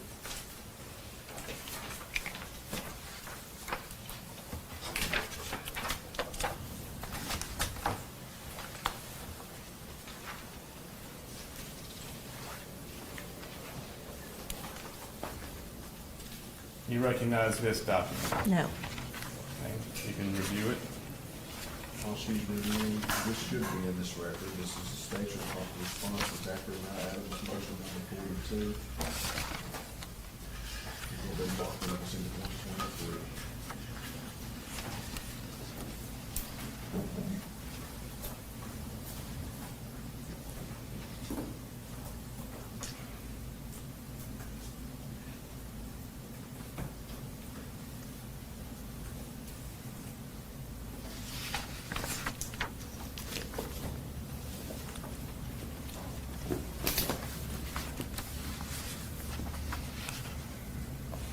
this appear to you to be a motion that, a responsive pleading that the state filed in this case? It appears to be a motion that Steve Racklin, whose one of his main functions was to respond to motions. And paragraph 5 states And that is his signature. Paragraph 5, the state is now unaware of any evidence which tends to exculpate Zachary Adams of the crimes charged against him. That was the state's position as of November 8th, 2016. Is that correct? Well, that's what's filed. Well, is that your memory as well? That in November of 2016, the state was unaware of any evidence which exculpated Zachary Adams. I don't know of any today. Okay. Still.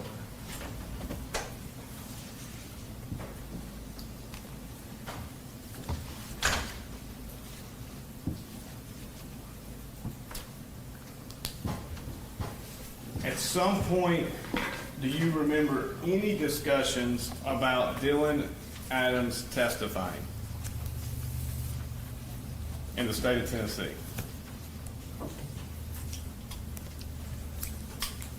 Discussions with whom? We'll start with Mr. Maddox or Mr. Bruno. Yes. When were they ongoing? No. They stopped. When did they stop? I don't remember the date.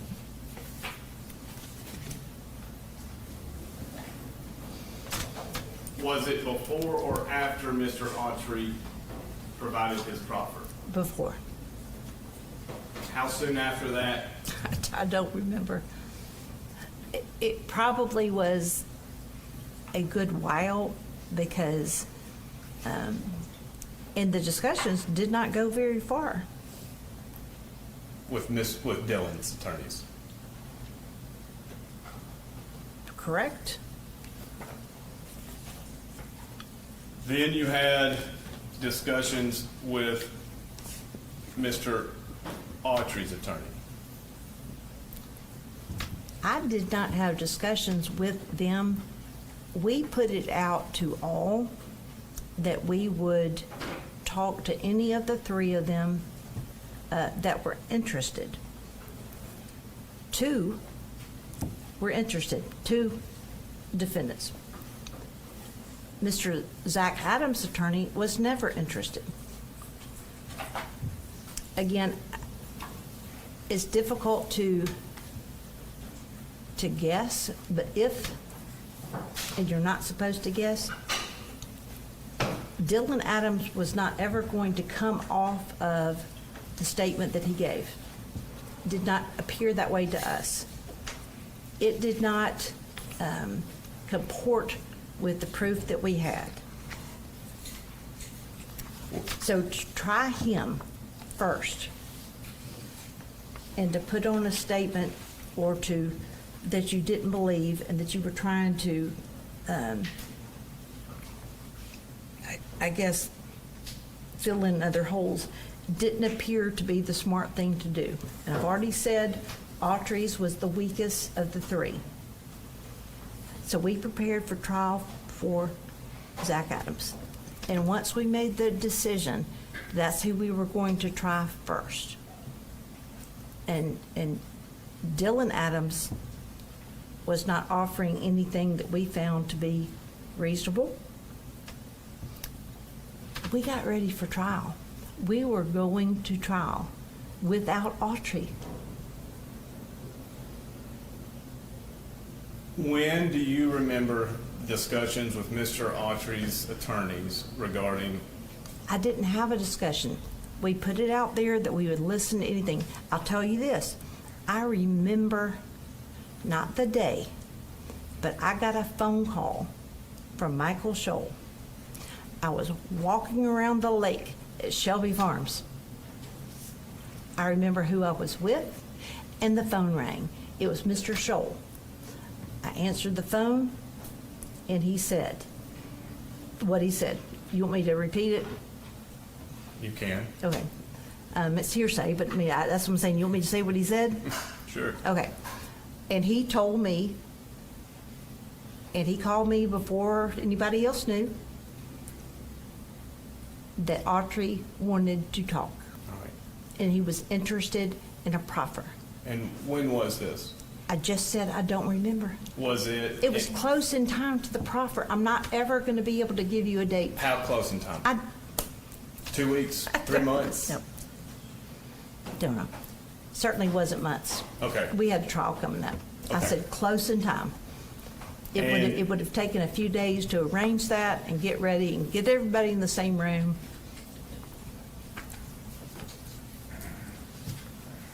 And do you remember Mr. Autry's motion to continue that he filed and was set for hearing? No. Okay.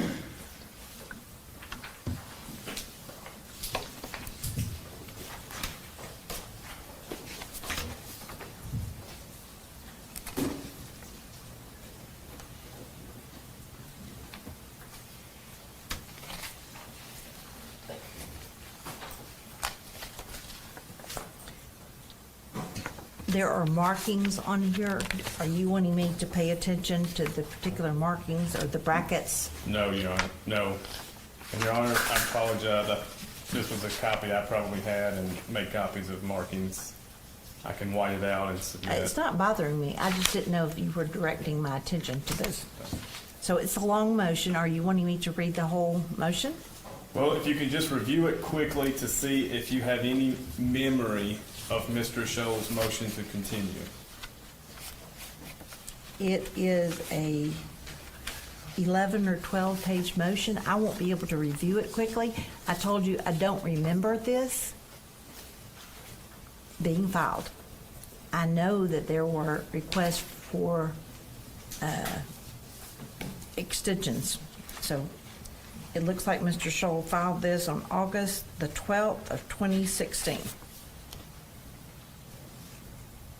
Although it's not stamped filed on the front, I'm assuming it was filed. But the copy you passed doesn't have the clerk's stamp on it.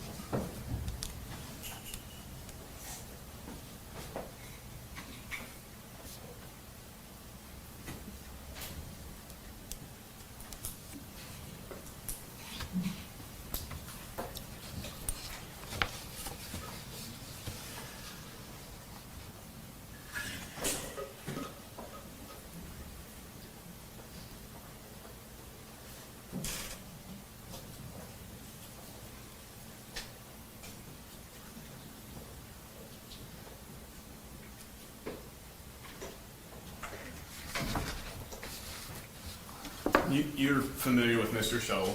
Yes, He's a, very. you consider him a friend? I've never socialized with him, never gone to dinner with him, never been to his house. He's never been to mine. Would you consider him a friend? That's a stretch.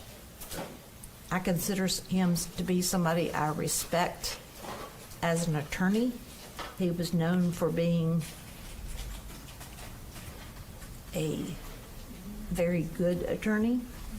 He's beat me before. I'd beat him before. He was known to be ethical. Judges frequently ask him to accept difficult cases in both federal and state court. So when he writes on page 3,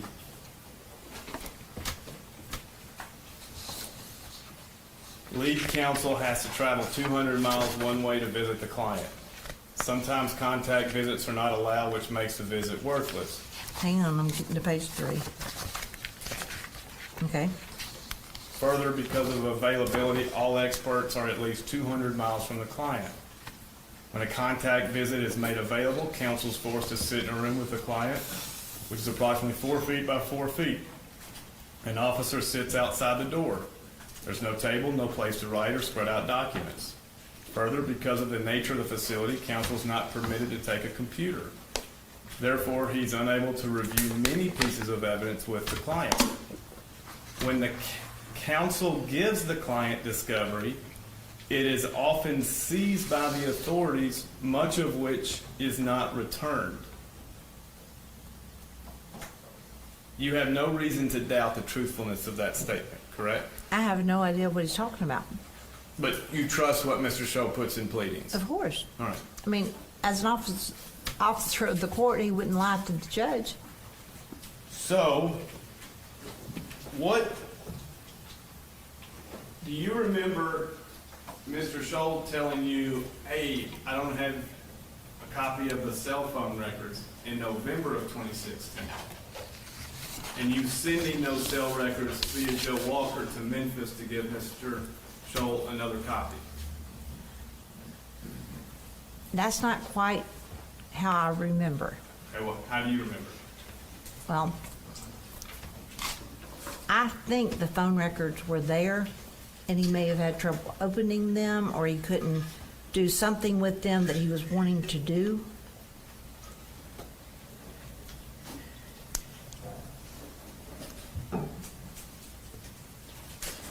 I do remember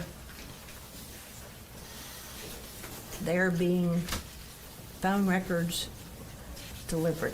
I couldn't tell you when. I certainly didn't remember that it was, or who delivered them.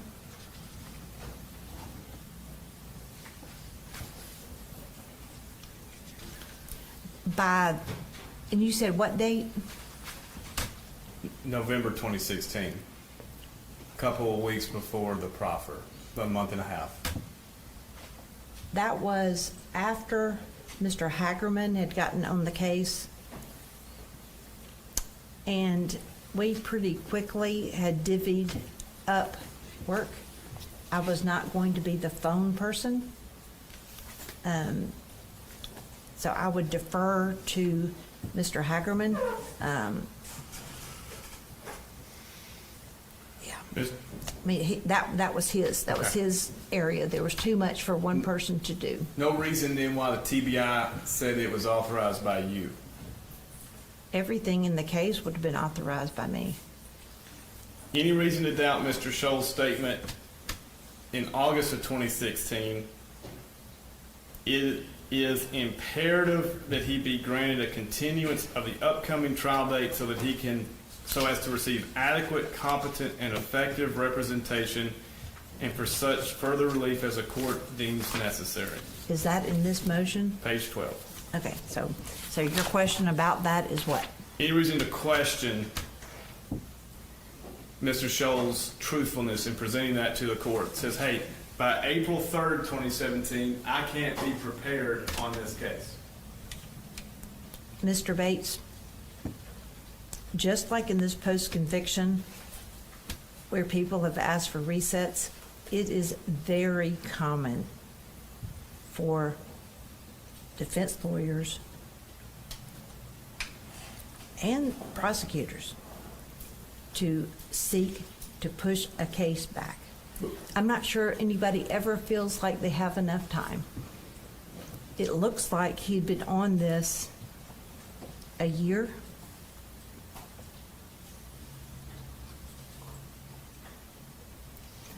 Whereas for the Karen and Clint and Dana Bobo, this case had been pending for years. It was the center, but for somebody like Mr. Scholl, a year is not that long for him to get up to speed. Any reason to doubt it? First paragraph, the necessary investigation, motion filing, discovery, and defense scientific testing analysis cannot be accomplished without additional time. Counsel cannot provide competent and effective representation by April 3rd, 2017. You are repeatedly asking me if I believe Mr. Scholl. Ask Mr. Scholl if he was telling the truth. This motion, he wasn't asking me for a reset. I would have said no. We wanted to try the case. Okay.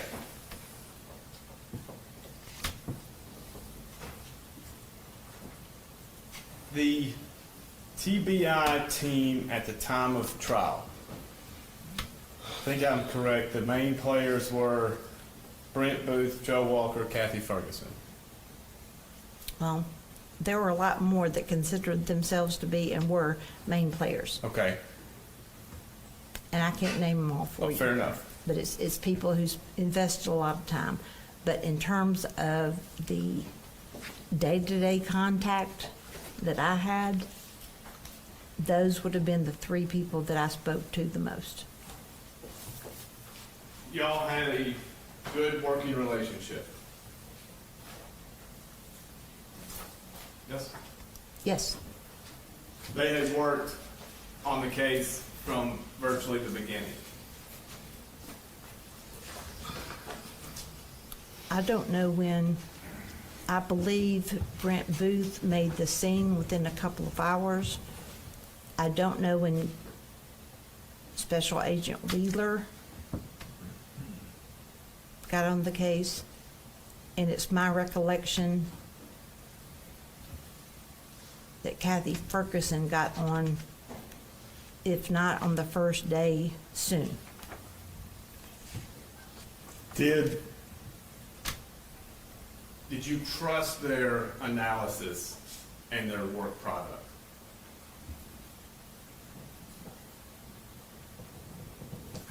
I don't really remember them analyzing things for me. I relied on their work product. So yes, You think they're intelligent people? is that a question? Yes. Yes. They were honest to you? Is that a question? Yes. Yes, as far as I know. Okay. Jason Autry testified on page 1265. Are you done with this motion? Yes, Your Honor, if I move You it. want to move it in? Yes, Your Honor. Objections from the state? No, we don't know if it's been filed, but I guess the records will speak for itself. Well, this is actually in Mr. Autry's case. so we'll Right. be a part of that. There's no set file, and I can't tell what it probably was filed, I just can't get the court. It's marked as Exhibit 5 to some other pleading. We'll make sure that that is already on the face of this document. It's going to be Exhibit 123 to this hearing.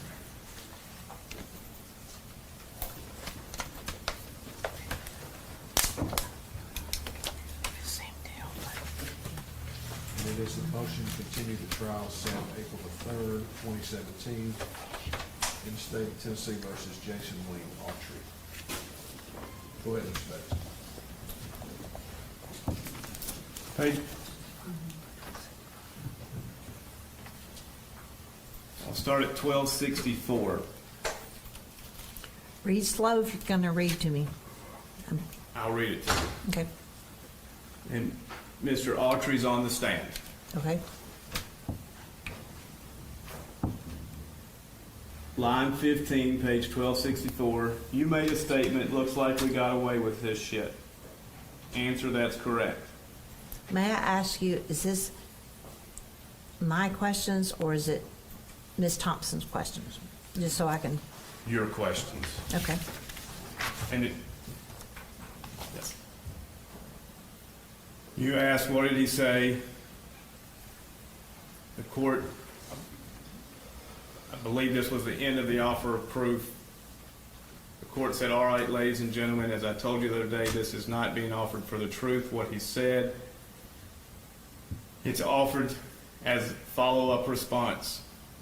So you shall not consider what he said for the truth of it, okay? All right. Page 1265. What did Zach, or how did Zach respond? Answer, he said the real reason that we were there was to show Clint how to manufacture meth. He said we got there early, she came outside screaming and raising hell, and we took her. Did you believe Jason Autry was testifying truthfully? About what part? That Zach was there to make meth with Clint? No, Why did you present it to the jury?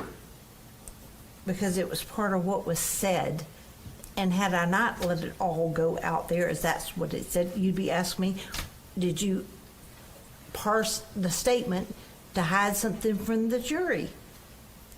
The jury could decide. You asked me if I thought that Clint Bobo would have taken and cooked meth at Karen Bobo and Dana Bobo's house. The answer was no.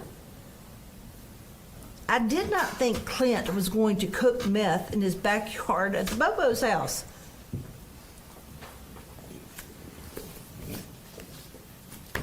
But you submitted it to the jury. It wasn't my statement, Mr. Bates. Yes.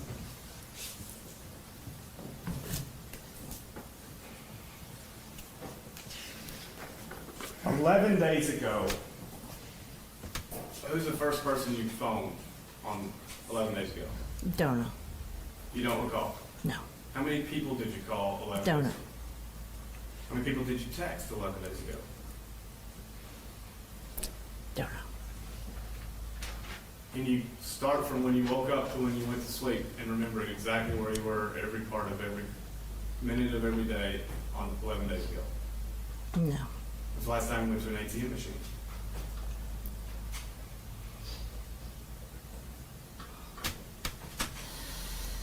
I went last week.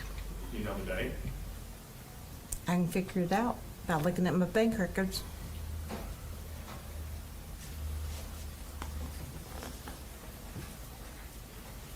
You're aware at 8:52, Zach and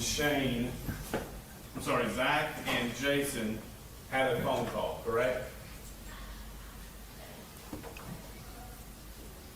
Without looking at the records, I would not be able to tell you the times. What I remember is that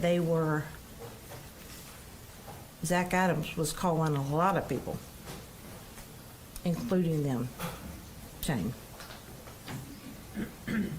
Do you have an answer to the question of where on April 13, 2011, Holly's cell phone was separated from her body?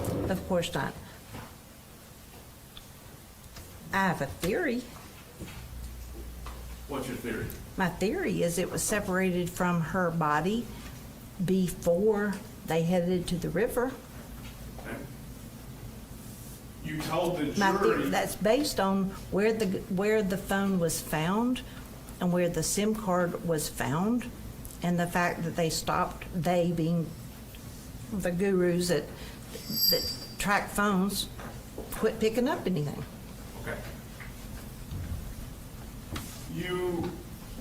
Y'all, the state really didn't dispute the analysis of Mr. Reeves, correct? Who's Mr. Reeves? The defense expert at trial for the cell phones. Wasn't my witness.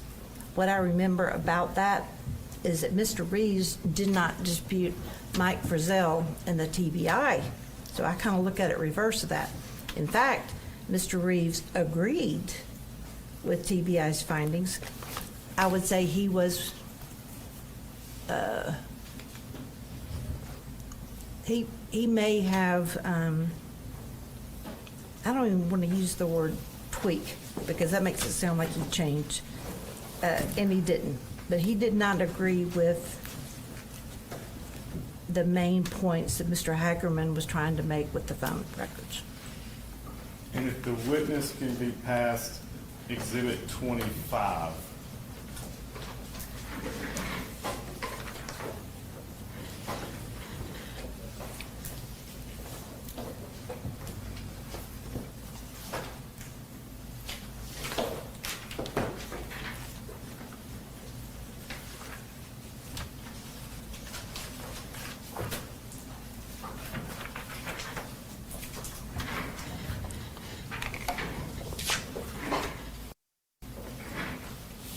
All right, technical analysis and report, Jonathan D. Reeves. If you can go to what's the 7th page.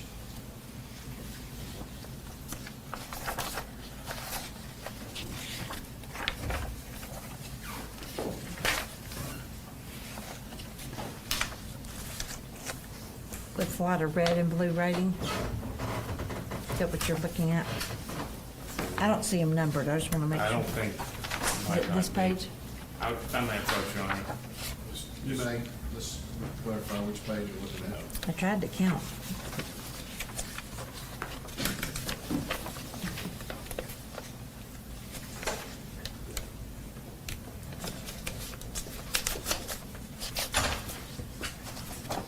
So it starts. Keep coming, one more. Further, like Well, eight. tell you what. You just hand them to me, I'll get to them. It's not the 7th.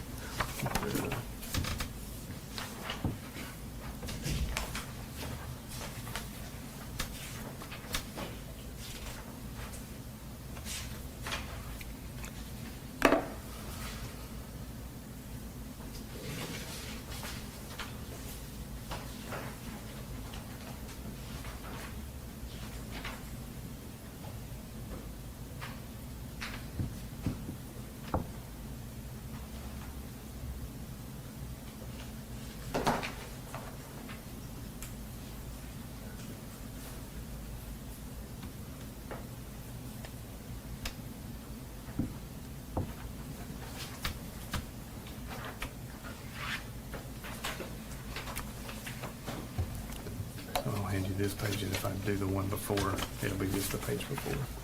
Mr. Bates, while you're there, it appears that they're not in the same order as what we have, so let's either hand her initial this page, this is what she's testified about. Oh, Your Honor.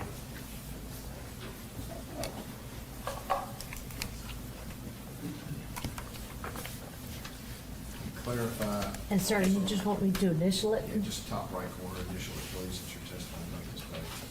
And it begins call records and locates for 731-549-7352 and 731-733-70191. 0191. 0191. From 8:19 to 9:50 a.m. Yes, Your Honor. All right, go ahead. And do you see at 8:53, there are two phone calls, Zach Adams, and one is from 731-733-2073. And another one is a 901 number. I see Zach Adams on the left, 853, voice from, and two different numbers. Or, that's, yeah, those. I don't know whose numbers they are. Okay. I see this, but you said, I think it's saying Zach Adams' name being on the left means it's from him, but I do not Right. remember the report. I see the two calls you're talking about. Okay. And the next page we put a B on is Jason Autry's phone records.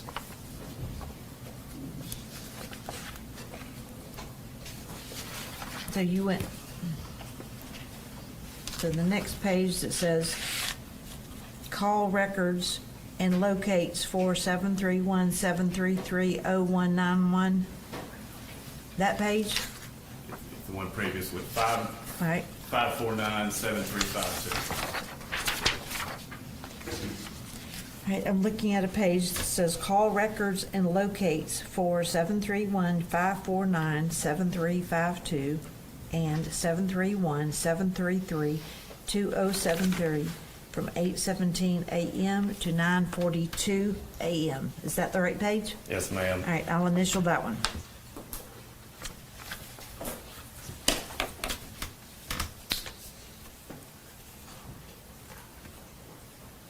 And you see at 8:53, Jason Autry voice from 733-0191.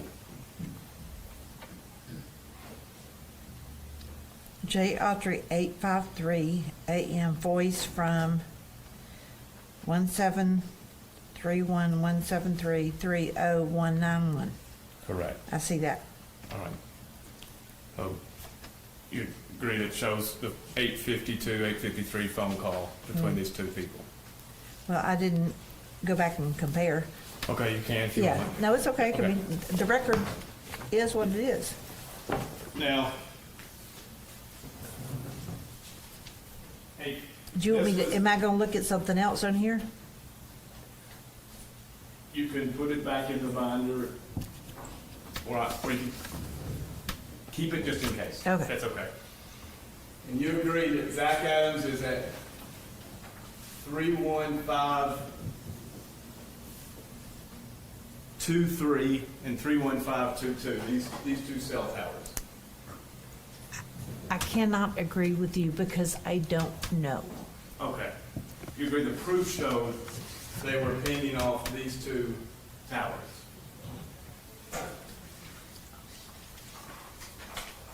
I'm looking at Jason Autry, you said the 853. Is the last number where it says cell 31522, is that a cell tower? Yes, ma'am. Okay, so I read, that's what it is. I didn't know that's a cell tower. I don't remember that. But I see that. Well, all right.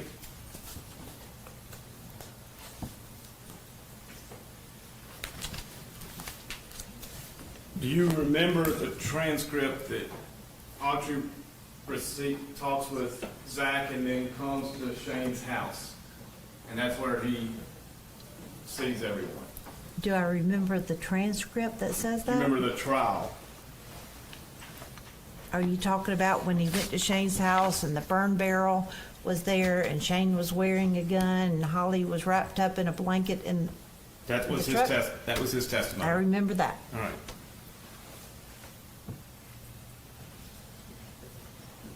Page 1200.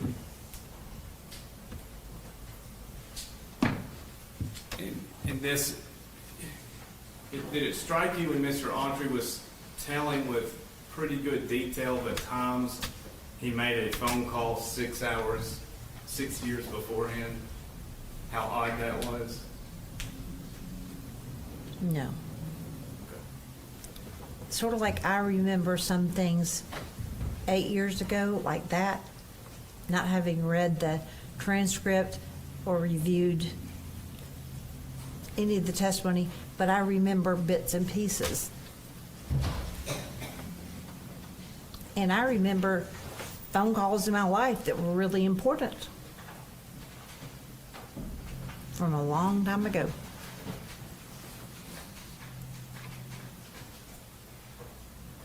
Question, line 9, page 1200. Did you have any idea what time in the morning this was? It was after 8. Okay, probably 8:40, 8:50 Can you maybe. tell me who's asking questions and who's answering? You're asking Jason Autry Okay, questions. okay. Somewhere in that time frame. Question, earlier you said you wanted to kill time until you could make a phone call. Answer, that's correct. How late were you wanting to wait before you started calling? I made the first call at the river. You can't get a signal. It's pretty tough to get a signal there. It's real low. When I come out of the river, I made the first phone call at approximately 8 besides Palmer, Tool, and Dye. So from 8 until you actually made contact, sometime within the hour you had called both of them more than once, correct? Hadn't got a response, and then he finally called you back. That's correct. So what you did after he told you, when I get to the, I'm busy, when I get to the location, we'll contact you. I went that general way.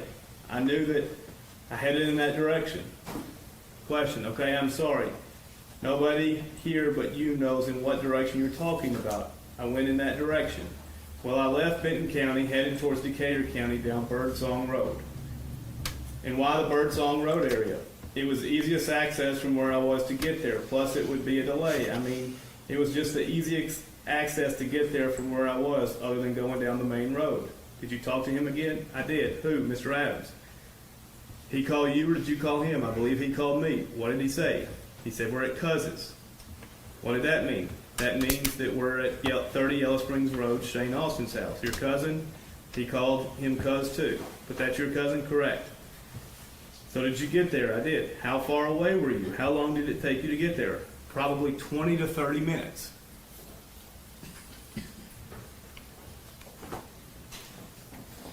Do you remember Mr. Autry testifying to that? No. Do you remember Mr. Autry saying when he got there, Dylan had his shirt off When he got where? to Shane Austin's house? Yes. Do you remember Mr. Autry saying when he left, Dylan was still there? Yes. All right. So if it's at 8:52, if you add 20 to 30 minutes, that would be, the earliest would be 9:12. The latest, 8:52 plus what? 20 to 30 minutes. 8:52 is the phone call.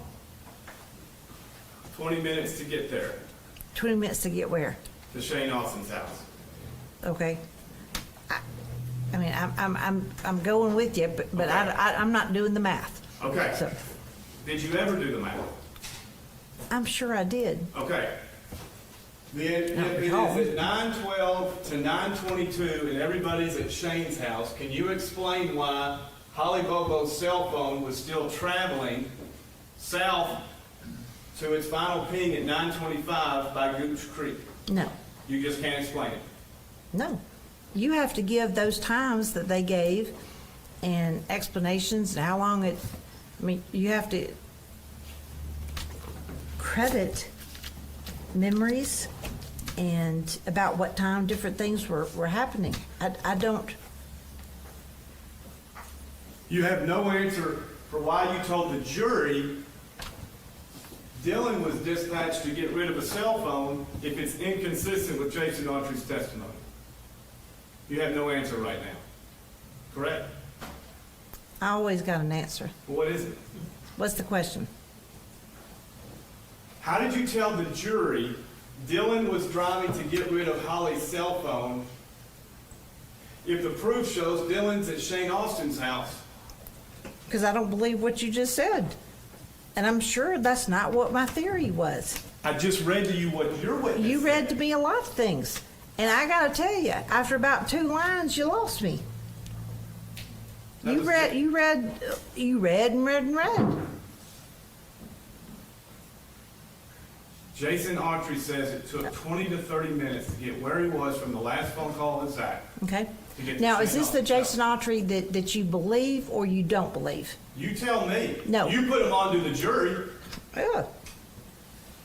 How many? Did you believe Jason Autry told you the truth? Told I the jury did. the truth? But I didn't ever think that Jason Autry was Big Ben and that his times were something that should be recorded in history. Any more than when you went through your colloquy with me asking if I remembered times 11 days ago. Yeah, doesn't show you're a liar if you don't remember something 11 days ago, does it?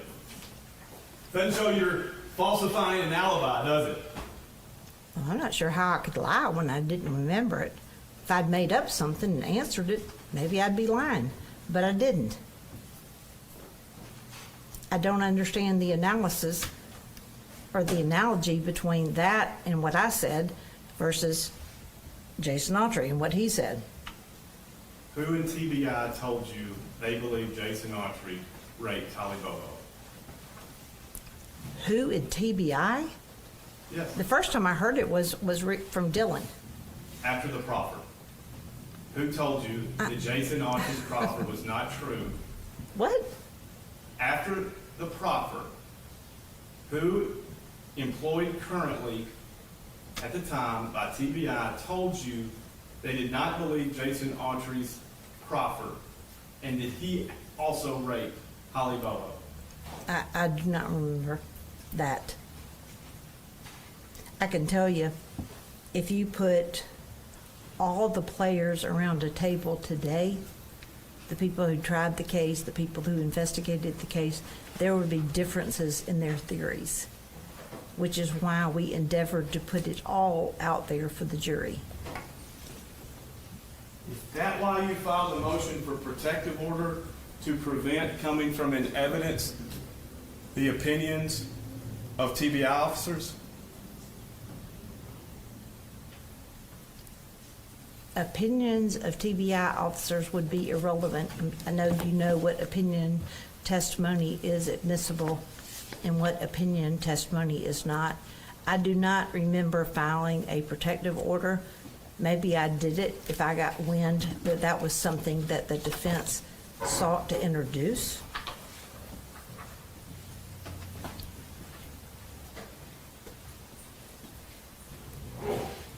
But I know you know the rules of evidence. Don't give me too much credit, Ms. Nichols. Well, I mean, assuming you know the rule about what's admissible with opinion testimony.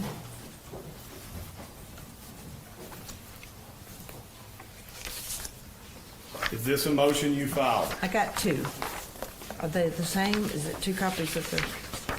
Hopefully we're the same.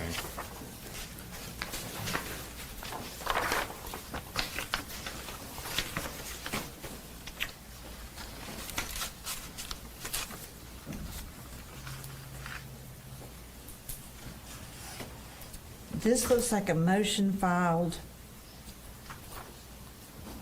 on June the 3rd, 2015, and served on Mr. Herbison, who I think we have established represented Mr. Autry. And is that your signature at the end on page 5? It is, and Mr. Lapone's. And you asked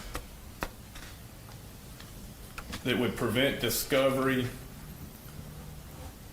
including testimony regarding reports, memoranda, or other internal state documents made by the District Attorney General or other state agents or law enforcement officers in connection with investigating or prosecuting this case. The state also requests this court prohibit any discovery regarding confidential materials, mental impressions, or work product of state officials who are involved or have been involved with the investigation or prosecution of this defendant. Did you signed and filed this? Already said that. Okay. Your Honor, I move to mark this in next. Objections? Yes. Mark it as exhibit. Hey, I got two of them, so I'll give you two. Now, 124. This is the state's motion for protection. This is also in the Jason Autry case. Any reason why you didn't file it also in the Zach Adams case? Maybe I didn't think it was necessary. Okay. Well, I mean, Given the attorneys. Okay. I don't remember what led me to believe that. But I would say it probably speaks well of Mr. Adams' attorney if I didn't file it. after Mr. Autry's plea, did a TBI officer come to you and say, I do not believe Jason Autry's proffer? After After the proffer in January. you of said 20 after the plea, and I was I'm like, sorry. I was gone. Yes. And I've already answered that question. I said, I do not remember that happening. Is that something you would have remembered? I would think so. Why would you have remembered that? Why do you remember anything?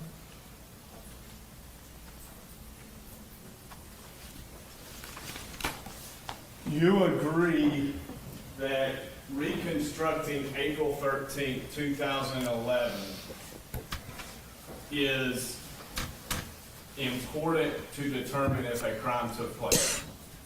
No, because a crime took place.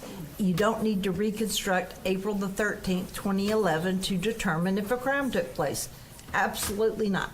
Did you do that to the jury in closing argument? Do what? Reconstruct April 13th? I may have, I don't remember. Okay. And But what- that wasn't your question. You asked me whether I thought it was. As your role of lead prosecutor against Zach Adams, Okay. do you think it's important to reconstruct what happened, how it happened, and where cell phone information puts various people that day? To accomplish what? To determine what happened to Holly. Okay, that's a different question than you asked a minute ago. So if we start with a crime was committed against Holly, Yes. if we're able to agree there, then of course it's important to try and recreate what happened to Holly. Do you acknowledge the proof or the evidence and discovery put the defendants in different cell towers between 8:26 and 8:56 a.m. April 13, 2011? I cannot agree with you because I do not remember. Okay. Do you agree that that Zach, Shane, and Dylan were in Parsons that morning on April 13, 2011?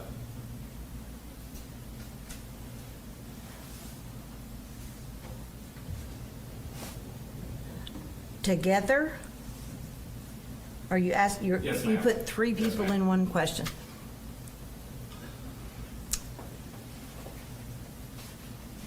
I remember the evidence, are you talking about that morning, anytime that morning? Anytime that morning. Okay. And what's morning? What's the cutoff? You remember at 11:16 a.m., Zach's cell phone was pinging on tower 12572, the south tower of Parsons. I do not remember that his phone was pinging on a particular tower. I remember that his phone showed him to be in Parsons. Same with Shane from 11:15 to 11:52. I don't remember the times. I remember, or the cell tower, but I remember that sometime around that time that their phone showed they were in Parsons. Okay. And you didn't dispute their phones were with them that morning? I don't believe I did. Okay. But remember, Mr. Bates, I wasn't the phone person. Right. I didn't put on phone evidence. Now, let's comment on that a little bit. Okay. When you're the lawyer, you have to have experts. You rely on the experts to form the evidence to present to the trier of fact, right? When what? When you're the lawyer? Right. Of course. Okay. Now, when do you understand the idea of starting when these three are in Parsons and working back makes Autry's alleged route very relevant? I don't know what you're looking at. You're using your hands again and I can't see. I found all of their phones and where they moved to be relevant. Not just Autry's, not just Zach Adams, not just Dylan Adams, not just Shane Austin. I found all of their phone evidence to be, or their phone locations to be important. So if Zach is at Tower 31523 at 1049, having come back from the river with Mr. Autry, and he's in Parsons at 11:15 a.m. through afternoon, where and when was this white truck put at Mr. Dinsmore's garage? I don't know. You presented it to the jury. I may have, and I'm telling you, I said here today, I don't know. I don't know how many more times I can say. I don't remember. I didn't present phone proof. And, Mr. Bates, I wouldn't lie to a jury.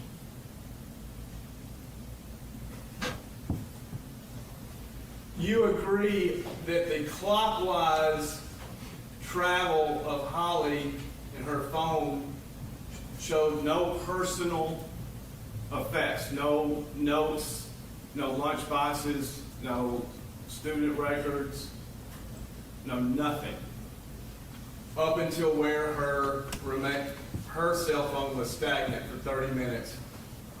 You would agree with that? Do not remember. So All right. I cannot agree. Would you agree that the property seen consistent with a clockwise direction of travel from 903, 910, 925 is consistent of evidence being thrown out along that route? I mean, I've said it 10 times. I do not remember. This is why I ask you, if there is something I can do to prepare that you want me to review, tell me. It's my fault. I would have reviewed it. Now, you've read the petition. As a lawyer, you read this petition. Yes? Have you filed an amended one since I left? The ones when you were still the attorney. I did read the ones when you were still an attorney.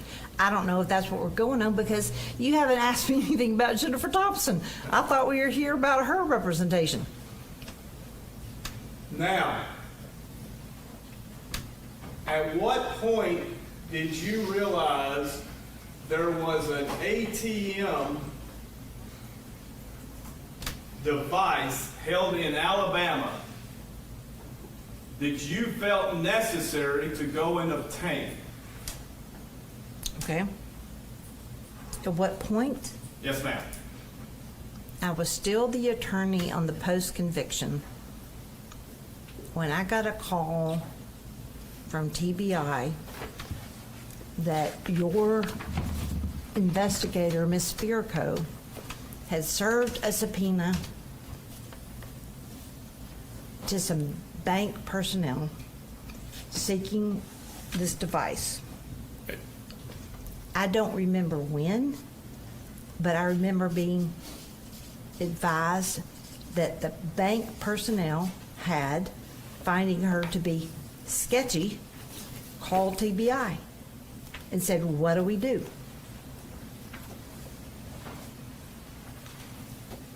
Did I discuss with you prior to issuing the subpoena whether you had any objection to issuing the subpoena for a DVD from that very bank? I don't remember.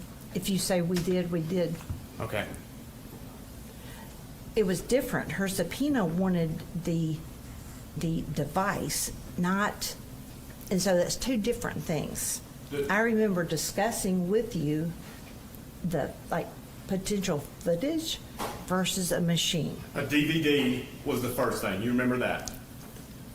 I don't know if we discussed a DVD in particular. I remember you wanting to get, like, the camera footage.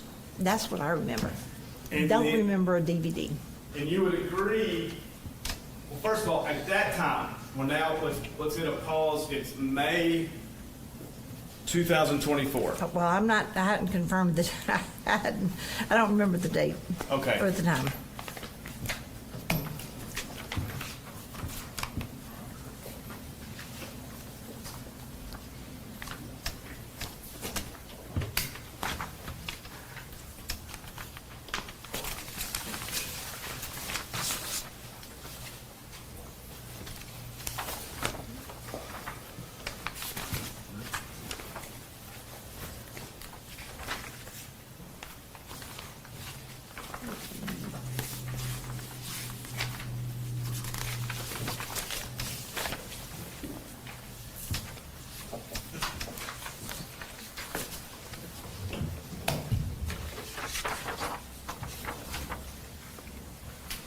Do you recognize put the first one as May 7th, 2024?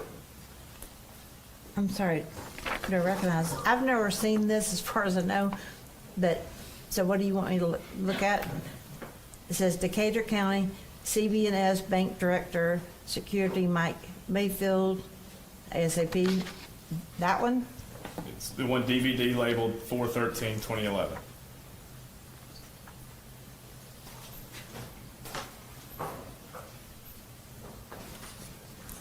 I don't see anything about a DVD. It said It might be the report. second page, ma'am. This, I don't have a second page, sir. that would explain. Yeah. See what you're looking at, please. She has a different page than was handed to me, so maybe there weren't two copies. I Maybe see. both of these were supposed to go to the witness. Let's do that. You just keep what you got right now. Okay. So the witness has two documents. And I'll get the court hopefully out of that.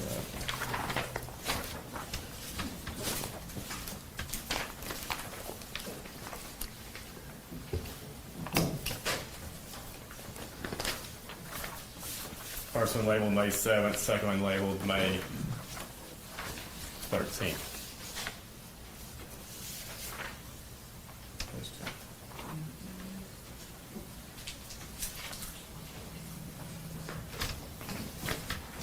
These are both TBI subpoenas for identification at this stage.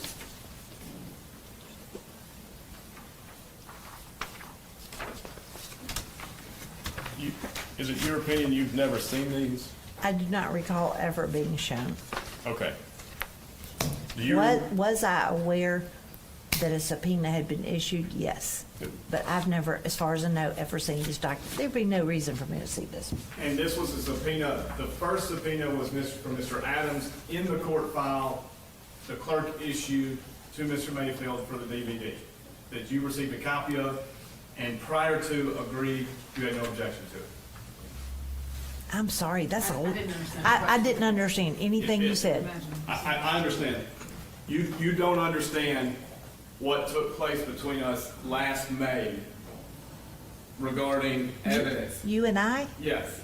Okay, what's this? I thought you were asking me about the subpoena. Right. Do you remember when Mr. Adams filed a subpoena contacting you, I contacted you and said, do you have any objection to this subpoena? You know, I'm gonna object to Mr. Bates testifying. It's There's just, been it's a just a whole question. series of questions involving his actions and what he said. If she denies it, I can't Well, this testify. is a unique situation, Ms. Wyrick. Now, Judge Nichols started in the capacity that you're seated in right Yes, sir. now when this case started, so I'm gonna allow the questions. Yes, sir. Do you remember that? Where I contacted you, showed you a draft of the subpoena? Mr. Bates, if you say you did, then I bet you did. I can't testify. But I don't remember it. I remember talking to you. I remember calling you and getting Mr. Boyano on the phone and having a three-way call with you after hours. I remember I was sitting in my house to tell you that TBI was going to get this, had issued a subpoena. Let me finish. This is what I remember about it. And you were dismayed. And I said, look, you can have it. We want to preserve it. We'll keep chain of custody. We're going to look at it. You can have it. And that's what happened. You don't remember it was me who reached out to you and said, were you ever going to tell me that you issued a subpoena to the very ATM machine to obtain it directly without my knowledge? You can get as loud as you want. Who called each other first? I don't remember. I thought I called. If you say you called, I really don't care. I just know that what I told you, and we followed through with it. And I know why I was concerned that a piece of like physical evidence could be turned over to the person that you sent to pick it up. There had been no subpoena for the machine yet. Okay? And your subpoena told Mr. Mayfield, don't say anything about it. I didn't have a subpoena. I didn't issue a subpoena. Did you tell Miss Ferguson to? I don't tell Miss Ferguson to do anything. Did you instruct her? I don't instruct Miss Ferguson to do anything. We'd had a discussion about how to handle this. Would you agree it's potentially exculpatory evidence? No. At this Are you time, talking about the evidence that they already had? Are you talking about the footage that was in the discovery? did you know it existed? Yes. When did you know it existed? I don't know. It would not, we knew they were in, the fact that they were in Parsons, anywhere. I'm sorry, I'm still talking, Mr. Bates. You asked me a question. You said, we knew, and then you stopped. The No, sentence you is, interrupted me, so I stopped. We knew they were in Parsons, correct? Is it my time? Yes, ma'am. Yes. You knew Shane Austin's bank records showed an ATM withdrawal. Don't remember that. Do you recall an IR for his judicially subpoenaed bank records? No. Do you recall an IR where Joe William Walker said, this transaction's not covered by our videos? No. All right. Then what made you look at this video? You talking about when I was putting the case together for trial? Yes. I looked at a bunch of videos. Did you look I'll- through this one? I'm still talking. I apologize. I looked at a lot of videos. There were, there were a lot. I know that this particular video, I mean, they went there because, you know, there were cameras trying to see what it caught. It didn't show a person. It didn't show, I don't think you could make any distinction about the truck. We knew they were in Parsons, so the fact, if it was them at the bank in Parsons, I wouldn't have been surprised. So do you, prior to trial in 2017, do you remember seeing the video of the Silverado on the ATM at 11:12? I don't remember if it was the video or if there was a still shot somewhere. And I think there was a still shot, but because that's what's kind of coming to mind. Prior to the But 2000. let me finish. I could no more have told you if it was a Silverado or anything else. I remember, I think there was a truck at the ATM machine. And you saw it in 2007, prior to the trial in September 2017? Or was it after? Well, there was no after until the post-conviction was filed. I was gone, so I didn't. So if it wasn't before, it would have been after you. I seem to recall, doing my best here, Mr. Bates, that I'd seen it. If I didn't, I'm not trying to be deceptive. It would not have been astonishing to me if there had been proof it was them. We knew they were in Parsons. Then why go get it? Thank you for asking. Thank you for asking. So you hired a pseudo investigator slash forensic psychologist slash other thing. I shouldn't, does she still have her license? Because I know they were investigating. She intimidated a witness, Miss Britt, I don't remember her first name, who contacted TBI and advised that she'd been threatened. This is the same person who purchased domain names, my name, my election names, that you connected them to your client's website, so that if somebody looks me up and missed my actual, but it says Jennifer Nichols, judge, goes straight to the domain name. I listened and listened and listened to this person speak on jail calls. I know that she wormed her way into a federal holding facility by using her credentials, going in, knowing that a person was represented. You and I discussed this a lot.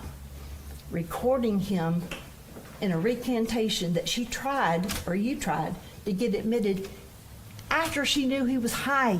Even asked him, "Are you high?" This person did not need to have her hands on physical evidence. If it was something that you were going to want, there would, if it confirmed everything that you think, what was she going to do with it? Take it home and put it in her garage? And then try and introduce it at trial? The plan was, if somebody wanted it, preserve it. Just like they did 2,000 other pieces of evidence. Preserve it so that whoever wants it can have it. But Katie Spirko did not need to be driving around with evidence. She's not law enforcement. She's, I don't know if she's claiming to be an investigator now or a blogger or what, but she didn't need anything. evidentiary that was going to be important. We know what she did. You turned over discovery to her. She released That's it. the question, sir. You acknowledge now it is relevant for Zach Adams where he was in Parsons that morning. That was about 5 questions ago. Do I acknowledge that that machinery picked up from the bank is somehow important to this? No.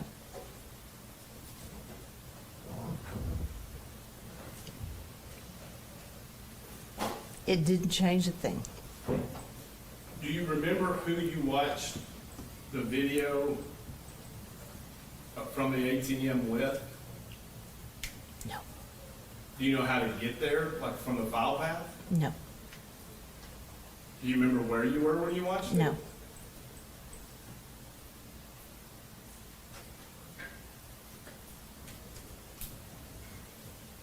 So, if I'm understanding you, you don't dispute that it's consistent with the evidence as you understand it, that Zach was in that vehicle at the ATM at this time? I do dispute it because I don't know that to be true. I don't know who was in the vehicle. But you do know Zach's cell phone was in Parsons. That's my belief. His And- cell phone was. And we And- thought they were. Okay. Well, I hear what I've heard in the past. Are you saying Zach didn't have his cell phone in Parsons that morning? I'm not saying that. Okay, so you acknowledge Zach was in Parsons that morning? Zach's cell phone was in Parsons. We believe that he was either with it or close to it. I don't know if somebody else used it. I have no reason to believe that he was separated from it.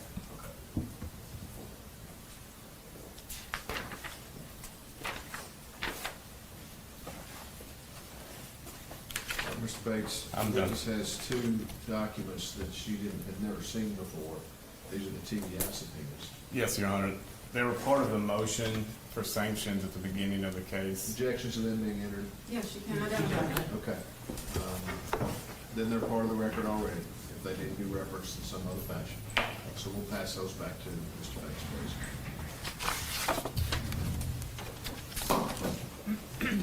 Is that the one that you made ID? Yes. I was gonna make it 125, so I didn't know that I ever did. You said I So did. it's not going to be. I don't know. I have no idea. There is no 125 as of yet. Now, this one, Well, I guess she's testified about it. We do need to make them for identification only. Any Yes. objections, I mean, that's. No, that's fine. I'm sorry, I'm making a face at Your Honor because my exhibit list is off. If Your Honor's on 125. Is that correct? No. Whichever one, the last document was marked for identification. 125. 2 All right, TBI. I'll get reconciled later, but these are gonna be 2 different exhibits. Just making collective exhibit there for identification only. Thank you. All right, you've got 4 papers there. Let's see what they are. Did you take the judges? I need Yeah. one back. you handed it to me, sorry. Let's leave this here.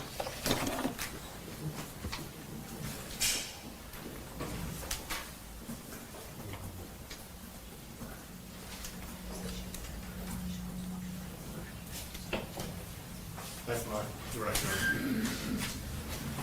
All right, let's take a break. Go across. Yes. All rise. Go ahead, folks. I've got some questions for you. Do you need to use restroom or anything? Mm-hmm. Come on. I'll let her go first.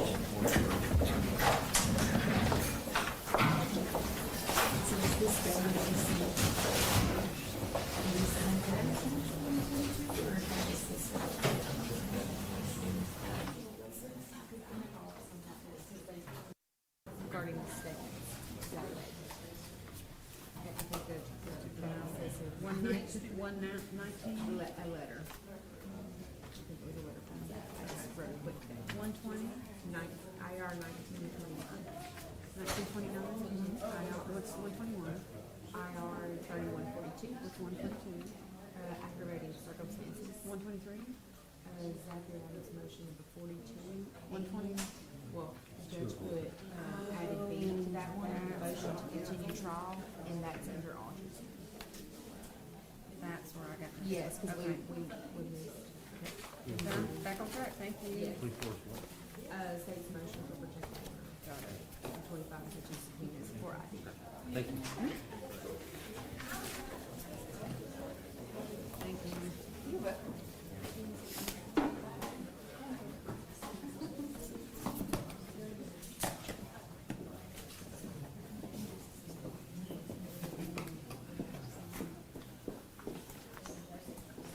All rise, please. Court will come to order. All right. Thank you. Be seated.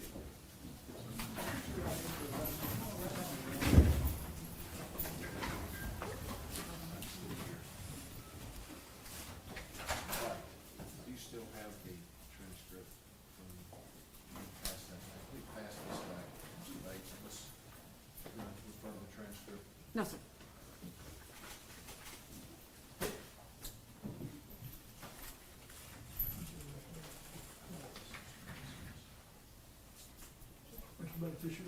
It is.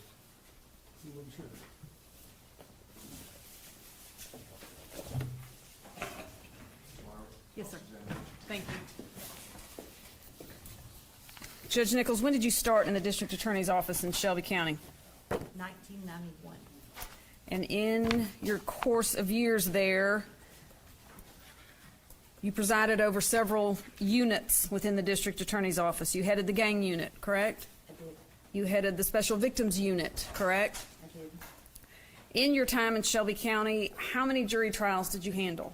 Well, I also headed the original child abuse and child homicide unit. Yes, I'm sorry, and in my mind, I Special unit. lumped that in under SVU, but for a time, it was two different things. Not to mention run-of-the-mill misdemeanors and felonies and everything in between, correct? You worked for many years in the major violators unit. I did. In the course of your prosecution career in Shelby County, did you make charging decisions Yes. daily? Yes. How many trials did you handle? About 200. And again, everything from run-of-the-mill. Jury trials. Yes. I didn't count bit trials. No, but jury trials, 200, anything from run-of-the-mill misdemeanor on up to death penalty cases, Very few misdemeanors, but yes, and everything in between. yes. When you were assigned and asked to handle the Bobo case, had you handled death penalty cases before? Yes. Do you have any idea how many? I don't know how many I handled. I know how many death penalty verdicts I got. All right, and how many is that? 8 men, 11 murders. All right, Because one of them killed 3 people and one of them killed 2 people. all right. What was different about the Bobo case? Well, every one of them was different. The difference in each of those cases, I was on it from the beginning. From the time someone was murdered until the trial was complete.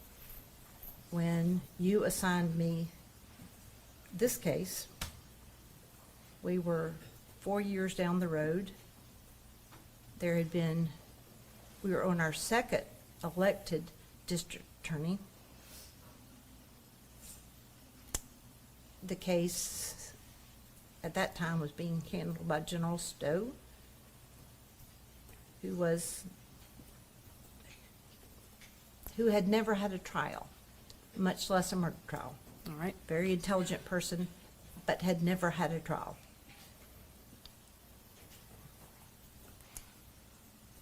I had so much catch up to do. how big was the file, if you know, when you first came onto the case? I remember being told that it was close to 4 terabytes, which meant nothing to me. And then they would tell me it was like 250,000 pieces of paper. There were over 3,000 investigative reports.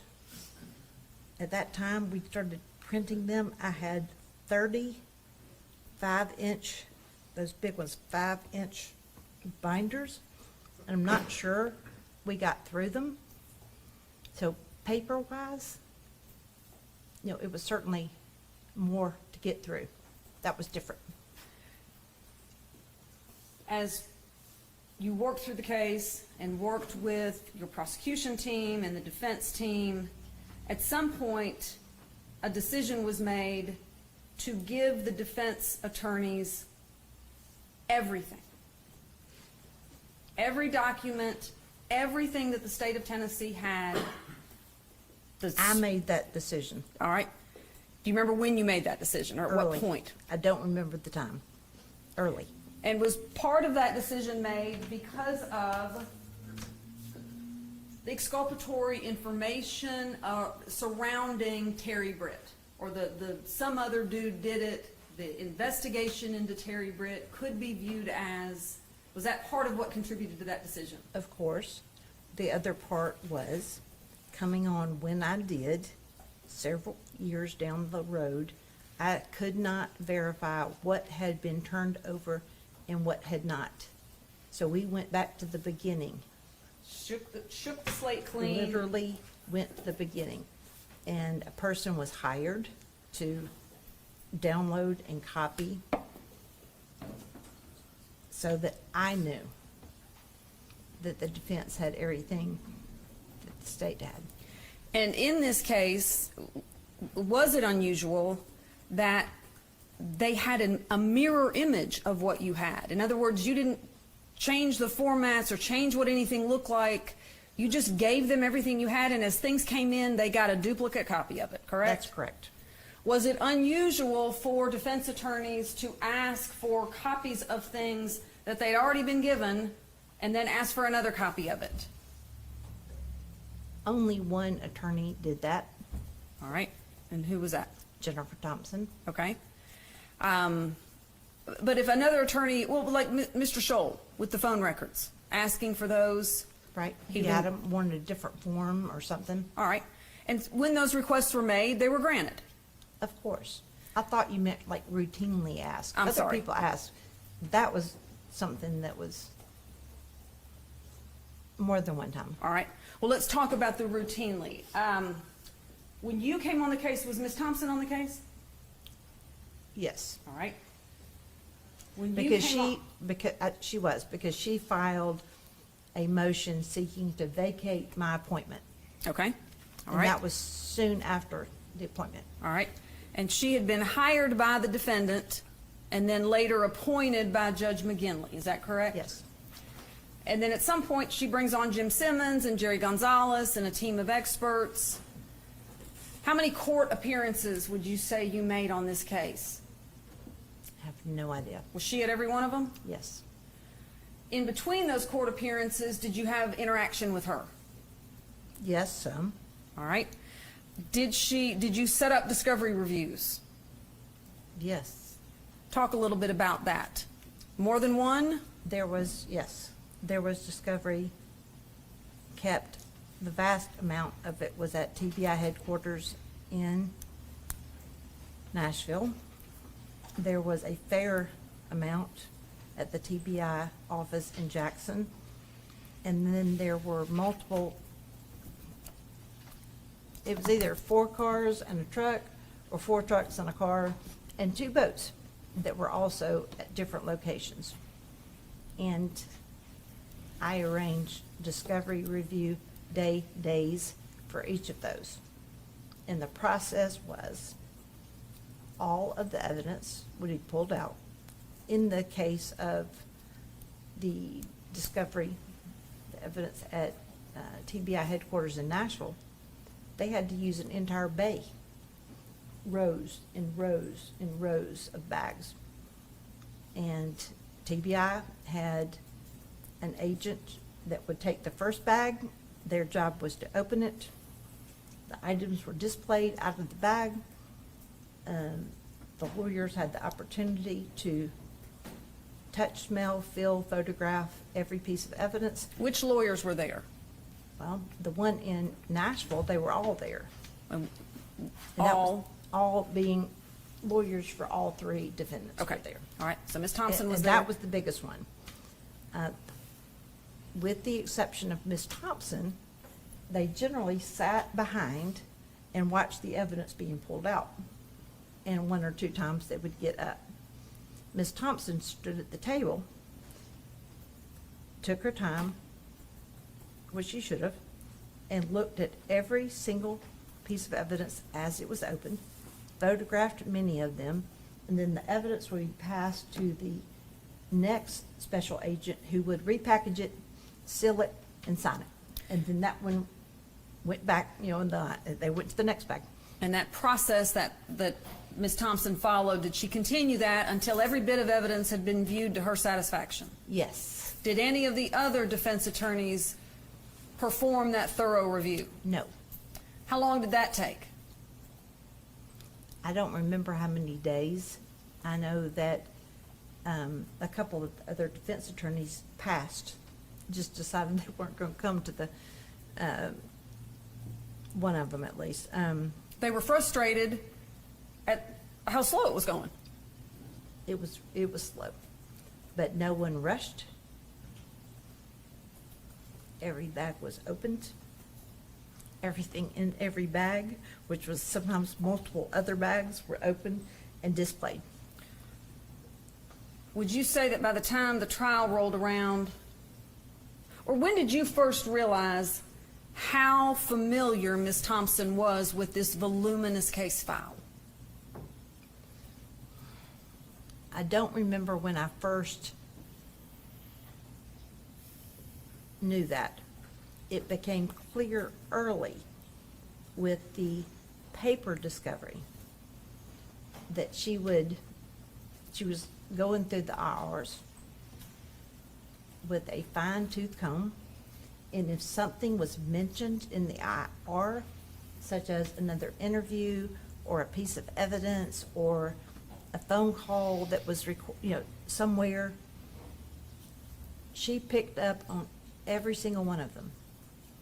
And she would make a list of what she didn't have there, because it might not have been attached to the IR. And she would provide the list, and we would provide the evidence, whether it was, here's another copy, or look here. Because Kathy Ferguson was known as the trapper keeper, and she seemed to know where everything was.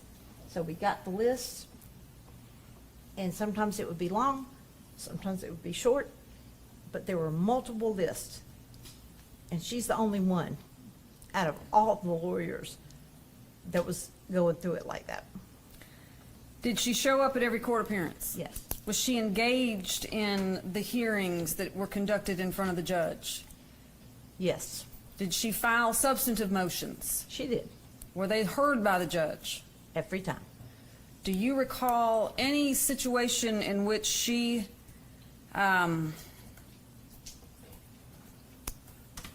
asked for something from Judge McGinley besides a continuance or something that was not based in the law that wasn't granted to her in terms of resources, extra help, extra hands? No. Did she seem to have a strategy, a defense? From the beginning. And had you ever had a case in your years of experience before this in which the lead investigative agency had a case agent who believed strongly in the guilt of one particular person to the exclusion of any and all other suspects? I had never had that happen. Had you ever had a case before this in which a defense attorney called to the stand a TBI agent or any other law enforcement agency to say, I think somebody else did this besides the people on trial here? No. I had one other case where I had to be recused as the prosecutor because a police officer said something to me that was Brady. I immediately let the defense know, so I was recused in the event they wanted to put that evidence on. So it's a little different, but that was a case involving a police officer. Yes. But any other case in your career in which TBI and federal agencies felt that someone other than the person indicted was actually the person responsible for the crime? I don't remember that I've ever had that. Terry Britt. He was the strategy. When you came on the case, had his house already been wiretapped? Yes. All right. So you had all of that information to digest? Yes. Did you do that? Yes. Did you look through that complete, voluminous investigation into Terry Britt? Yes. Did you ever contemplate, maybe he is good for this, maybe I do need to present this to a grand jury? Terry Britt would have been an easy person to depend on. There was no proof. What would you have had a case agent take to the grand jury? There was nothing to take. There was nothing to take.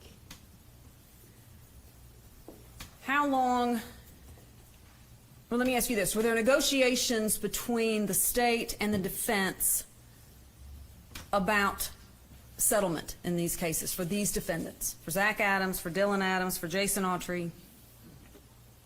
Never with Zach Adams' attorneys, because from the beginning, well, never with Jennifer Thompson. Okay. Clarify what you mean. She was adamant that he was innocent, and she never changed her mind. She gave up her law practice to only work on one case for a very long time.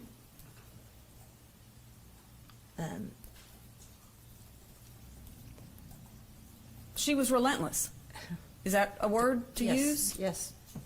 What about the attorneys for, or Mr. Maddox, who represented Dylan Adams? Did you have conversations with him about Did. settlement? Did. And as I said during my direct,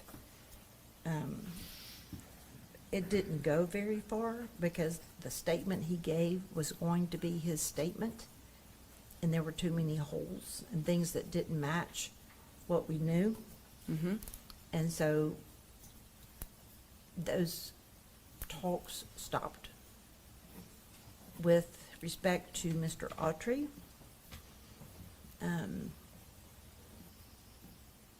I would say Michael Scholl and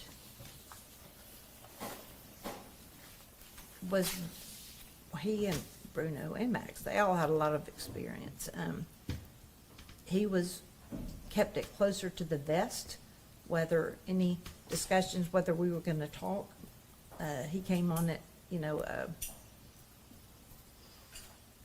after I was on it, and I was not surprised that he was in the mode of getting up to speed. He's somebody that is always going to consider the options. I had seen him do that in other cases. There was never a situation where he said, my client is not going to cooperate. And that didn't happen, and we kept moving forward. Was the first time you met Jason Autry at the proffer, other than seeing him in court? Yes. And that proffer took place in Shelby County or somewhere else? Shelby County. All right. You'd interviewed co-defendants before that time. Yes. How's a proffer different from a co-defendant interview?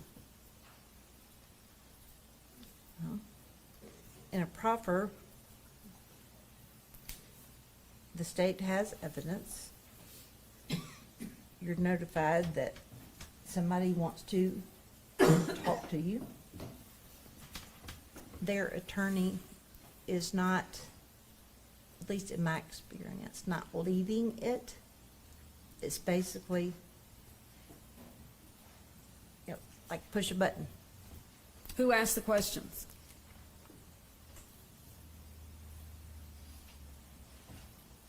I can't remember whether it's Mr. Scholl I don't remember whether it's Paul or myself. All right. And did you have all of the discovery in the room with you when you're meeting with Mr. Autry? No. Did Mr. Scholl bring binders of information No, with him? no. Did he have a laptop that he pulled up No. terabytes of information on? It's sitting around a conference room table. I remember where I was sitting. I remember where Mr. Autry was sitting. And him talking.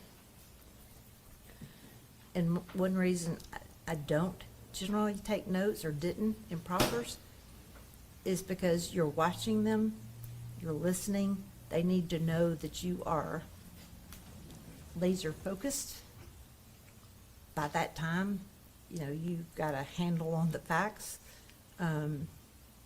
It's not a situation where you are confronting, arguing with, anything like that. You're listening.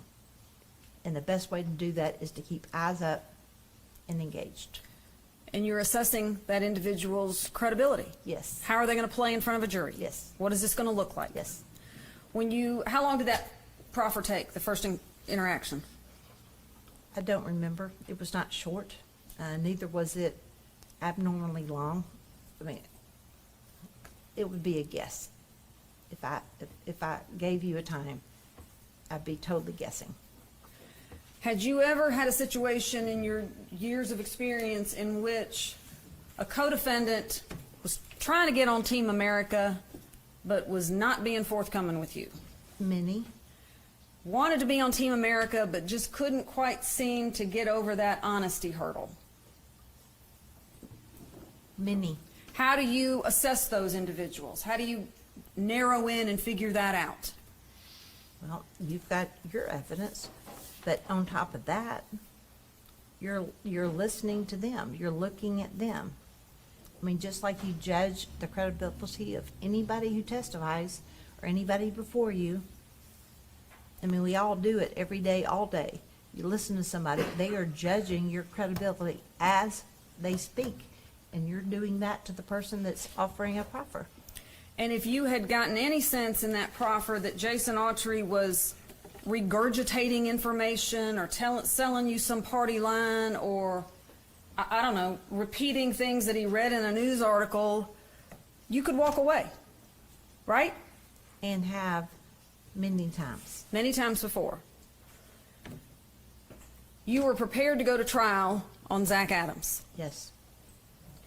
And after you completed Zach Adams' trial, who was going to be tried next? Did you know? After Zach Adams? Yes. I don't know that we had nailed it down. Probably would have been Autry. All right. But I don't know. But ultimately, all three have been indicted. Correct. All three have pled not guilty in front of the judge. And unless and until the state of Tennessee null processes the charges or they plead guilty, the only other door to go through is a jury trial, correct? Correct. The state of Tennessee was not about to null process these charges. We were not. And no firm settlement had been reached on either Mr. Autry or Mr. Dylan Adams. Absolutely not. Okay. Did the case against Zach Adams get stronger after you talked to Jason Autry? Yes. How so? There were pieces. There were holes that he filled in. You know, things that that we could not have known without one of them talking to us. There's so many, but an example of that would be, you know, what happened that afternoon when they were at Shane's trailer. Who was doing what and who was saying what. Is it unusual that times didn't match? No. Were these individuals who were all lawfully employed No. and kept calendars? Is it fair to say that their days were spent ingesting drugs, getting off of drugs, and finding their next high? Yes, Day bleeding into night, night bleeding into day? yes, Did you tell Jason Autry what to say? no, Was Mr. Scholl feeding him information? no. Sitting here today, are there still unanswered questions about the last moments of Holly Bobo's life on earth? Of course. In fact, it's not unusual for prosecutors to tell victims' families, to tell juries, we're not going to be able to answer all the questions, correct? It was part of a pretty routine practice of mine to tell them that. You give the jury as much information as you can, but you're not going to be able to answer all of their questions. You're never going to be able to answer all of the family's questions, and you're not going to be able to fill in some of your own. Such as? Well,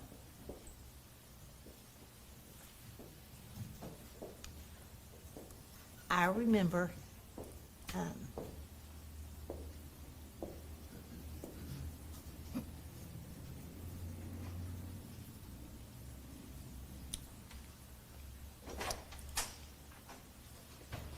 Karen Bobo saying Holly would have fought. I remember it like it was yesterday, but we don't know.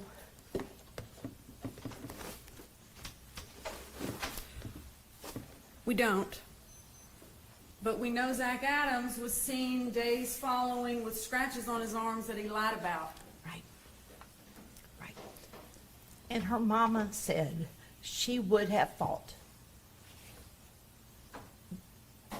His scratches that he tried to blame on something else was the only proof we had to that. She knew it because she knew her daughter. And he bore the results of that. He lied about it. He said he got it running from the police in Henderson County. Right. That was run to the ground and found to be a lie. It was. And then a few months later, he tells law enforcement, oh yeah, wait, I got him moving some marijuana plants. I forgot that. There were several different versions. None of them were true. They appeared that day.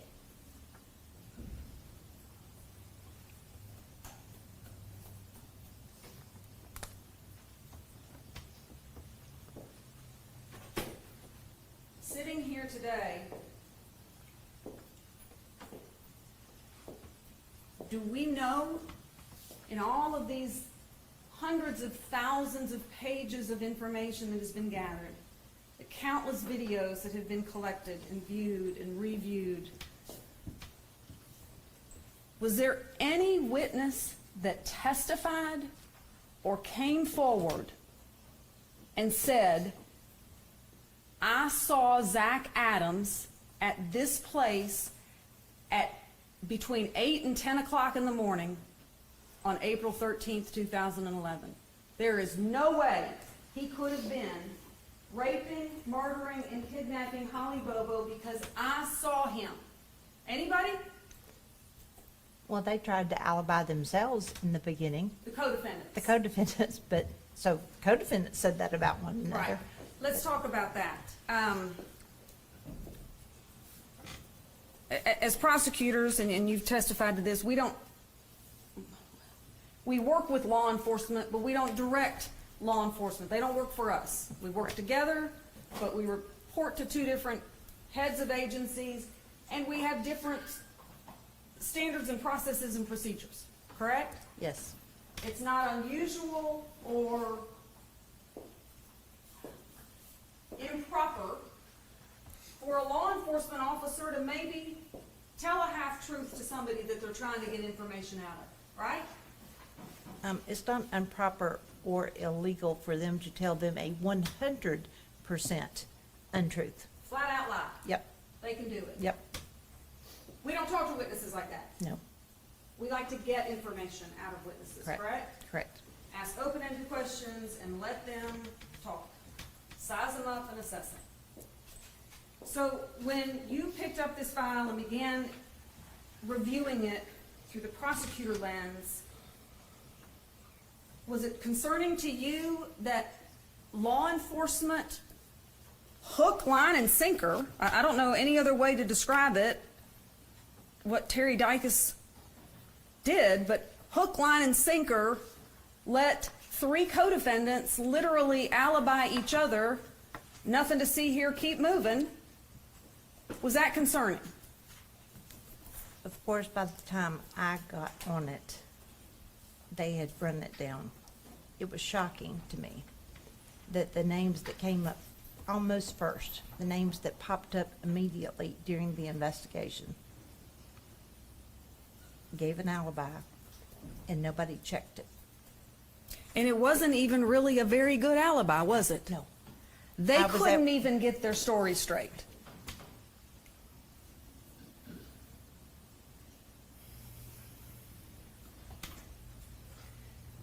Did you meet with Terry Britt? I did. How many times? One Where was that? Lake County Prison. I don't know the name of it. It's in the northwest. Did you go visit him there? I did, Did you take somebody with you from TBI? yes, Did you actually go in the middle of the trial? I did.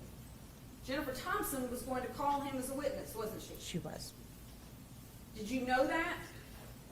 He was on, she didn't give us a witness list, but because that was her strategy, I assumed, he was on ours as a potential, but we had not decided to call him. You went and talked to him, I did. and then you made the decision to do what? Put him on, right in the middle, like the next day or the day after. I think it was the next day.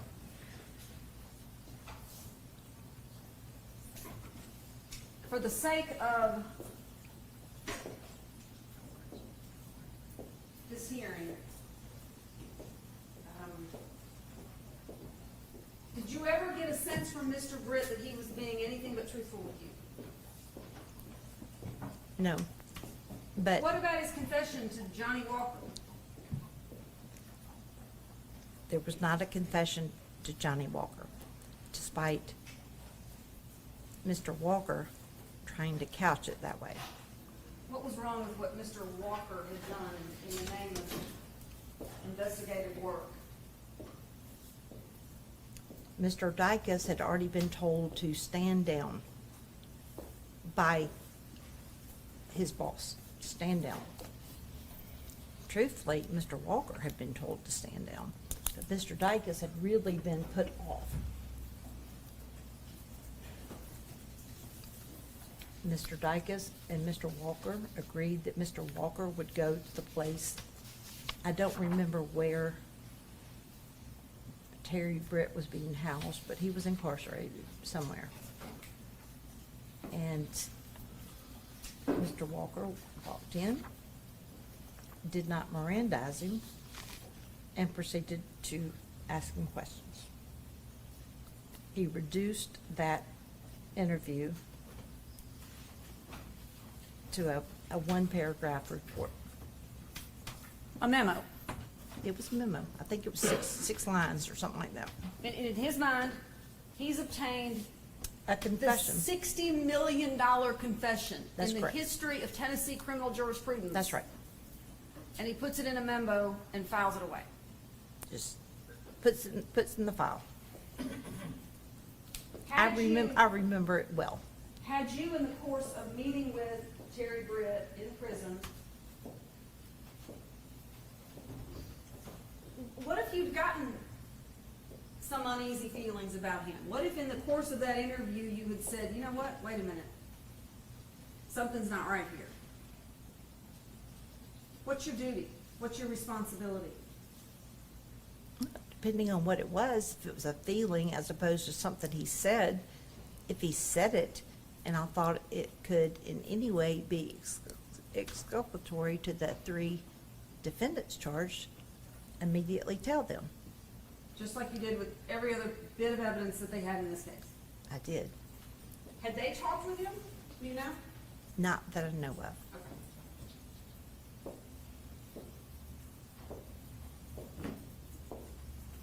He seemed, I Go can ahead. tell you this, he seemed unaware that he was fixing to be transported to this courthouse and put on the stand once we rested our case.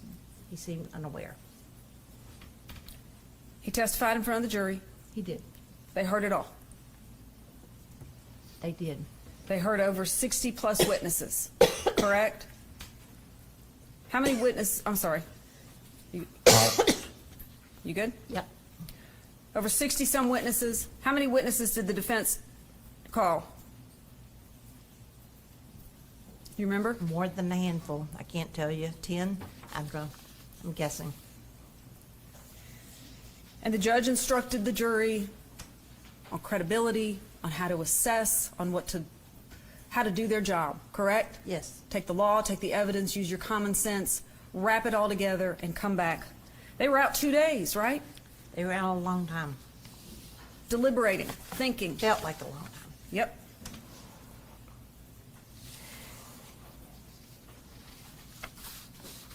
Mr. Bates has spent some time talking about your closing argument. I just want to make sure the record is clear on this. There was not at the scene. Well, let me ask you this. How many different scenes were there where Holly's remains or where her things were found? You remember? Her things were found in there were things found close to where her remains were found, as though her purse had been slung, because that's where they found her purse, her wallet, her keys, her promise ring, like those things that you would think were on her person. Other items were found closer to home. Some appeared to have been thrown out a window, and I say that because they went down the road. And those things were like her books, her study cards, her lunchbox, her phone, the SIM card, which was taken from the phone. All of these things were found in a different location. Where was her body ultimately found? By a cell tower. I mean, I can't tell you how many miles it is from home, but it was. Was it near where her personal effects were found? Or was it a different location? Well, all of those things I've named were personal effects. It was near where the purse and ring, teeth, I believe, were found. Outside? Oh, yeah, outside. Did you know before her body was found that she'd been shot? No, no one did. Had anybody mentioned anything about a gun? Zach Adams, No body, no gun. no body, no gun, no case. When her body is found out in the elements, and this was how many years later? She was found in September of 2014. Disappeared in April of 2011. It's found outside. It was not found by a round. By what? A round. It was found by a shell casing, correct? Correct. Or a shell casing was found by the body, I should Correct. say. Not a round. Yes. All right. And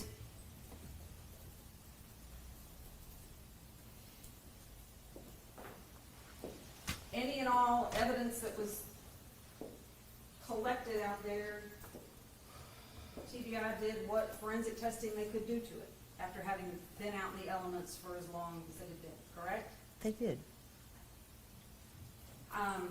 And the reason that we know about the casing is because they collected it.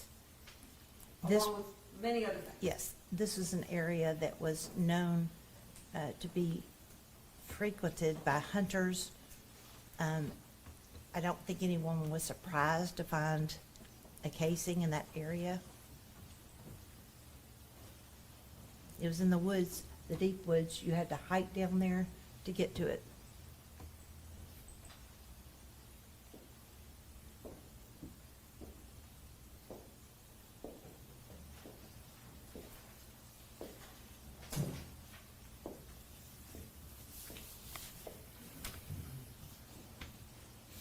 So your experience as a prosecutor and now as a judge, people's memories get better or worse as time goes by? Worse.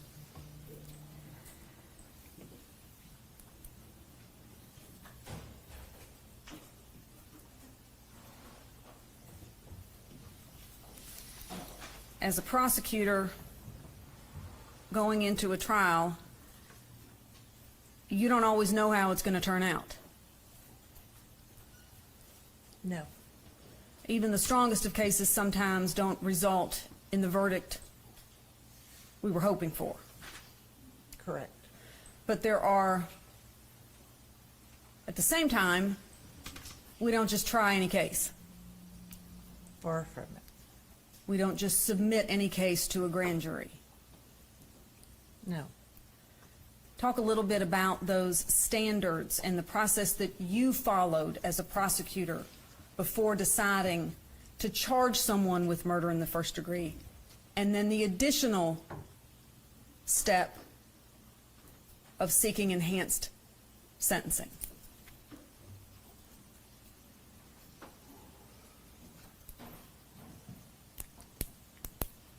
When a case is presented to the grand jury, it requires that you have probable cause enough to support guilty beyond a reasonable doubt of the elements of the crime that's submitted to the grand jury. Many, many, many cases over the years. I thought somebody did it. It seemed like somebody did it. It didn't matter. You did not put those before the grand jury. And I can't, all these years later, because of course, when this case was submitted to grand jury, I mean, I cannot sit here and list item by item the things, evidence that we had against all three. If I had the right IRs in front of me, I probably could. But I've not looked at those. I didn't ask for those. But what I know 100% is, and from the beginning, you better not put it in there, and you better not stand in front of a jury unless you have enough evidence that a rational trier of fact could find that person guilty of that offense beyond a reasonable doubt.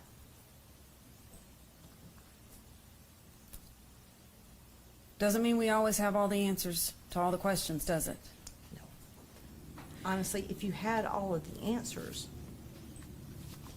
those are the cases you don't try. When you have all the answers. Because there's nothing to try.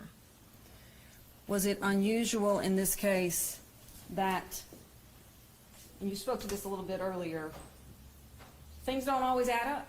Things don't always line up. One witness's statements about the same set of facts could be a little bit different from some other witnesses' recounting of it, correct?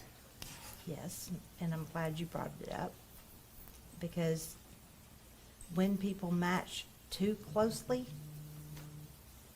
if two people are saying the exact same thing, using the exact same words, it gives the appearance that maybe they have talked to one another when things are slightly off. And that's why juries are instructed that they are to resolve discrepancies if they occur and decide how much weight to give them. And that one person saying something that's slightly different than somebody else doesn't mean that person's lying. It can mean they're mistaken. It can mean they didn't look at their watch. But the jury hears all of it, and we don't hide those things. You know, this wasn't a case where we only put on people that lined up perfectly with somebody else. It didn't happen. Couldn't do that. Couldn't try this case that way.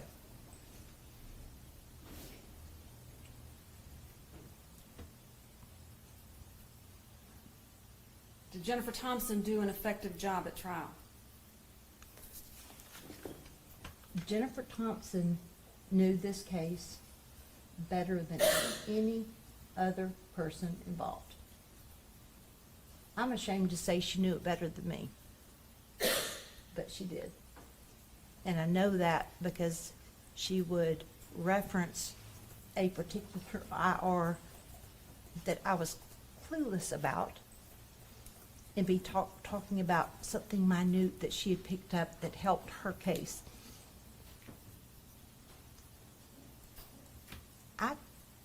You asked me about the number of trials. I had about 200.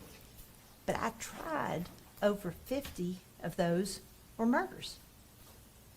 I have never, and there have been some really great defense lawyers, but I've never had someone that doggedly determined to track down every single thing that could be tracked down, and she did it.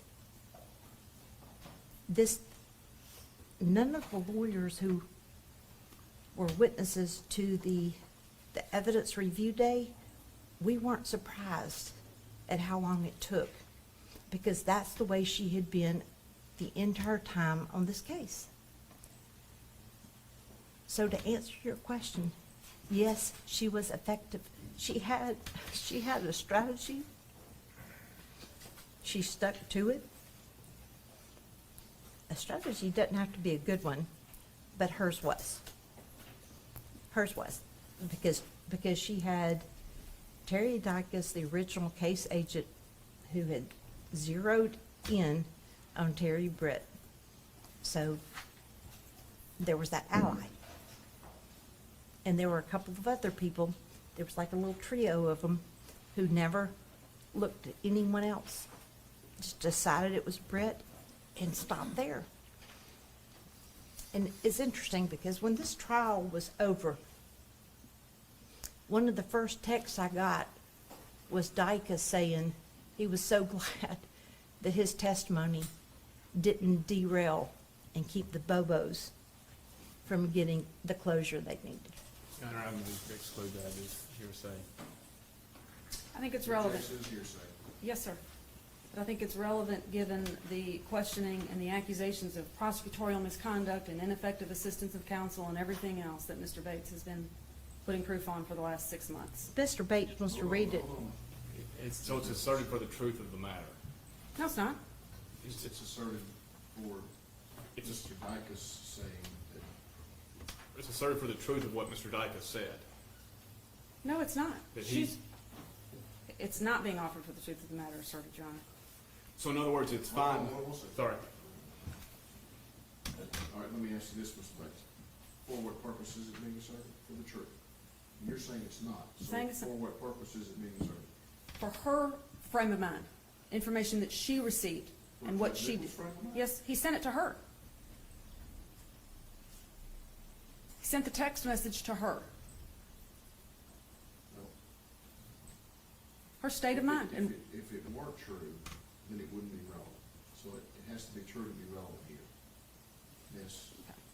And so objection sustained. Yes, sir. Thank you. After the trial was over and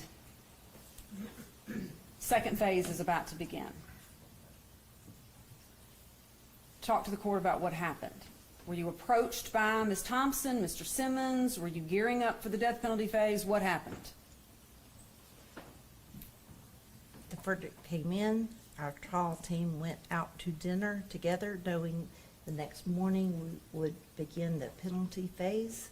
I got a call from Jim Simmons at dinner. All right. Asking to consider taking death off the table? That's correct. All right. And what did you do next? I told him I was not in a position to discuss that now. I had no real inclination to do that, but that I would gather the Bobos the following morning, which we did in that file room down the hall. And how long did you discuss that issue? Wasn't staring at my watch. but I'd say an hour. It wasn't a short meeting, because it wasn't an easy decision. For who?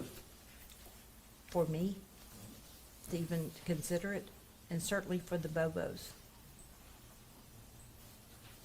And did they finally agree to that? They agreed to that for their family, not because they didn't think he deserved it. They did that because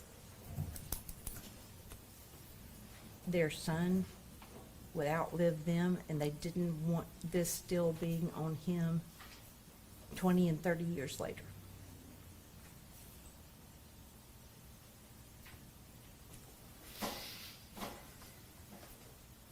So his defense team kept him off death row.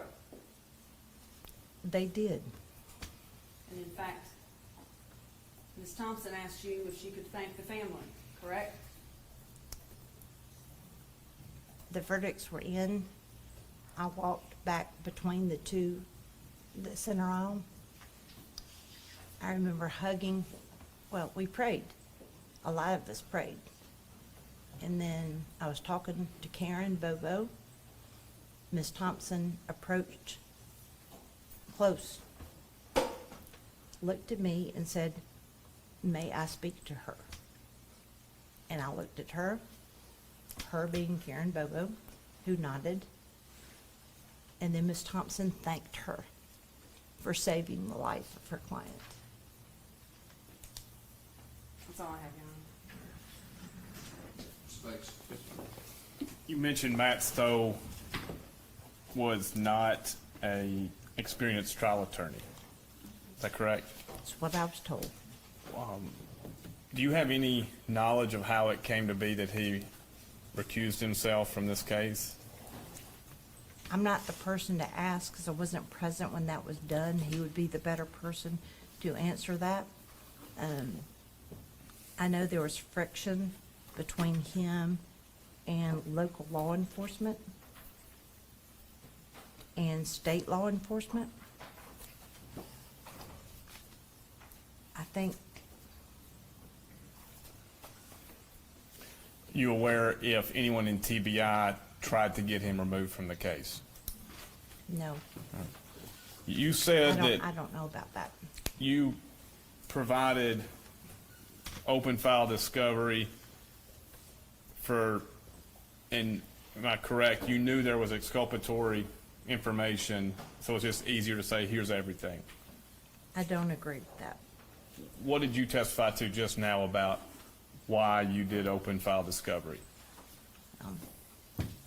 Ms. Wyrick asked me whether I took into consideration that there could be evidence in there that someone would find exculpatory, whether it was or whether it wasn't, because that's what we generally try and turn over, because you don't know for sure what everybody's thinking.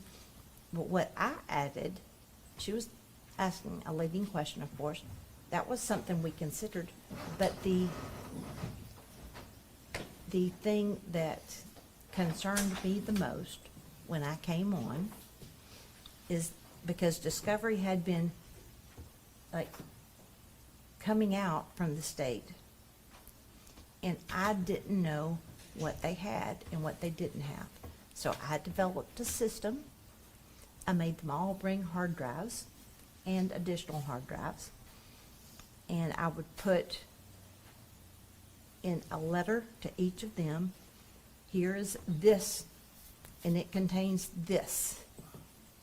And I hand delivered it. Now sign here. And they would sign as receiving that piece. Okay.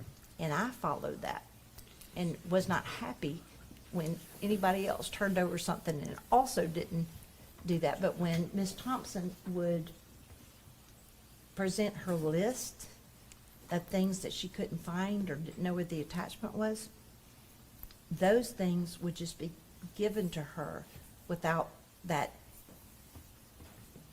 list, without that letter being given. And you're aware in that discovery was sworn affidavits from various law enforcement stating there was probable cause to arrest Terry Britt? I don't remember.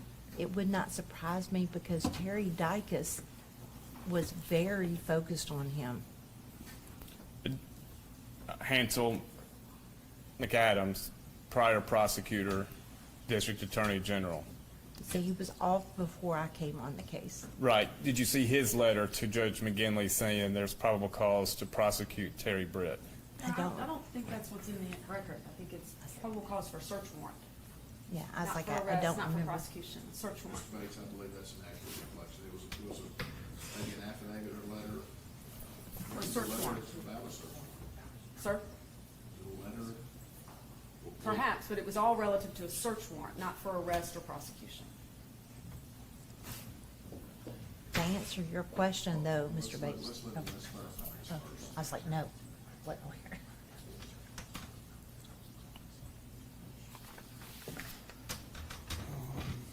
It was one of the early exhibits, I think.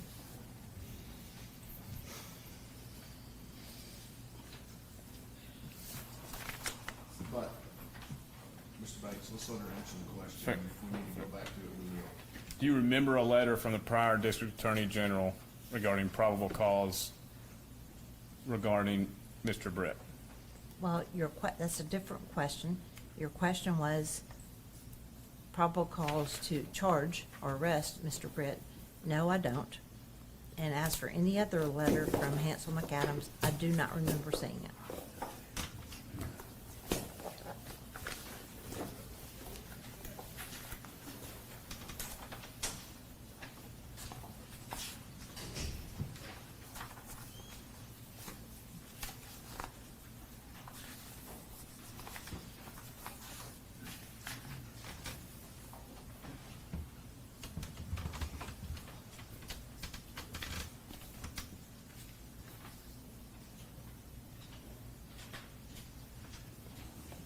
Exhibit 79, do you remember Hansel McAdams' letter?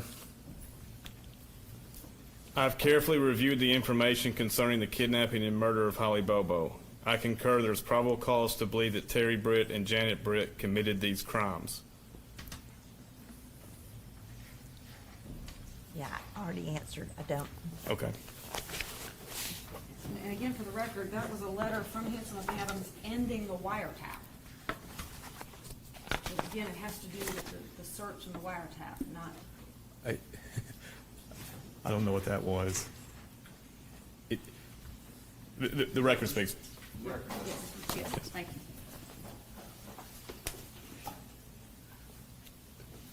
Did you complain about the manner in which Ms. Thompson wanted to review the evidence to Judge McGinley? No.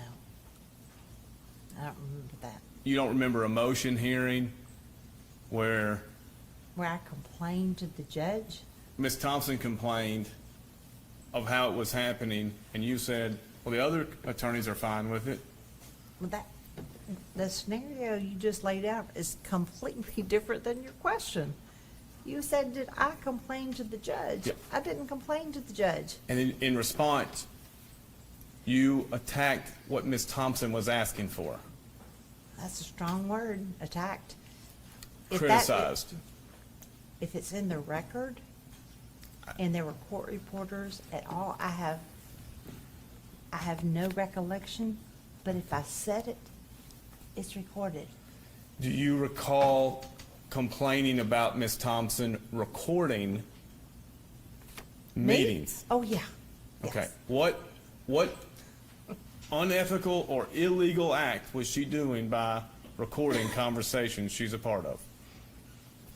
Okay, so the answer to the question is yes, I complained. I found it unethical that we were sitting in a TBI office where undercover officers were coming in and out all of the time, and she was recording without people's knowledge, both audio and there was some contraption. She was apparently like recording us. I was shocked. I know today it's a different day. Maybe, I mean, social media is bigger and all that, but at the time, the idea that Jennifer Thompson had this secret pen and she was like recording everything that we said was shocking to me. What rule of Okay, conduct? I don't have the rules in front of me, so how about if I just say I don't know? I didn't like it. No, No, it'd no. take me- You mean to spend 2 hours looking at that? You tell me what, you complained to Judge McGinley. I don't remember complaining. There's the rules of conduct. I don't think I complained to Judge McGinley. You didn't complain to Judge McGinley? I said, I don't remember, I don't think I did. You don't remember. I said, I don't remember. I mean, asking me again, asking me louder is not gonna change it. What I said is, You've answered the question, thank you. You were asked there was no evidence of anyone who saw Mr. Adams except for the people who alibied him, correct? wait a minute, I'm sorry, I was still thinking about, Fair. so, what did you say? You were asked in cross that there was no evidence of people who saw Mr. Adams that morning. That wasn't exactly what the question was. Do you have any explanation for why Mr. Adams' phone calls were taking place in different cell sectors than where Holly's phone was prior to 8:56 a.m.? No. Other than, we don't know if Holly was with her phone.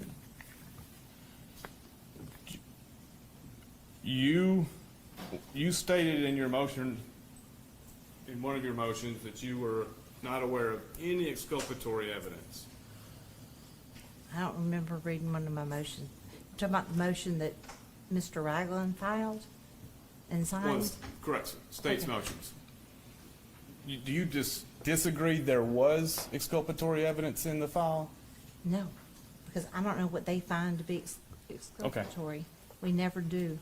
But the statement that John Walker listened to Terry Brett, you don't think that's exculpatory? No, And no, in no way do I believe that the statement Terry Britt said, when Johnny Walker goes in there and tells him, la, la, la, la, la, and he lays out Terry Britt's, and Terry Britt, who is a very cagey,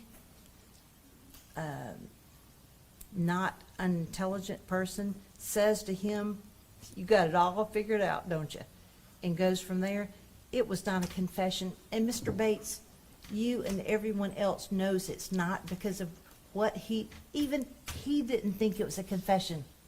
He didn't do anything with it. He didn't come back and tell TBI, hey, I got a confession. He didn't. It's there. It's something that came up, and the defense could jump on it and say, look, this guy said you got it all figured out. I've read a lot of confessions. I've heard a lot of confessions. That's not a confession. you opposed Luke Evans being appointed as a third attorney. Yes, And 100%. you acknowledge Ms. Thompson stated she needed help with an additional attorney. Well, she wanted him to be on it, and then she ended up getting somebody else on it.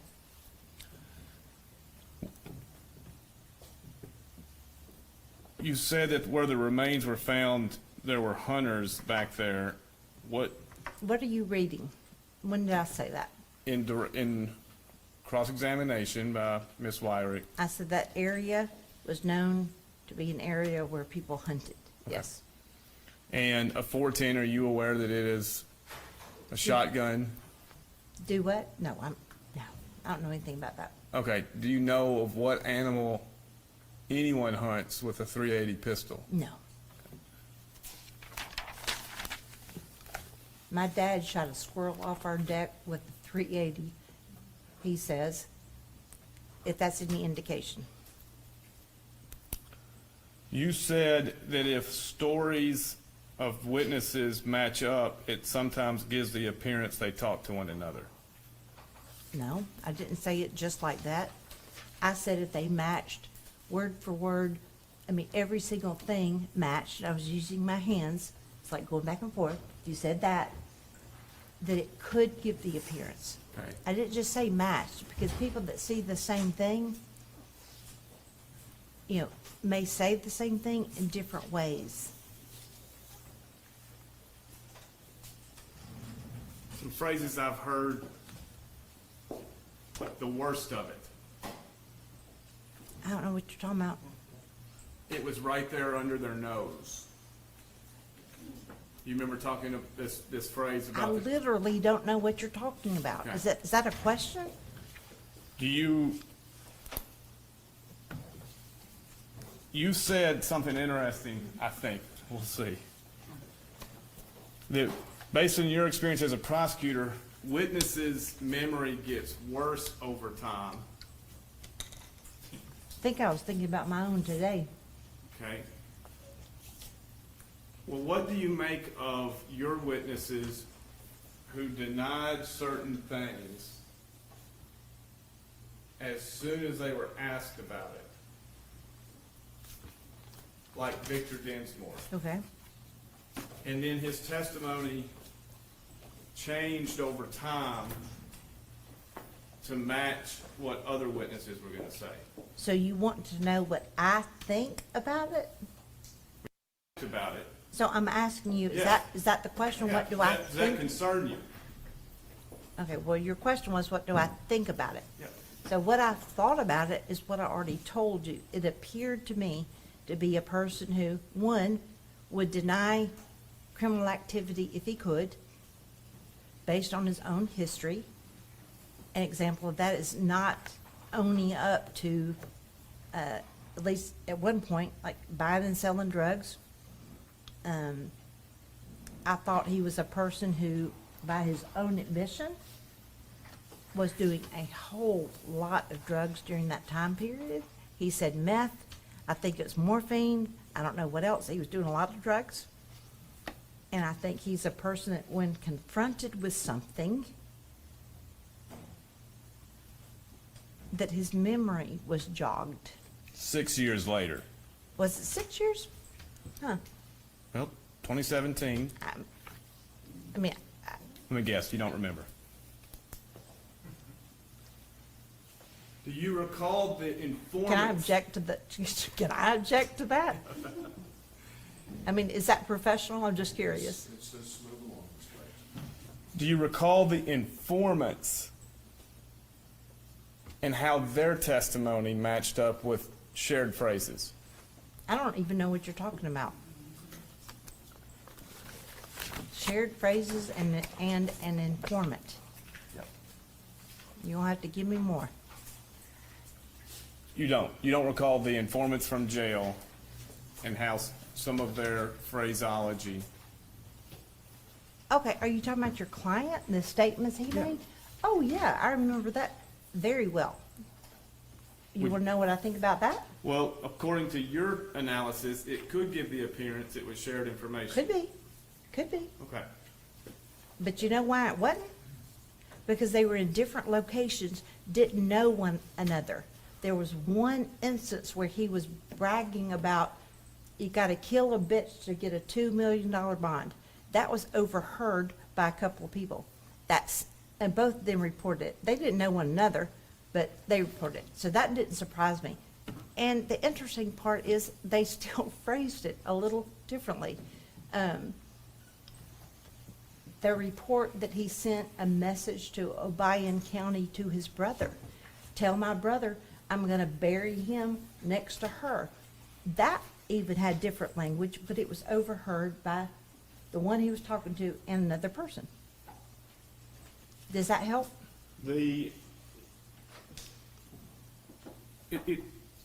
Why do you remember that so well, but you don't the cell phone records? Oh, because those were my witnesses, a lot of them. Okay. Yeah, there's a really good reason for that.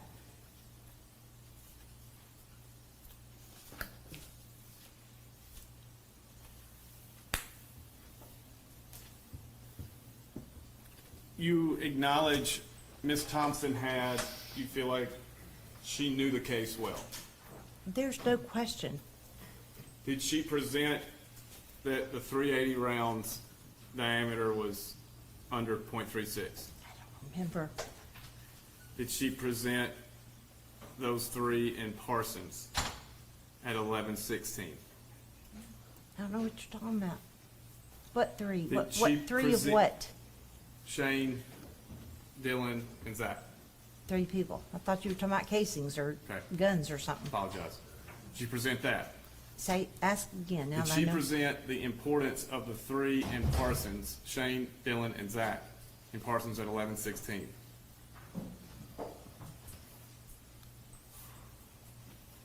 I honestly can't remember. I mean, Mr. Bates, you had the transcript, so this testing my memory is not gonna help you. I don't remember. But if it's in the transcript, she did. If it's not in there, she didn't. Did she present the May 2017 conversation between Brent Booth and Victor Dinsmore? And then the next day, on May 18th? I'm gonna have to give you the same answer. We need to look at the transcript. And the transcript shows you cross-examined, I'm sorry, on your response, you objected to that evidence coming in, correct? I think I just said I don't remember. Very well. Do you have any memory regarding Terry Britt's alibi being proven false? No, in fact, his alibi was proven correct. He had 2 receipts. He had a receipt from a place where he bought a bathtub insert. And he had another receipt, maybe from a gas station or a convenience store. And what I also remember is that the bathtub insert that when they got to his house, it was in his truck. It was there. So here's the receipt saying where he was, and look, and there's what he was buying. Explain the phrase bacon alibi. I can't. You don't know what it is. No. How many years did you work with Miss Lyra? Well, we began working together in 1991. I stayed there until 2003. I left for 6 years while my daughter was in middle school and high school. And then I came back in 2009, and she was still there. And I worked there until I was appointed to the bench by Governor Haslam in January of 2018. That phrase has never been used. I'm not going to say that. I said I don't know what it means. Okay. Have you ever used it? Vacant? Bake an alibi.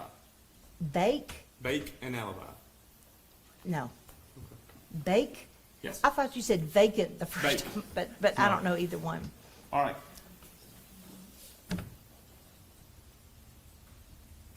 When you say Ms. Thompson unethically recorded, do you have any idea what rule of professional conduct she was violating?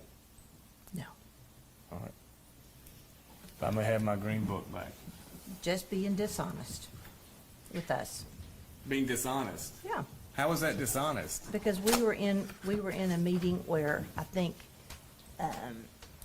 generally in these kinds of cases, that you believe you can talk to the other side freely and not record. Like I never would have recorded anything she said, would have never used anything she said, in a situation like that. Did she ever say she wasn't recording?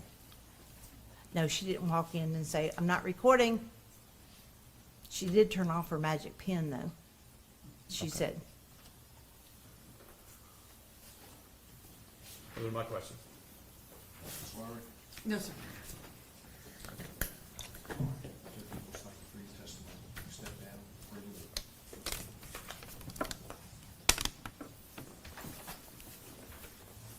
I have Ms. Thompson coming tomorrow morning. Plus Ms. Thompson's not coming. Anything before we recess for the Not from the state, Your Honor. Not for the petition.